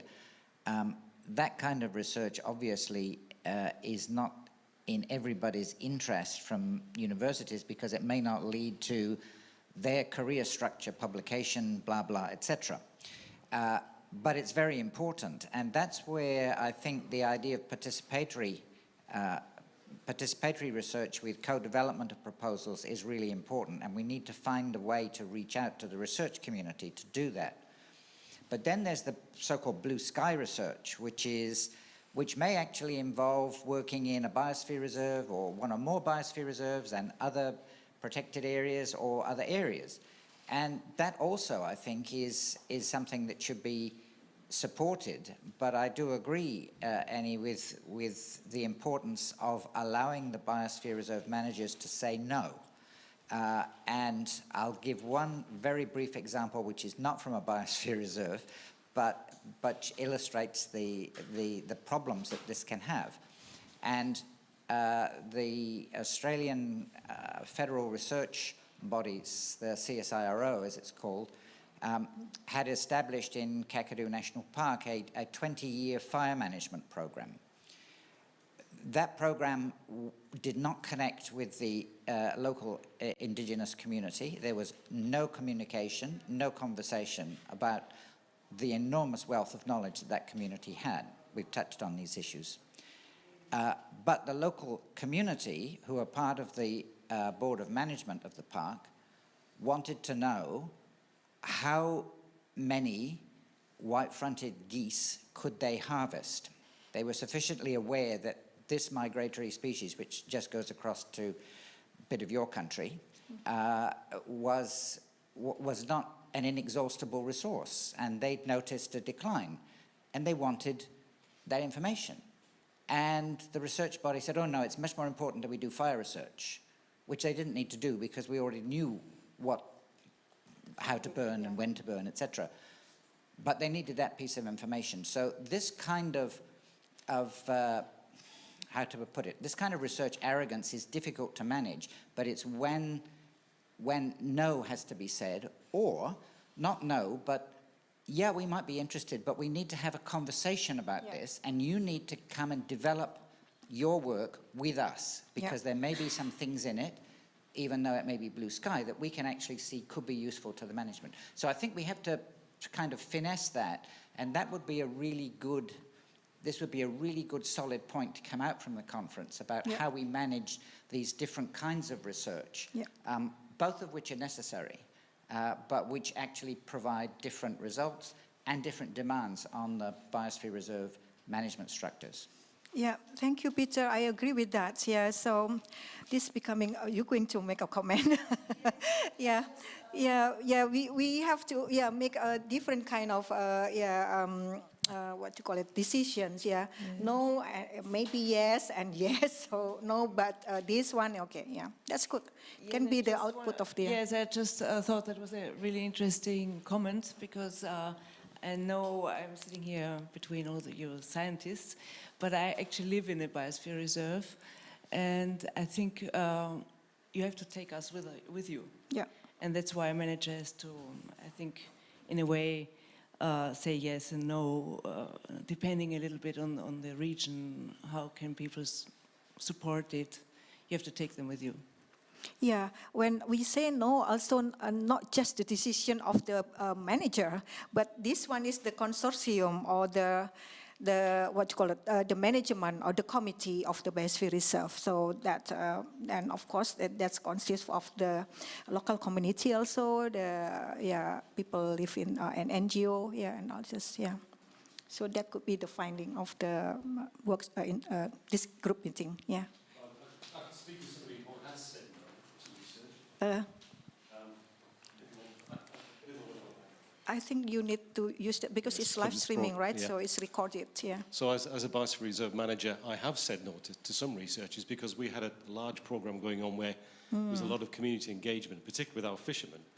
And, fishermen can be very particular, sort of who and how they wanted to talk to. And we had a large program going on with looking at natural capital and marine environment and working a lot with the fishermen, which involved a lot of interactions with them. And then there was more sort of researchers want to come in and pile in on the back of this. But fatigue, consultation fatigue with the fishermen was beginning to show, and we had to say, no more. We can't take any more, because it would then sort of reduce the quality of the existing work that was going on. So you've got to sort of think on your feet, really, with working with these. But if you've got a good strategy of the things that you want to research, and if it fits with that strategy, that's good. But that doesn't preclude you from saying, if this is really going to be important or groundbreaking. That's right. Thanks, Andy. That's really strengthened our decision in this group. Thank you for this really valuable discussion and for your comments. And I think with this we will close here now. We have a coffee break and we will resume at 4:10 in room 3. So after coffee break we will be in room 3 and we can also continue our discussions. So thank you very much for all your comments.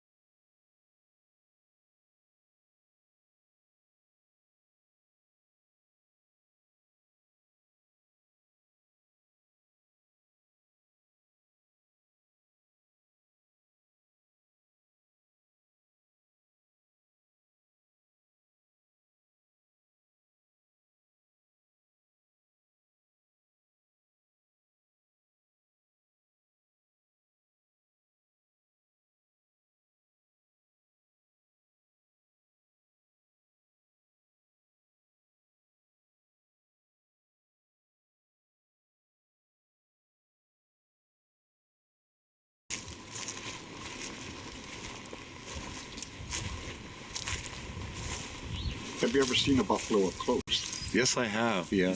At one point, it seemed like, that they were on the defensive, but I think they were just as curious as we were, observing them and how they were observing us.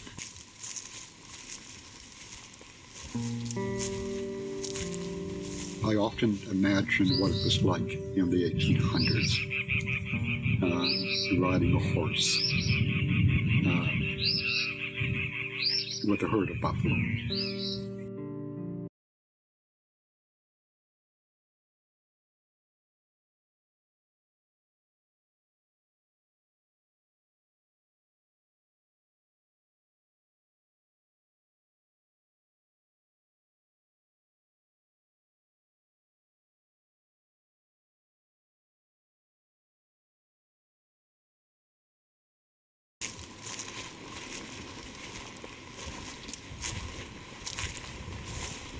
Have you ever seen a buffalo up close? Yes, I have.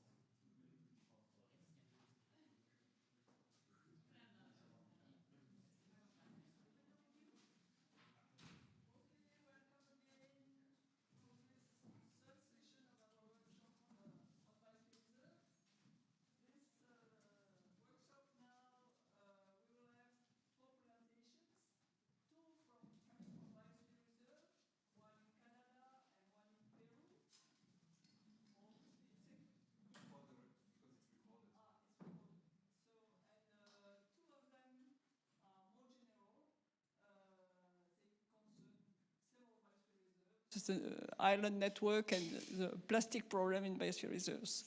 So now, welcome to Anthony Johnston. Please come.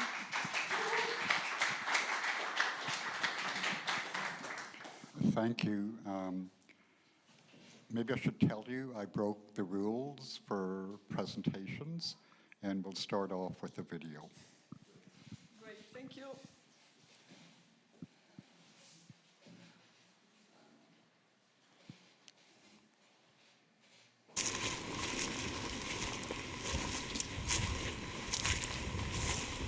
Have you ever seen a buffalo up close? Yes, I have, yeah. At one point, it seemed like, that they were on the defensive, but I think they were just as curious as we were, observing them and how they were observing us.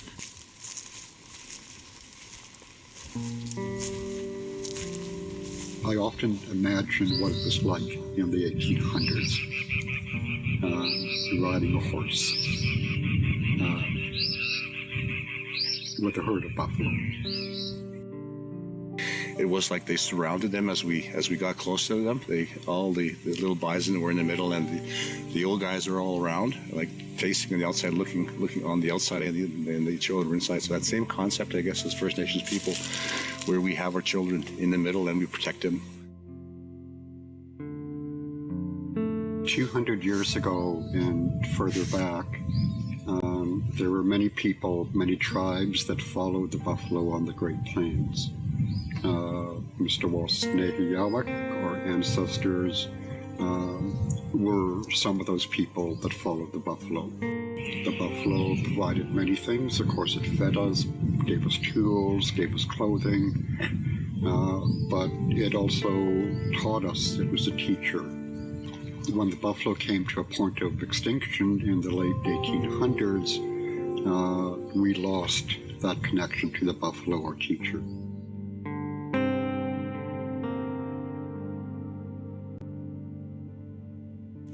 % of all plains bison today are descendants of just one of the few remaining herds, the Pablo Allard herd, which started as just 4 calves saved by Atatitsa and his son Latatitsa.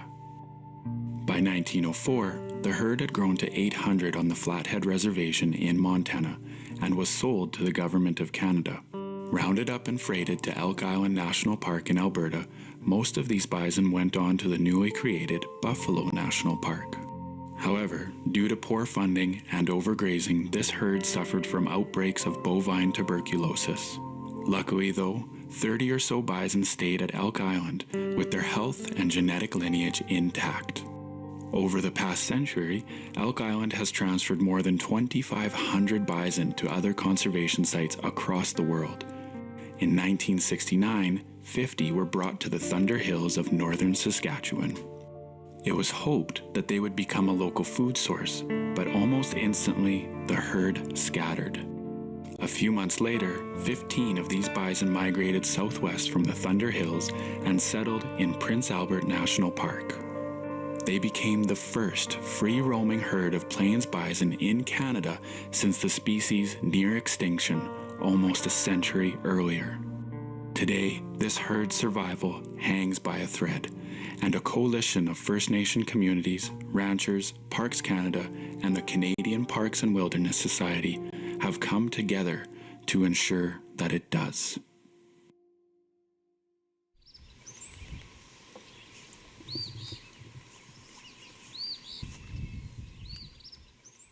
Sturgeon River Plains bison herd is obviously a living for us because people come from all over the world to see them, and bison are an important part of the ecosystem, so we like to show them the herd, teach them about the ecology of the herd. They're almost like friends at this point, and it's exciting every time you do see them because the people are excited and you never know what's going to happen. Definitely a unique thing to see in nature.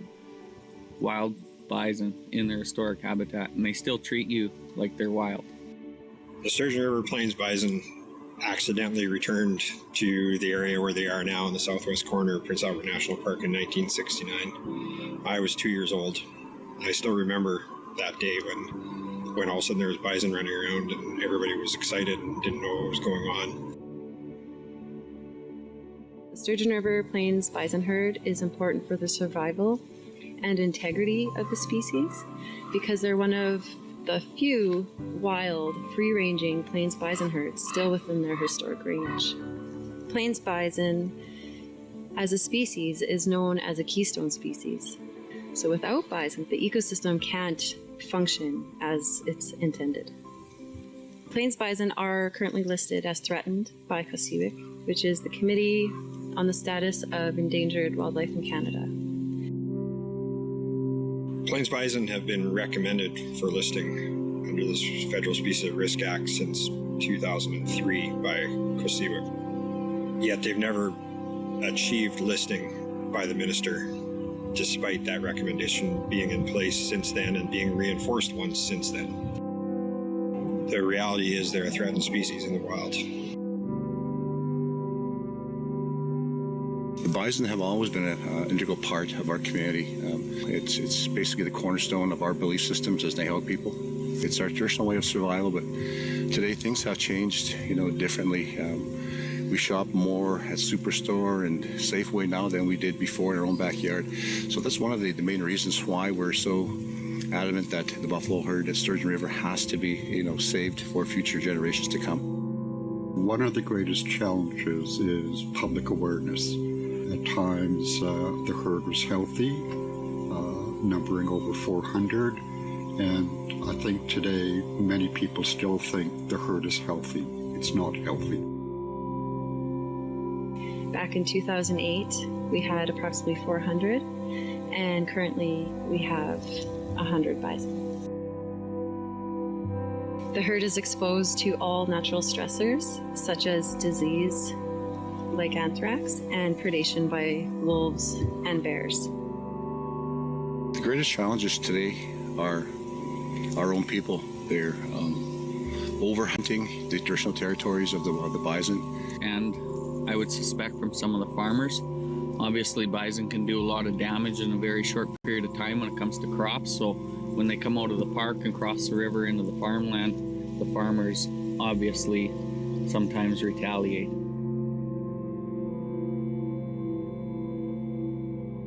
We're lucky to have the Sturgeon River Plains bison herd.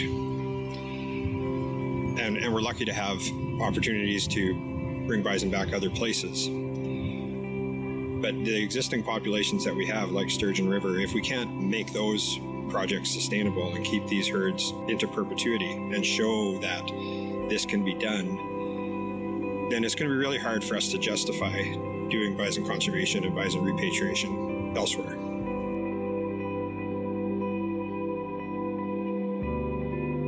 Prince Albert National Park have put up some diversion fences at river crossings still within the park boundary to help reduce the amount of time that bison spend outside of the park, which also helps with the amount of bison being harvested and the amount of damage that bison cause on private land. We've also put fire back on the landscape, which helps restore grassland areas and increases sedge meadows, giving more habitat for bison. Because the herd roams in and out of the park boundary, they also occupy provincial crown land and privately owned land. So co-management strategies are important. Mr. Wass is, like many First Nations, has lost that connection to water, land, and sky. And like many First Nations today in the 21st century, we're looking for ways to reconnect to water, land, and sky. And we're doing this through our young people with land-based programming in both of our elementary school and high school. And also in the 21st century, with the Sturgeon River herd, we're looking for ways to reconnect with brother buffalo. Since we've become involved, our young people have taken, a firm stance, I guess, with respect to understanding, the culture and behavior of the bison and how it relates to us as the young people. Over the past 2 years, we've seen some sustained growth, and I think it's basically been as a result of us as First Nations becoming more involved in the herd there and ensuring their longevity. So it's important for Mr. Wass to take that lead in educating our neighbors about the importance of maintaining the survival of the herd at Sturgeon River. We want our young people to be the ones to learn the landscape that the buffalo call home and learn about the nature of the creature. I think one of the greatest successes is when our young people visited and sat with individual landowners outside the park. I know for our young people, that may have been their first time ever in a rural, non-Indigenous household.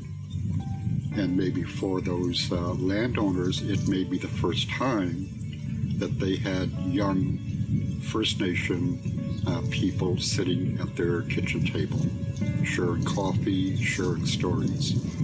And for me, that's real reconciliation.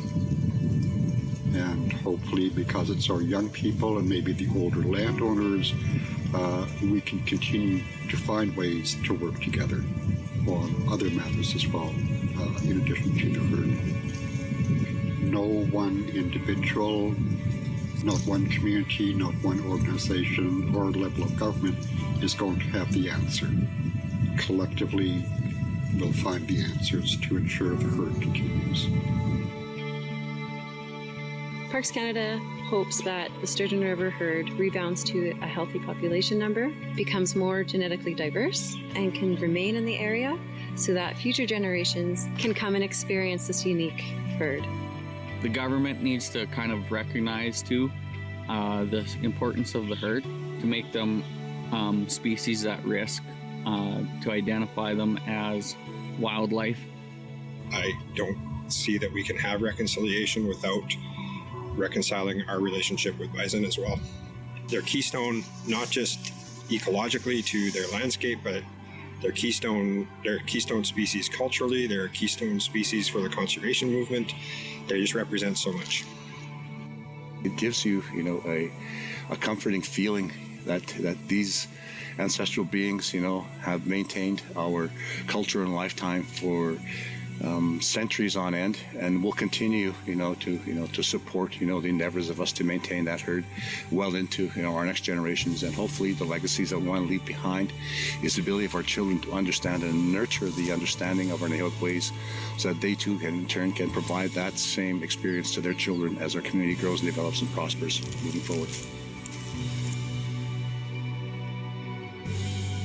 I hope for my time comes that we have a herd on Mr. Wass's lands, so that others can be beside the buffalo, just feel the presence of these beautiful creatures.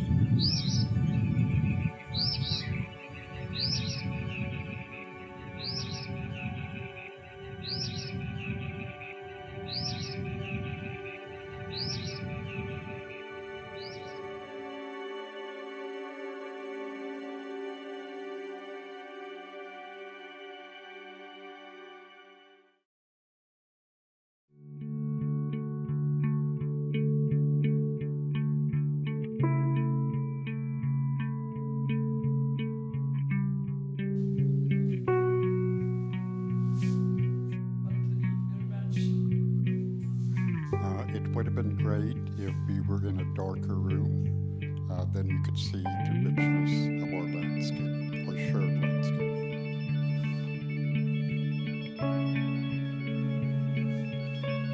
Last night there was another video shown in the evening called Star Blanket, which spoke to the partnership between Mr. Wass's Nehiyawak and Redberry Lake Biosphere region.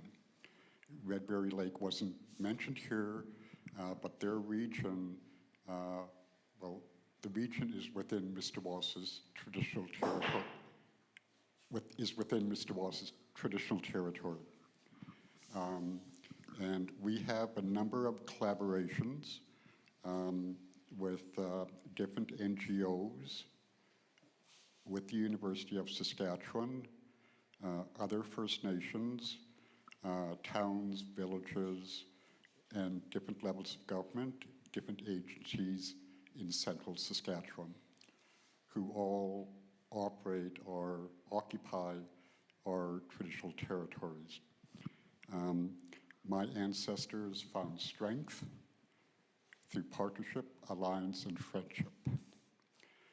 Today we find that same strength through partnership, alliance, and friendship with all who occupy our traditional territories. I mentioned collaborations that we have for different initiatives, projects. We don't do things alone. We work with others, always. Maybe just one more thing I want to do is translate Mr. Wass's Nehiyawak. Like many Indigenous languages, our simple terms or phrases can have many levels of meaning. And that's the case with Mr. Wass's. In simple English, it means big child. Mr. Wass's is a person, a place, a community, a nation. Mr. Wass's is my great-great-great-grandfather. Nehiyawak, in simple English, means Cree people. Cree is a name other people give to us. When we talk about ourselves, we say Nehiyawak. For some, Nehiyawak can mean true people, or it can mean complete people. So for me, when I use that name, or when my community uses that name, I like to think that in English, it would translate to I, or we, aspire to be Nehiyawak. We aspire to be true. We aspire to be complete. This is the story of Brother Buffalo. He's not with us today, so we're not complete. But we do have plans, working in partnership with others, to bring a small herd to our land. As we move towards self-determination, self-government, and define ourselves as a people and a nation, we need Brother Buffalo beside us. And hopefully that'll happen very soon. The one thing I want to mention is the herd is becoming healthy again. They're starting to come back.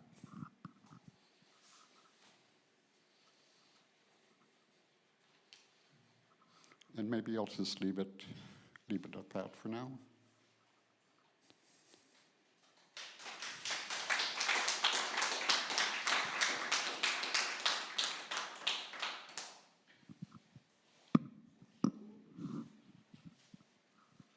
So, after this emotional validation, thank you. Do we have some questions, comments? Just for clarification again, at the very beginning, sorry. Is it correct that at the very end you said that you will try to also establish a stock at Redberry Lake Biosphere Reserve? Pardon me? Is it correct that at the end you mentioned you will try to establish a herd also at Redberry Lake Biosphere Reserve? Is that the plan? The plan is, well, if you know Canada, at one time, all of Canada was indigenous territory. Over the years, the decades, century, bit by bit, we've been removed from the land. And now we occupy much smaller legal areas, or legally recognized areas. But at the same time, we say that our traditional territory is much larger than the legal land base that we have. Back when we followed the buffalo, my ancestors would travel hundreds of kilometers to following the buffalo. So in our legally recognized land base, that's where we want to bring the buffalo back. But at the same time, Mr. Wass is within the Redberry Lake Biosphere region, but they'll be on our land. I'm not sure if I answered that. So yes and no. Okay. Again, in last night's video, part of the video was the manager of Redberry Lake made a statement that he came to us and said he wanted us to be his partner. And we said, no, you're on our territory. We'll ask you to be our partner.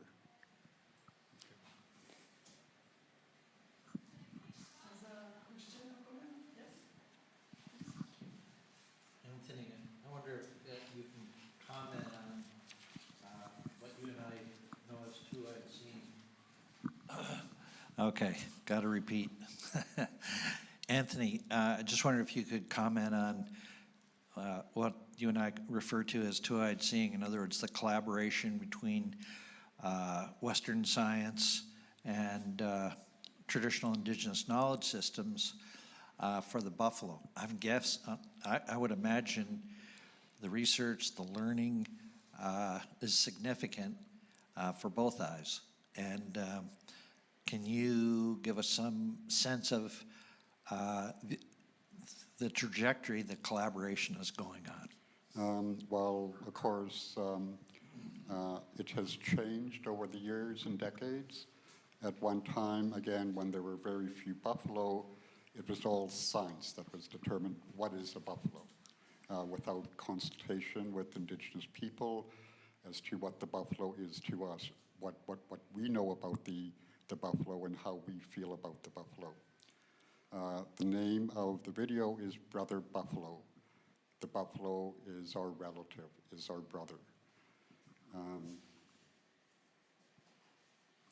In the video, this video, it's not clear, but I do mention land-based programming that's taken place in both of our schools. So our young people are learning on the land and they're learning from the land. And this is how our ancestors learned to live in what can be very harsh climates. And at times I say that our ancestors and all ancient people around the world were scientists. They survived by observing, testing, experimenting with what was on the landscape. My ancient ancestors originally were from eastern Canada. They were woodland river people. Over hundreds of years, well, we were traders as well. We were travelers, explorers. And we came to Western Canada, and bit by bit, we became more settled on the prairies. And we had never lived there before. So we found friends with other tribes, but also we learned the landscape ourselves. We figured out ways to survive. And so I say we've always been scientists. And at times, I think we have to broaden the definition of science and research.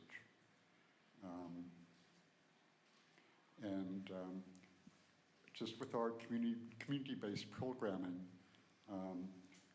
just this last month, we had a university grad-level graduate course that included our grade 10 students. The first week, our students went to the university, explored the university, and sat in that 400-level course. The next week, the university students came and camped on Mr. Wass's for a week. They sat down with our grade 10s for part of the day, and then they spent the rest of each day exploring the landscape. So there was classroom learning about geography, glaciers, how land was formed, et cetera, et cetera. So there was that combination of land-based programming with the academic approach to learning about landscape. So, as I mentioned, we migrated and settled on the prairies, and we learned from other people, from other tribes, from other landscapes. So we found ways to combine two different ways of seeing. As newcomers came and the buffalo were gone, we had to learn a new way to provide for ourselves, and that was through agriculture. So again, we looked at our ways of doing things, our knowledge, and we became very successful farmers because we knew the land. The newcomers who came didn't know the land. They weren't successful, but we worked with them to combine their ways of knowing with our ways of knowing. And through partnerships with different universities. I gave you the one example, excuse me, of that one course where we're still looking for ways to combine the two ways of knowing. And that was the name of the presentation that I changed. It was to braid those two ways of knowing, for them to work together. Of course, we live in the 21st century. We can't return to the days of the buffalo. We will bring buffalo back to our community, and we want to focus on our young people. And so that they might be inspired to consider post-secondary education, to be the scientists, to be the researchers, but to have that land-based programming of learning on the land and learning from the land from a very young age.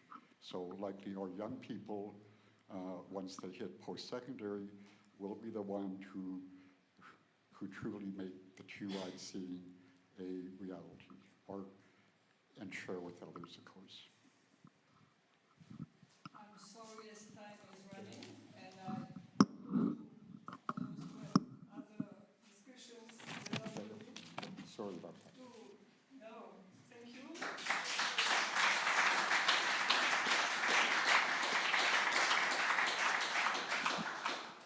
Now it's time to Juan to talk about plastic pollution in biosphere reserves. Thank you. Thank you.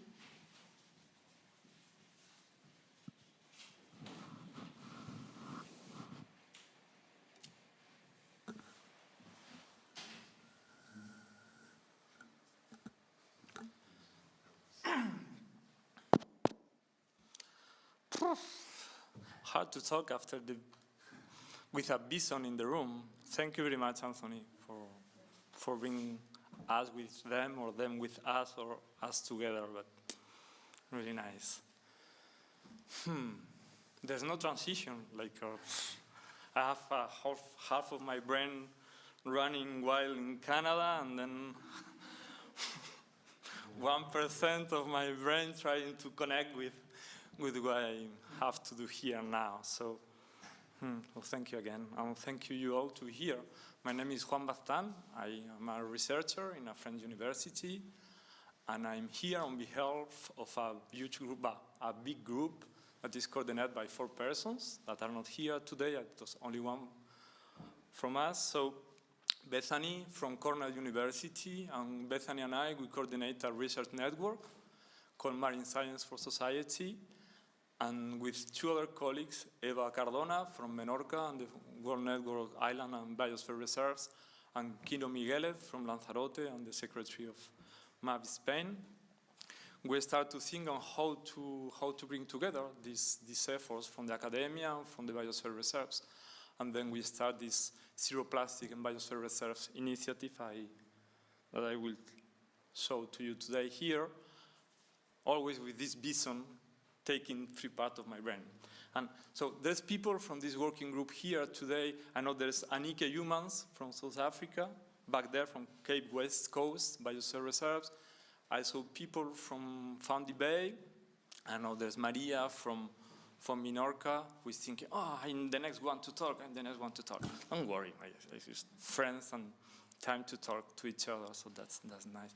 So why we start to work on plastic, and when, and how does it work? Thank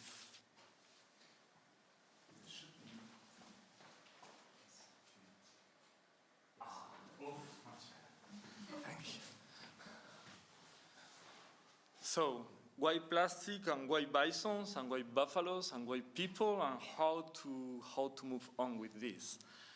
I have 3 things to share with you today, and at the end of the presentation, the conclusion will be we have no clue how to move on, and truly. So I go just to show you the path that we work on for the past years, and that's the starting. Well, we all know that plastic is or perhaps we don't know.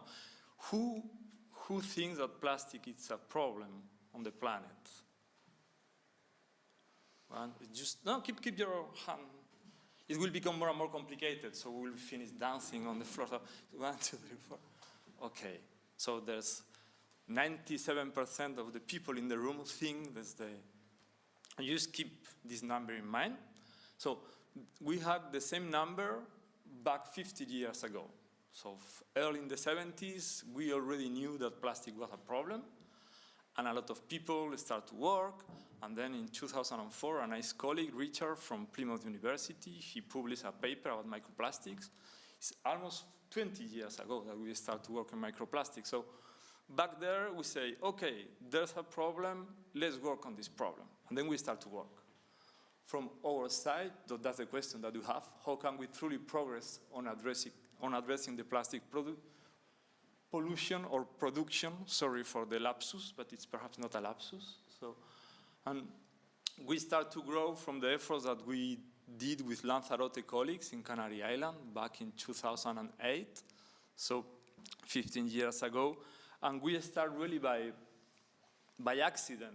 Back in 2008, I was living in New York, and winter was cold, and we say, okay, let's spend 1 month somewhere else. And then we've been in Lanzarote, and when we arrived to the beach, what we saw is this. The white lines are microplastics.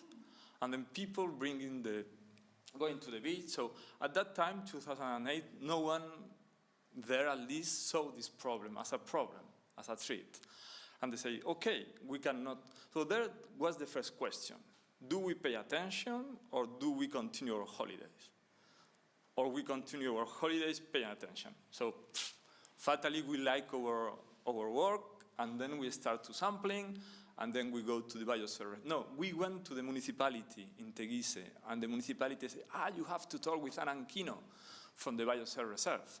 So we go to Arrecife, and then we start to talk with them, and then we start to sampling. So we do sampling, and we do sampling for 15 years. So we analyze all we can analyze with all of the results that you need. And at one point in 2013, so 5 years after, we did a diagnosis of the 3 islands, the 2 islands surrounding and Lanzarote. So we sampled like 125 beaches. It was 2 months sampling.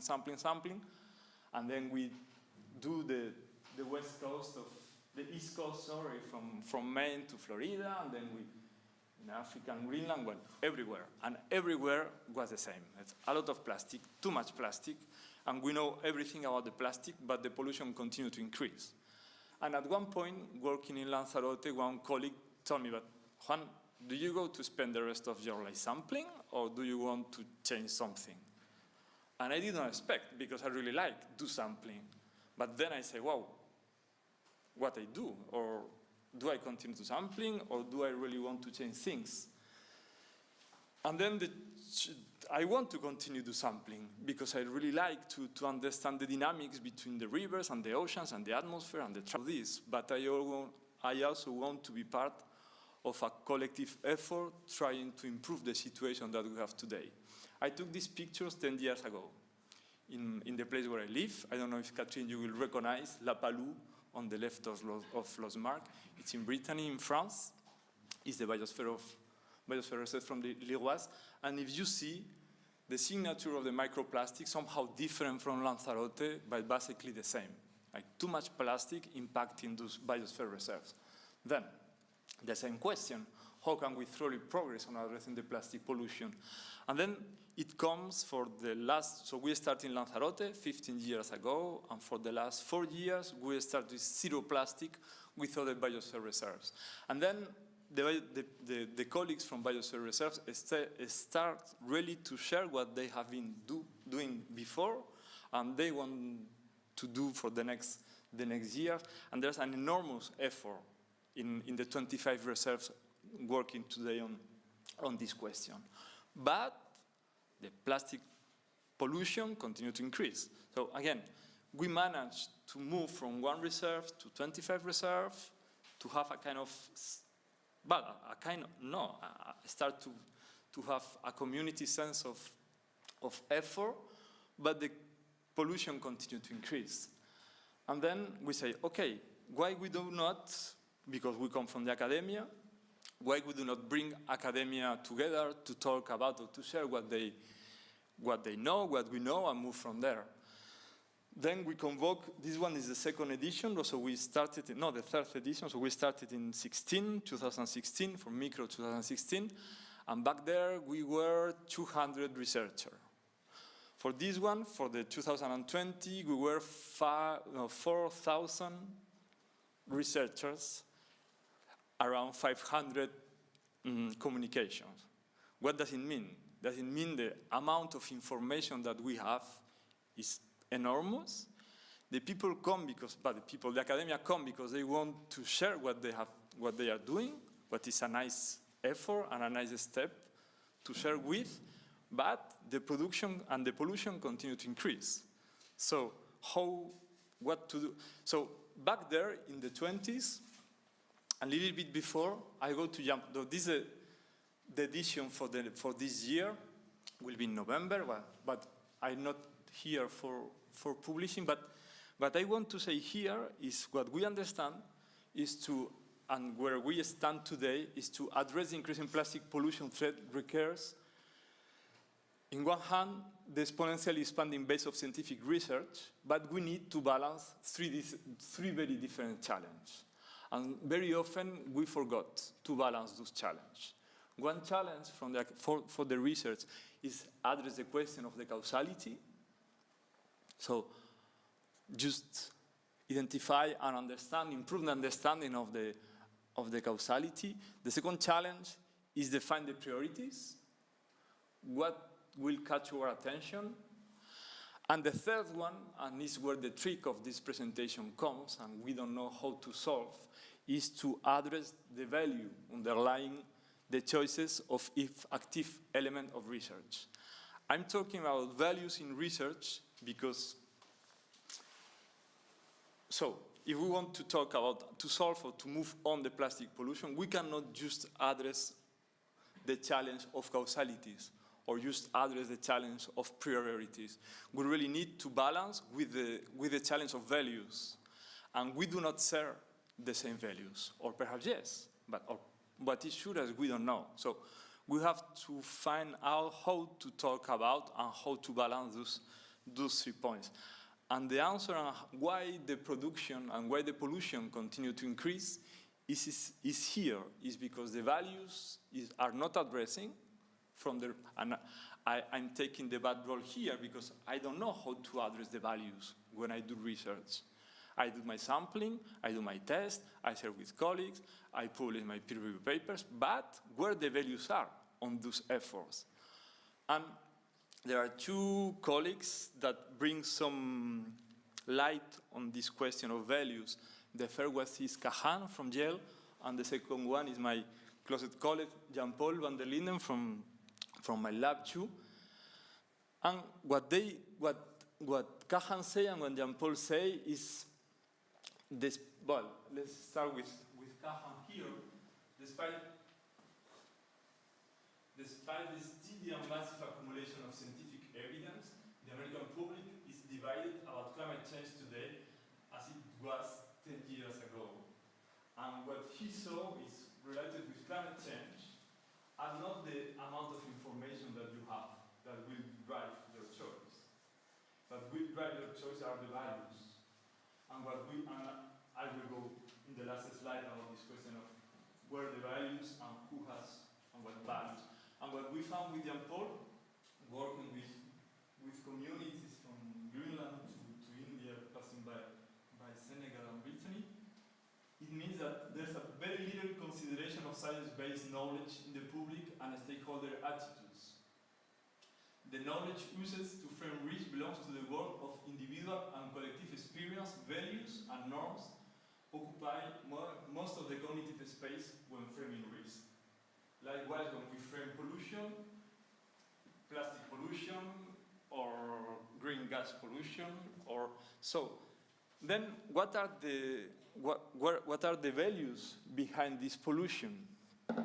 And then we go to Geiger publication.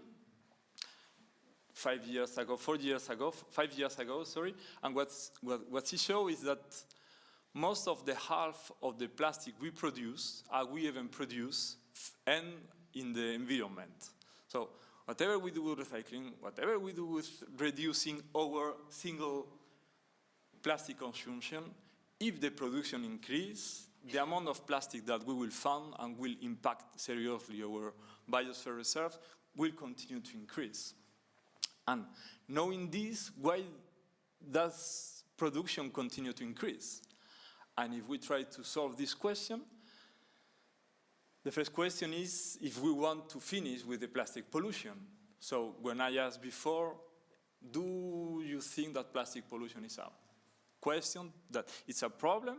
So most of us, we say yes. And then, okay, why if we say yes to this, why we continue to, why this pollution continue to increase? So, and why this pollution continue to increase is because the values that are addressed in the way that we work on are not the values of the ecosystem, are the values of the producers. So what are we doing is to keep the producers and the values of the producers in the middle of our efforts. And it's not because we are wrong or because it's because there's the structure of the production push the academia, push the biosphere research, push the society as a whole to keep the values of the production and the consumption in the core of the system. And that's why we do not solve this. So we have to learn how to address this dichotomy of values. Cool. So the values are the ones from unethical market economy. So we cannot keep the values of an unethical market economy and the values that want to preserve and to live in harmony with the environment. Are just both together cannot stay in the same room. And if they can stay in the same room, need to be in a strongly regulated way, and it's not today.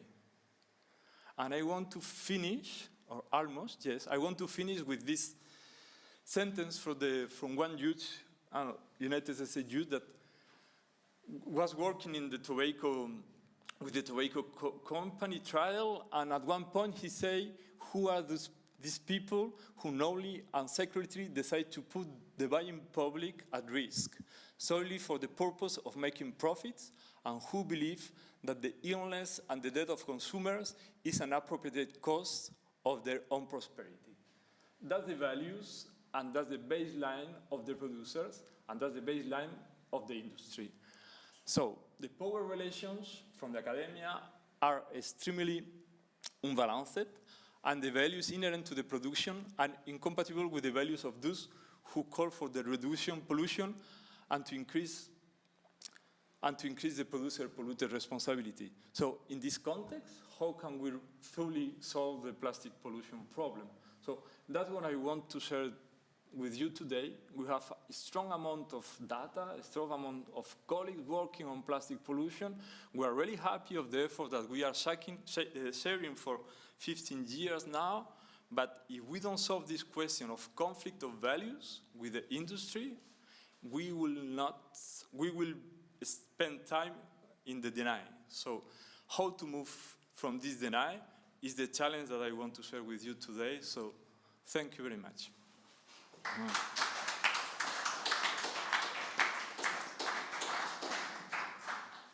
you, Juan. Any comment, any question? No? Well, I do have a question. At the beginning, you shared that nice anecdote that you were planning to have a holiday or winter vacation, and then you ran into that accident. Oh, sorry.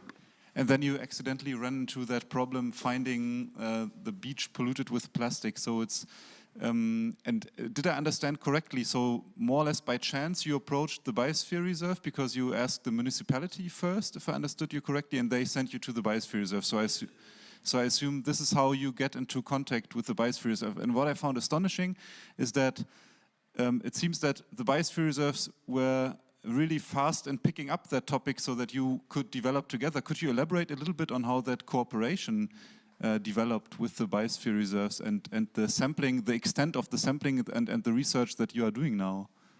Okay. Yes, you are right. Fast, I don't know. Like we spent 15 years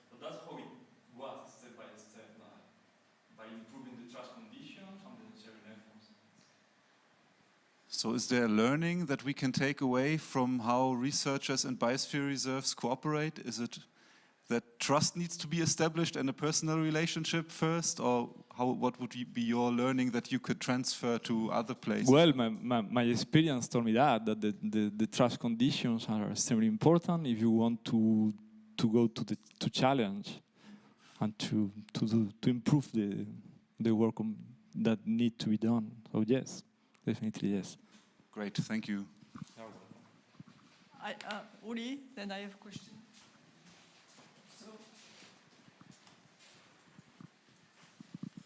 Just to quickly add here, I took a different learning. The learning that I took, that I heard in your presentation, was that with the big problems we have, research is not enough.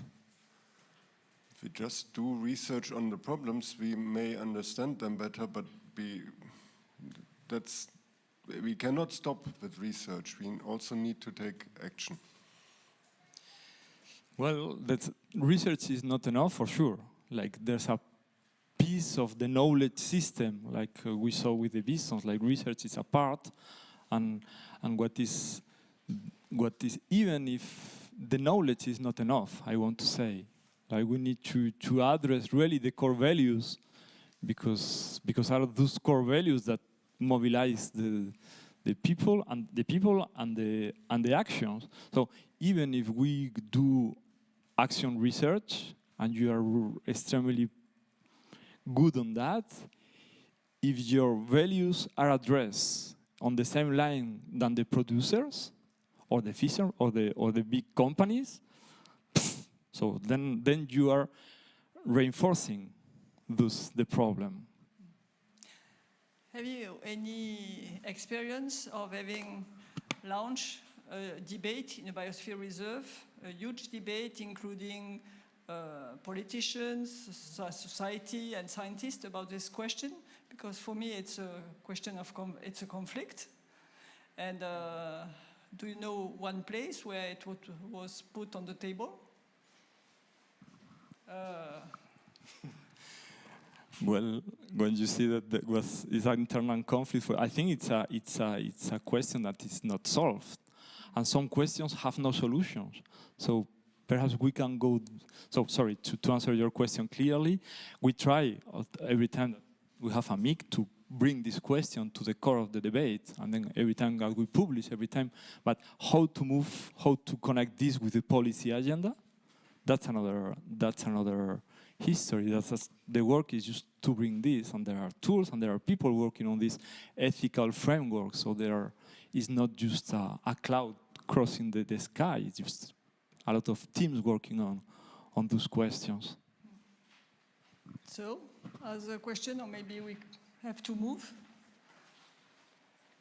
Yes, one last. Just a comment. I'm just wondering. So essentially, all the awareness legislation that's been put in place in terms of dealing with this problem, it's not really working at all? Well, understand me well. I know that was a bit abstract, my presentation, but no, it's really important. Like awareness, like research are important, and like policy is important. The key there is, do you want to stay in the deny, then you just go to clean your beach and you go back home.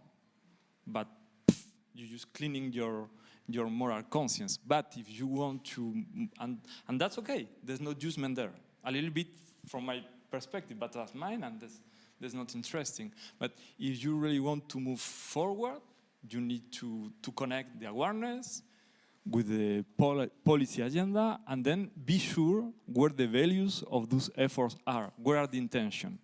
And it's not so easy, as Catherine says. So conflicts start to appear deeply in when you start to dig and say, okay, how can I connect the awareness? So I go to a classroom and say, plastic is bad. So what? Or not, it depends. Like, how do you connect those efforts? Business is not interested in moving, because I've seen some, unfortunately it's few institutions that do it, but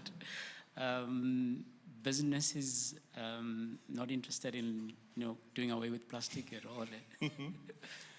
The first workshop on marine litter was in Honolulu back in the 84.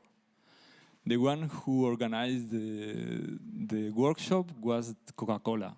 So yes, the business is interesting, but perhaps not for the good reasons. Thank you, Juan. Of course. Muchas gracias. Un placer.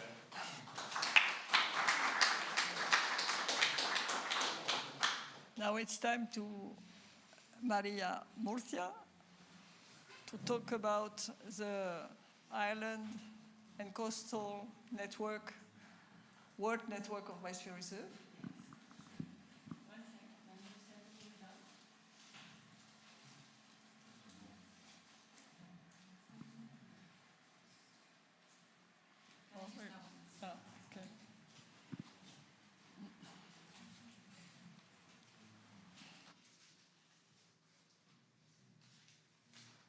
Hello, everybody.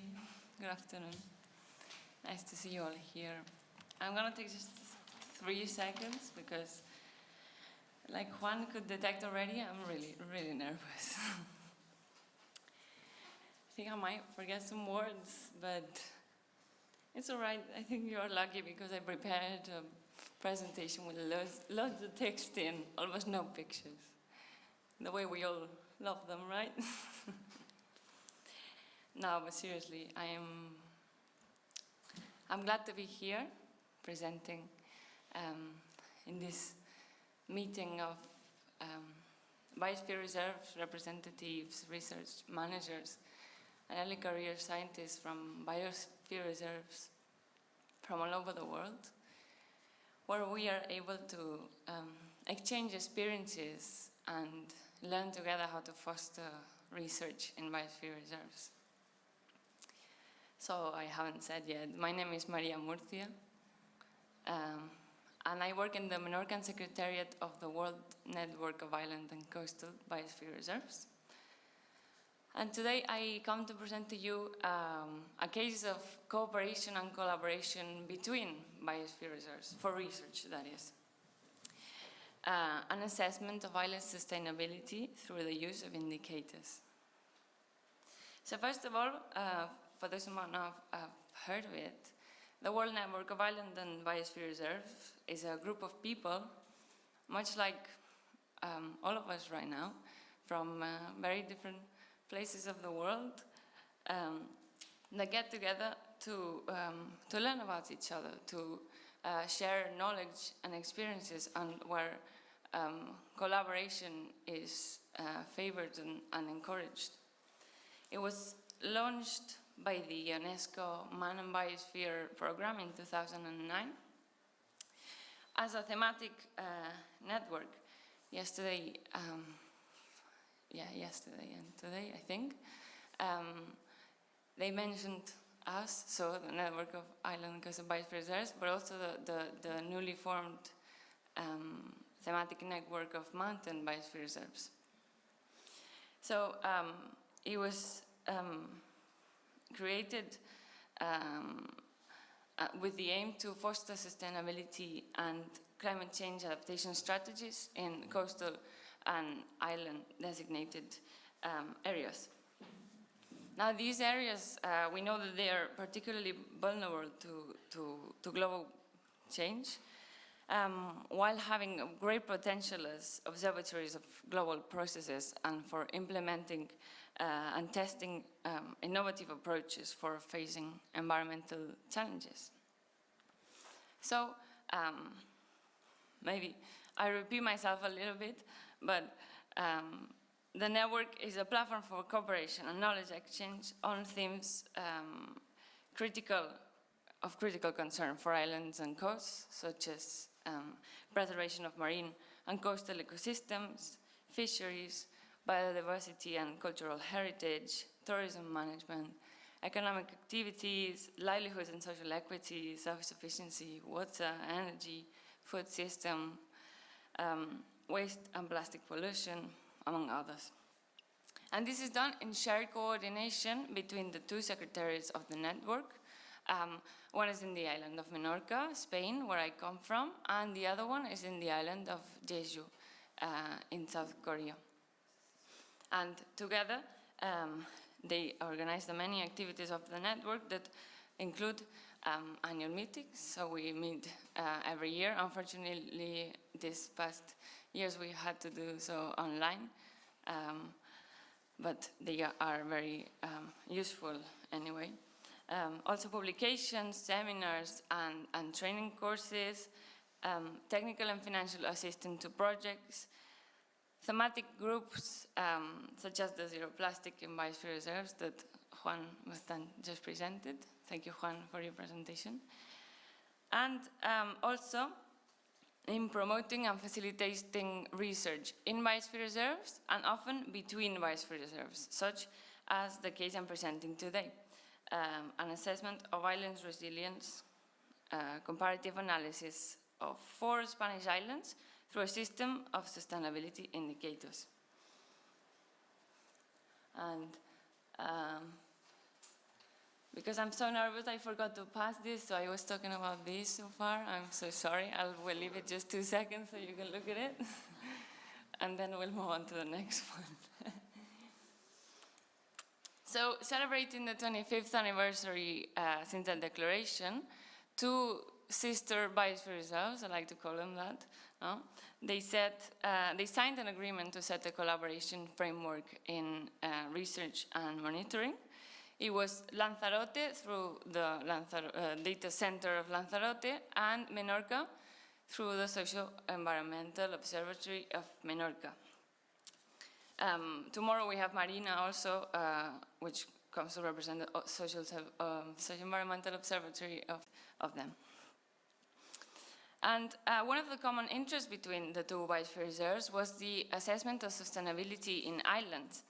And so they developed a system of joint sustainability indicators to undertake the comparative analysis of both islands in 2018. This analysis was later extended to 2 more Spanish islands, Ibiza and Fuerteventura. Therefore, the main objective of the project was to carry out a dynamic comparison of the 4 islands, so Fuerteventura, Lanzarote, and Sustainable Development Goals of the United Nations Agenda 2030. And to this end, a system of 98 indicators was created using historical data from the 4 islands up until 2019. And it was distributed in seven thematic blocks. That was population, economy and employment, society, tourism, territory and biodiversity, mobility and transport, and environmental vectors. Now, this presentation will last way longer, and I think I am talking slow enough if I were to explain to you all the results obtained in detail. So I'm going to invite you, if you are interested, to look the project up through the executive summary of it by using the QR codes that I just left on that chair in the middle. I also have some printed copies. Feel free to grab some, but there's not enough for everybody, so just for the ones that are most interested in it. However, the link that I just mentioned, it will take you to the webpage of the World Network of Island and Coastal Biosphere Reserves, where you can check that out as well. And you can download the executive summary as well as the complete report. However, the main message that I want you to take home from this is that through studying sustainability in islands in a comparative way, we are not trying to reflect who's doing better or worse and point fingers, but instead that we are able to understand how they are evolving over time and learn from one another. Also observing how these biosphere reserves might respond to changing socio-environmental situations. So this study makes it possible to broaden perspective and exceed the known limits of the biosphere reserves by contrasting their reality with other similar territories that have evolved in a similar or different way. And by contrasting then the reality of each of the 4 islands, in this case, from an informed perspective. I'm going to start speeding up. I think I should, no? So there's many aspects that supported this study, and the clear one is the existence of operative centers for bioreserve monitoring, research, and data analysis has been a relevant condition for this integrated research to be developed. Like I said, it was the Lanzarote Data Center, as well as the Socio-Environmental Observatory of Menorca, that developed the system of joint indicators and also undertook the analysis, but also gave support to the other islands' participation that had no permanent data observatories. And another factor that was crucial for the study was the possibility to rely on the National Statistics Institute of Spain and its regional delegations, the Institute of Statistics of Balearic Islands and the Institute of Statistics of Canary Islands, as a very important factor in making possible the homogeneity and comparability of data among islands. Now, this is a comparative study, so if we need one thing, that is data that can be compared, data sets that are comparable. As well as this, we have to bear in mind that these data sets used are also very long, so they are historical data. They almost date back and even exceed in some cases the time when these biosphere reserves were declared. So I think we are privileged also to have this reference entity that can provide such systematized data for this study. Now, the collaboration between the islands was possible through a pluriannual agreement framework, which gives stability and continuity to the project under changing conditions in political and institutional context. Along with this, for consolidating this research pathway, it would be key also that it is supported with a pluriannual funding framework. And it is also to be mentioned, very important, that the scientific committee of Lanzarote were a strong support to the study. They supported actively throughout the whole process, and this highlights the importance of having a solid research structure in place. And finally, the existence of an effective framework of knowledge exchange and transfer, such as the World Network of Island and Coastal Biosphere Reserves, is also a key aspect to discuss and integrate the lessons learned, as well as to make possible a future broader research. So, like any other research project, it has gaps, and I think it is very enriching that we identify and recognize them so that the study can actually improve and evolve. I think this is one of the reasons we are here in the first place. And it's been mentioned before, no? Like learning from the gaps or the missing things. So at this stage, the analysis is limited to the existing and comparable variables referring to population, economy and employment, society, so all the thematic blocks that I previously mentioned, and their evolution through a set of years. However, many aspects relevant for sustainability are difficult to measure and compare in the same terms, as for example, information on local knowledge and culture or gender studies, which have an important qualitative component. And they would need different approaches to be integrated into the assessment. So the indicators studied give us a good image of sustainability in islands. However, there's these other aspects that haven't been included and should be included to get the bigger picture. And this presents a gap in the research, but also a challenge in its potential for deepening the study. And as well as this, in order to identify and track resilience patterns, the analysis of trends of key sustainability indicators should be completed with a qualitative analysis of public policies, institutional and social contexts that might be influencing the different responses of islands under changing conditions, as for example, the COVID-19 crisis. In fact, the further development of this study will include more recent data to detect how these 4 islands have responded to the crisis. And this part of the study, it is likely to be published later this year.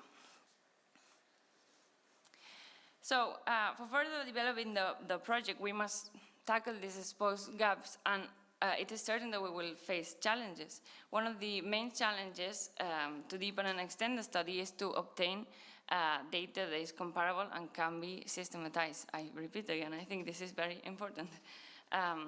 So as to work with this set of indicators. Along with this goes the reality that different biosphere reserves have different operational contexts and capacities. And we must learn how to work with this so that we can collaborate with other partners, providing a model for this comparative analysis to be extended to other sites, other biosphere reserves, countries. And now this next one, you might have guessed it already, it's funding. So obtaining funds to extend the research further is also one of the main challenges, especially when this is done in a cooperative manner between very different territories with different supporting frameworks in place. And what refers to the support structure, it would be important to involve research groups in deepening the analysis and extracting policy recommendations for management. Like I mentioned beforehand, it was really important to come with the backing of the scientific committee from Lanzarote and its commitment to the study all along. And in the context of the World Network of Island and Coastal Biosphere Reserves, the challenge and next steps to undertake would be to draft a research plan for the network, identifying priorities, management-oriented research, and funding mechanisms. Yeah, we're still in this one. There is an idea for the network to develop an eco-social transformation lab, which would suit this need, but so far this is in a very germinal state right now. And there are certainly many aspects that have been beneficial for supporting and strengthening the research, and that should be celebrated. And that is the support of the Man and Biosphere program from UNESCO, the MAP Korea and MAP Spain, in providing the framework and the funds to enable the functioning of this thematic network through a 5-year agreement and a work plan that was drafted with the participation of all network members. Another benefit is the close cooperation with a network of Biosphere Reserve managers and researchers committed and involved in exchanging experiences, data, and projects. And the transfer mechanisms of the network as a potential dissemination and mechanism for replication of results. So, we now get into the conclusions. So I have already mentioned that islands have an important role as permanent observatories of global change and may be relevant sites of strategies and public policies in sustainability, adaptation to limits, and facing the current critical socio-environmental pressures. And this study aims to meet the need for relevant indicators to assess public policies and management options in relation with island sustainability. Contrasting management models with detected trends in sustainability could help to identify resilience patterns in different contexts and orient decision-making to social and environmental desirable scenarios. And the World Network of Island and Coastal Biosphere Reserves as a platform for cooperation and transfer seems the ideal place to disseminate findings and enlarge the scope of this analysis. As a framework for supporting research, the network should be strengthened by a scientific committee or research management structure involving research groups linked with the Biosphere Reserve members, as for example this idea that we have in mind of the Eco-Social Transformation Lab. And in this regard, research plans should be elaborated, identifying priorities, integrating and disseminating research, searching for funding, and support decision-making. So before I finish, just a quick reminder that you can learn more about the study by checking the QR codes that are there in the middle, or just taking a copy of them. And if you are interested in getting on board with the study, please do not hesitate to contact us. And also, if you think that your biosphere reserve might be interested in joining the World Network of Island and Coastal Biosphere Reserves, we would love to have you join us. So thank you very much for listening to me. I hope you enjoyed the rest.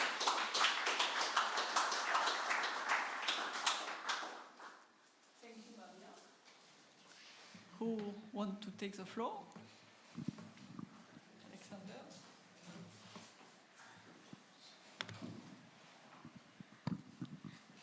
Yeah, thank you. I think it was a very interesting and structured presentation. Thank you. Yeah, I have 2 questions. The first one is, how transferable do you think the sustainable indicators are for land-based biosphere reserves? That's a really interesting question, actually, because so far it's just been done in island biosphere reserves. No, I think this actually would be as long as, sorry, let me structure this better. I think one of the main challenges that I mentioned is that it has some kind of data observatory and is able to gather all the data from the territory. I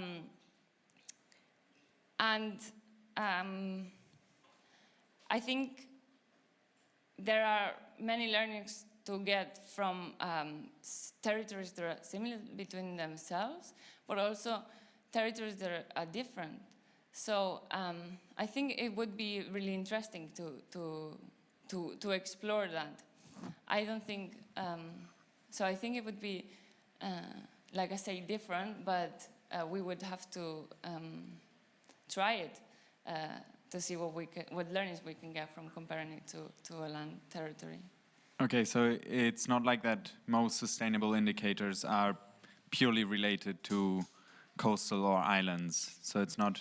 No. I mean, so just from the titles, it didn't really sound like it. So. Okay, it didn't sound inviting for land. No, it sounded like it could be very transferable. Okay, yeah. So basically, the study was done under the scope of the World Network of Island and Coastal Biosphere Reserves, because it was I guess the one to get these islands in touch, although they were in touch beforehand. But it was done under this umbrella. But that doesn't mean that this study is only prepared or only destined for island or coastal biosphere reserves. So I think it should be really interesting to compare it with land. Okay, cool. And yeah, my other question is, which island won? Which one was the most sustainable? I'm not meant to say that. Did you have like a ranking afterwards, or? No, there's no ranking. Like from these conclusions, like they are not compared in that way. There's no ranking. So, like we say, it's not really looking who did better or worse. So, like just looking how they evolve differently, because there's. I guess we don't have a global score, no? Also because different things, different aspects change in different times, if that makes sense, no? So for some things, we are just not looking at who is better right now, but like who evolved differently when and why, if that makes sense. Yeah. Okay, thank you for the question. Thank you. I think your first question was very interesting, because I am convinced that sustainability is, when it is in an island, it's more challenging than in an open territory. Mm-hmm. So probably the adaptation would be very interesting. But well, yeah, I think so too. Yeah. Other ideas? No? I had a comment. You talked about a lot of comparison between sites with the data. And and also of having data to assess sustainability. And my comment is that probably the second is more interesting than the first. And I think that each biosphere reserve has its own itinerary. And what we are all looking to have is sustainability and how we go, how we change, and being in capacity of evaluate the change between 5 or 10 years. And exactly. I think it's more interesting than comparing the sites, in fact. Yeah, actually, maybe it was badly worded, but what I meant to say is to make this same, the sustainability comparison between different sites. So it was really like an invitation for everyone else to join this study. Yeah. Thank you for the comment. So, no question? So thank you, Maria. Thank you. Now it's time to Carolina Perret to come and talk about how research help the Biosphere Reserve in Peru. Sí.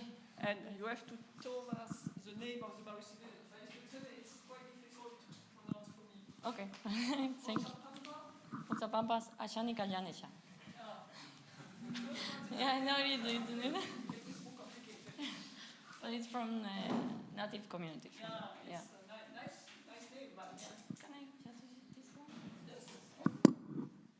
No last sentence. Okay. Good afternoon to everyone. I'm really happy to be here and share our experience, but even more to hear about your experience. So here I am coming as a representative of this research grouping group from the Biosphere Reserve Oxapampa, Shanika Yanesha from Peru. So, can I, the next one, oh my God.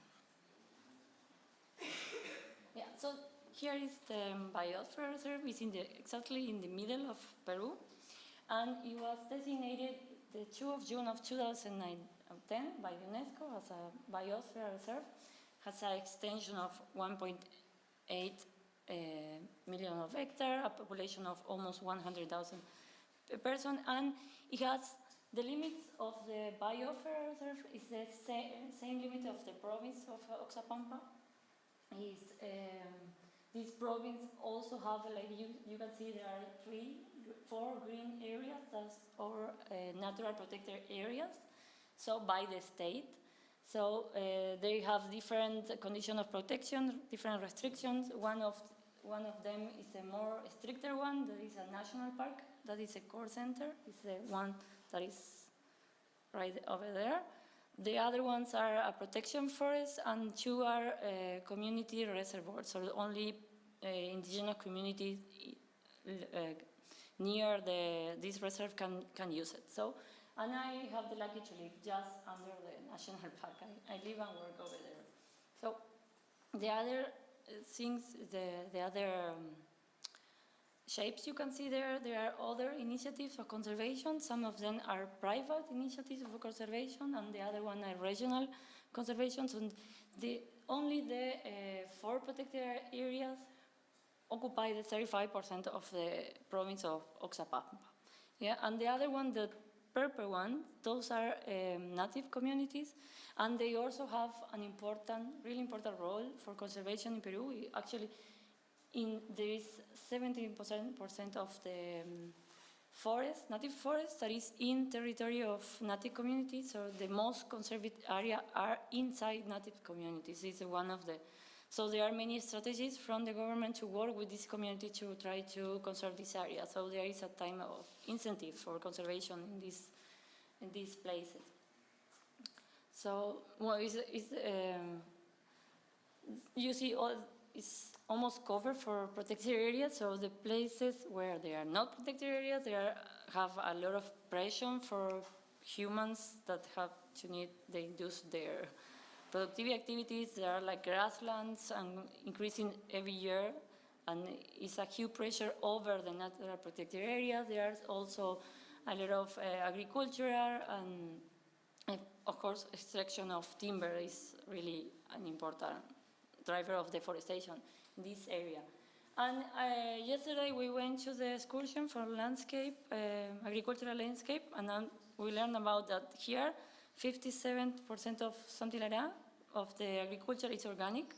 In this area I was thinking, how much can it be here? It's just, maybe it's not more than 1% of the area organic. And there is another issue, that if there are some products, they are produced in an organic way, and you only can produce this, like it's a spicy from Peru that is, Peruvian love it. You only can produce it if you cut a new forest, a really healthy forest, and you use that soil for producing. That's the only way you can have an organic product, that kind of product. So it was a little bit contradictory to how, if you consume an organic product, is this better than other way or no? Because for the environment, yeah. And then, so I am the governance structure of this Biosphere Reserve. Has 10 specialist working groups that support the manager of the reserve. The topics that this group are responsible are demands of the civil population and the local organization. So people from there decide what is for interest in the area for the Biosphere Reserve, and this group are formed and trying to support the manager of the biosphere. So I am part of one of this group.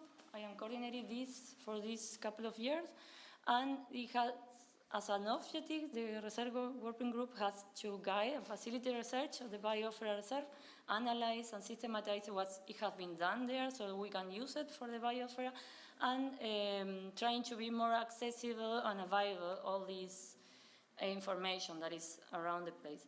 And these groups are voluntary. Everybody who participates or be part of this group is a completely voluntary job for us.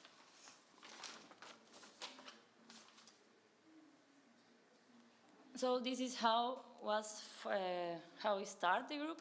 So 1 year after the designated by UNESCO, there was a group of institutions, mostly NGO, a local university, the representative of the, I don't know, who coordinated the national parks in Peru, were part of this first group that they conformed. It was a committee, scientific committee that lasts until 2015, then changed the people who was in charge, so changed everything. And again, in February of 2019, there was a new interest of the different people, again, to be part of this group. And in May 2008, we were recognized by the local authority as a group. At that time, we were only formed by mostly for the local university, the NGOs, and one of them is a private sector. In 2020, we have more interest for people to be part of it, but not only, this time it was not only for organization or institution from there, it was civil population can participate of the group. We started to be an open group, so everybody who is interested to be part, not necessarily linked to research, can be part of the group. There are many ways they can help this group. So till now, we are formed like this in 2021, that we are again, the university, the local authority of national areas, some person interested, and NGO. So you can see how the members are changing. Some of them are the same from the beginning, have the same interest, but the change of the member have to do a lot with the change of the politicals in all the people who is in charge of this institution at the moment.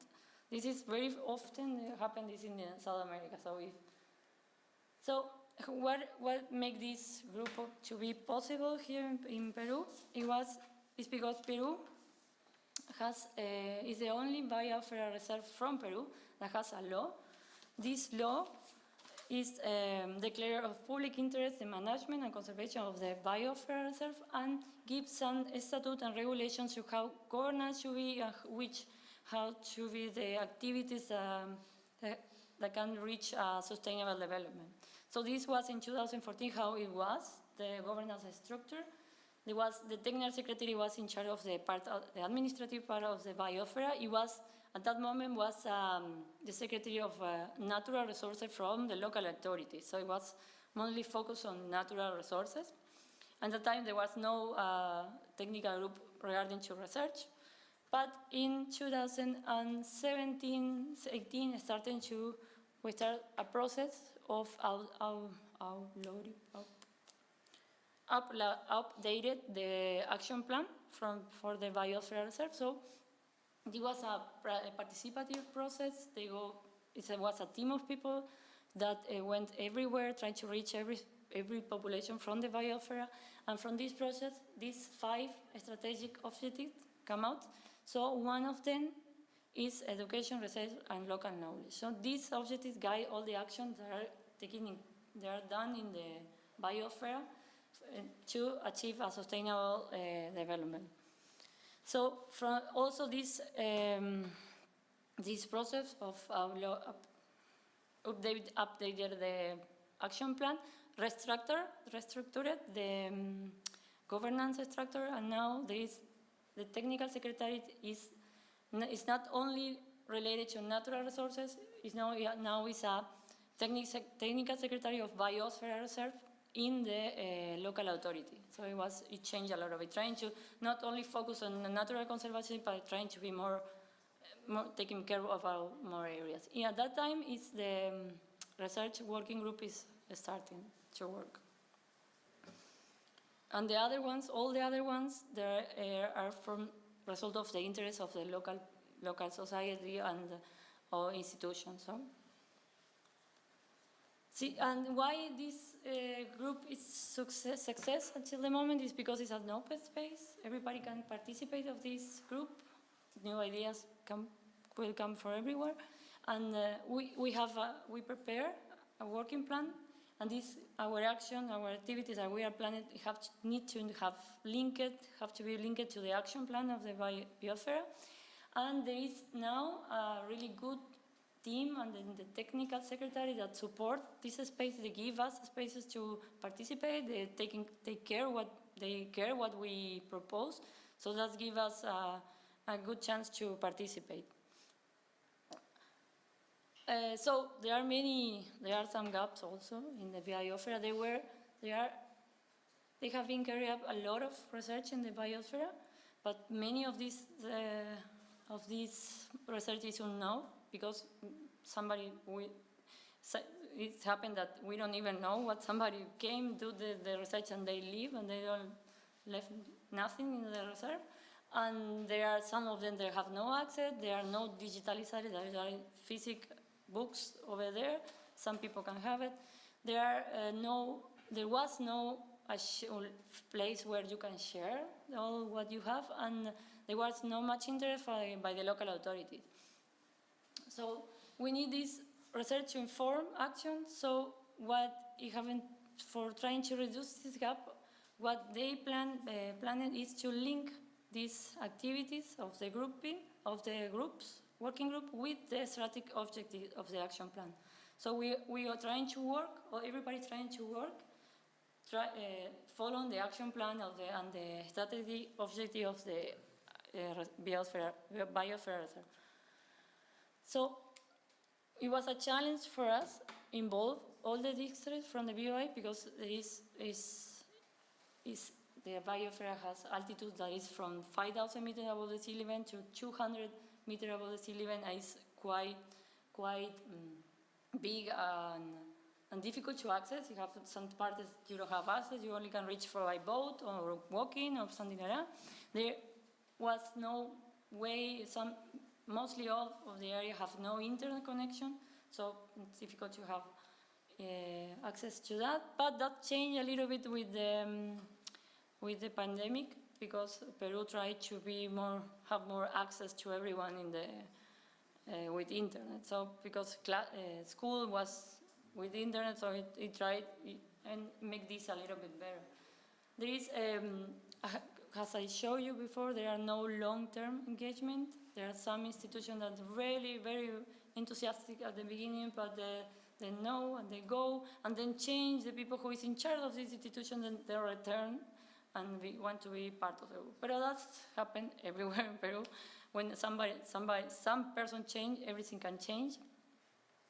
Bureaucracy is another issue because, for example, the local institution, the local university, they have having done research over there since 1980, and they have all this research in a room. They're all printed and in some room. And we, as a group, we try to make this more accessible, but they have a lot of things to do, and it was not possible. Even though we want voluntary, we was going to digital everything and put it available for everyone, but it was not possible. So it is also a challenge for us to include indigenous communities and organizations, but this is, as I say, it's an open group. Everybody who wants can participate, but it is difficult because there is, I don't know, we have to change something on how we act, I think, for make them more inclusive for them. And this group has reliance of personal involvement. It's really dependent of personal involvement of the members. So everybody who is here in this group dedicate a lot of their personal time for make this working work to achieve the goals. Yeah, because we don't have own funds. Just everything we do, we need to coordinate with the. Actually, we never get any funds, so we just do it by free. Everything what it has done till now. So some factors that were beneficial for us was, of course, this time was this political will from the local government, and a proactive leadership is mostly one person that is there in the technical secretary that is coordinating everything, and they give us a space for everything. So we are really thinking for this person that is really interested for the Biosphere Reserve. So we have this active participation of members that dedicate their personal time, and we have a lot of a few international cooperation from IKI, HESDA, and the University of Vogel, who help us to collect the research from the area. So this is what we have done as a group, but because there is different, we have our activities planned with working. Okay, the activity we plan have to do with the activities that each institution do regarding research and what we can do as a group. That's the part that is different. So as a group, till now we have done, we have a really highly motivated collective of professionals. We started this research repository in 2015, and with the help of the Vogel University, we have now around 500 publications that are already in the web page of the Biosphere Reserve. They are accessible for everyone. You can access to those web, and you can see what they have done in the Biosphere Reserve. And we are the only Biosphere Reserve that have this system in Peru. And also 150 of those research were system mapped and system and read and analyze everything. So we did this kind of maps where you can see where was doing this investigation, what were the objectives, what issue they avoid, or everything you can find in this web page. And also we have when 2020 we have to present the periodic review for the UNESCO, the form. So what the information to complete that form was everywhere. It was really a challenge to complete the form for us. So we as a group, everything that is writing regarding research is what we provide as a group to this, the institution who was in charge of this form. So as conclusion, now we have a legal and institution infrastructure that give us a group a great potential to achieve this goal. The motivation of members is key, acknowledged by the authorities, promoting exchange of experience, opportunity to scale up initiative, and Finally, it's necessary to assign, we need some budget to do some activities that are from the group and not only dependent of what institution are the members of the group. And I think that is all. That's all. So.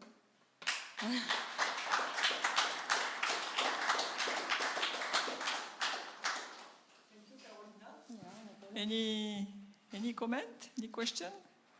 You be tired. That's what he fast there. Yes?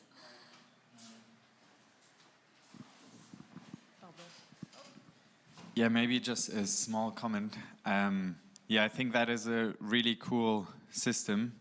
We're thinking about doing something similar, especially also with mapping out where investigations have been done. I think that is like a great tool if like for future research, you know where you want to do your research, and then you can just see, okay, this has been this research has been done just on a map. Yeah. I think that is a really cool way of doing it. To the webpage. We use free server, so the local authority don't have to pay, because if they have to pay, there is no way this process can last for more time. So you can access to the webpage. But that was the idea, that if somebody wants to do a research over there, they need to take account what is having done there, or what the Biosphere Reserve needs right now. Yeah.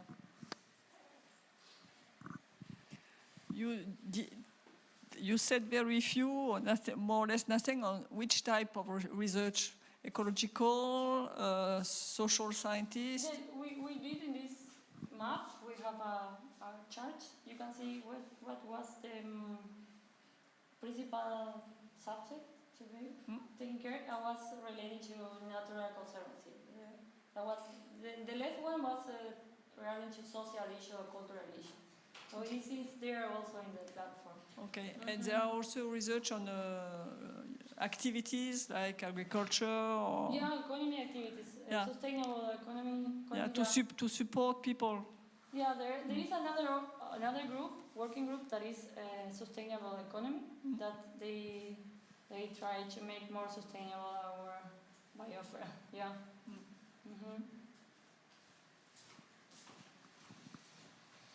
Yeah. Also adding to what you said, I think it's a very nice tool that you were developing. And I was thinking, also asking the group of research managers here, would this be in how do you say this in English, like imaginable in all biosphere reserves to have such a kind of network that might also link, for instance, activities that are done in one biosphere reserve with others, and also then help researchers to find areas that might be interesting, like in a project that might even be addressed like to the UNESCO, that UNESCO could carry out.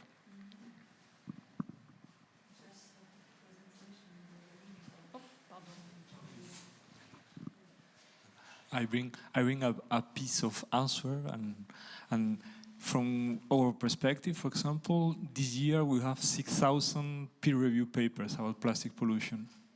This year, so it means that we have 20,000 papers. And to find a way how to have a meta system, we don't know how. And we don't know who will use it. But seeing the Biosphere Reserve example, perhaps makes much more sense to come from what directly is linked with, and then grow from there. That's one layer as a piece of answer. And the second one, I saw that you use ESRI as SIG system. There's open system like OpenStreetMap or other tools that we can learn too, how to connect the efforts with this open software and so on. But really nice presentation. Thank you very much. Yeah, the problem with open access system that they have a lot of limitations. You have to think really, really good how you want to put the information to be in the maps. It's quite difficult to me. Yeah. Yes. Just to join in the discussion, is anyone familiar with the doing systematic map? So this is a kind of a systematic review where all the evidence available online and gray literature So we get all those evidence and then, what do you call this? Screen those evidences for relevance, and then actually for systematic map is just for relevance, but there's another systematic review process which we screen them for the quality of the study. So maybe you could check that out. Our project, the Blue Communities, you might heard of it from the previous presentations, but we have produced a systematic map for evidence documenting, for example, protection of the environment and its result or effect on human health and well-being. So we've produced maps where it indicates how many studies on such topics are there. So maybe you can check that out. Systematic mapping. Thank you. So? Thank you very much, Carolina. No problem.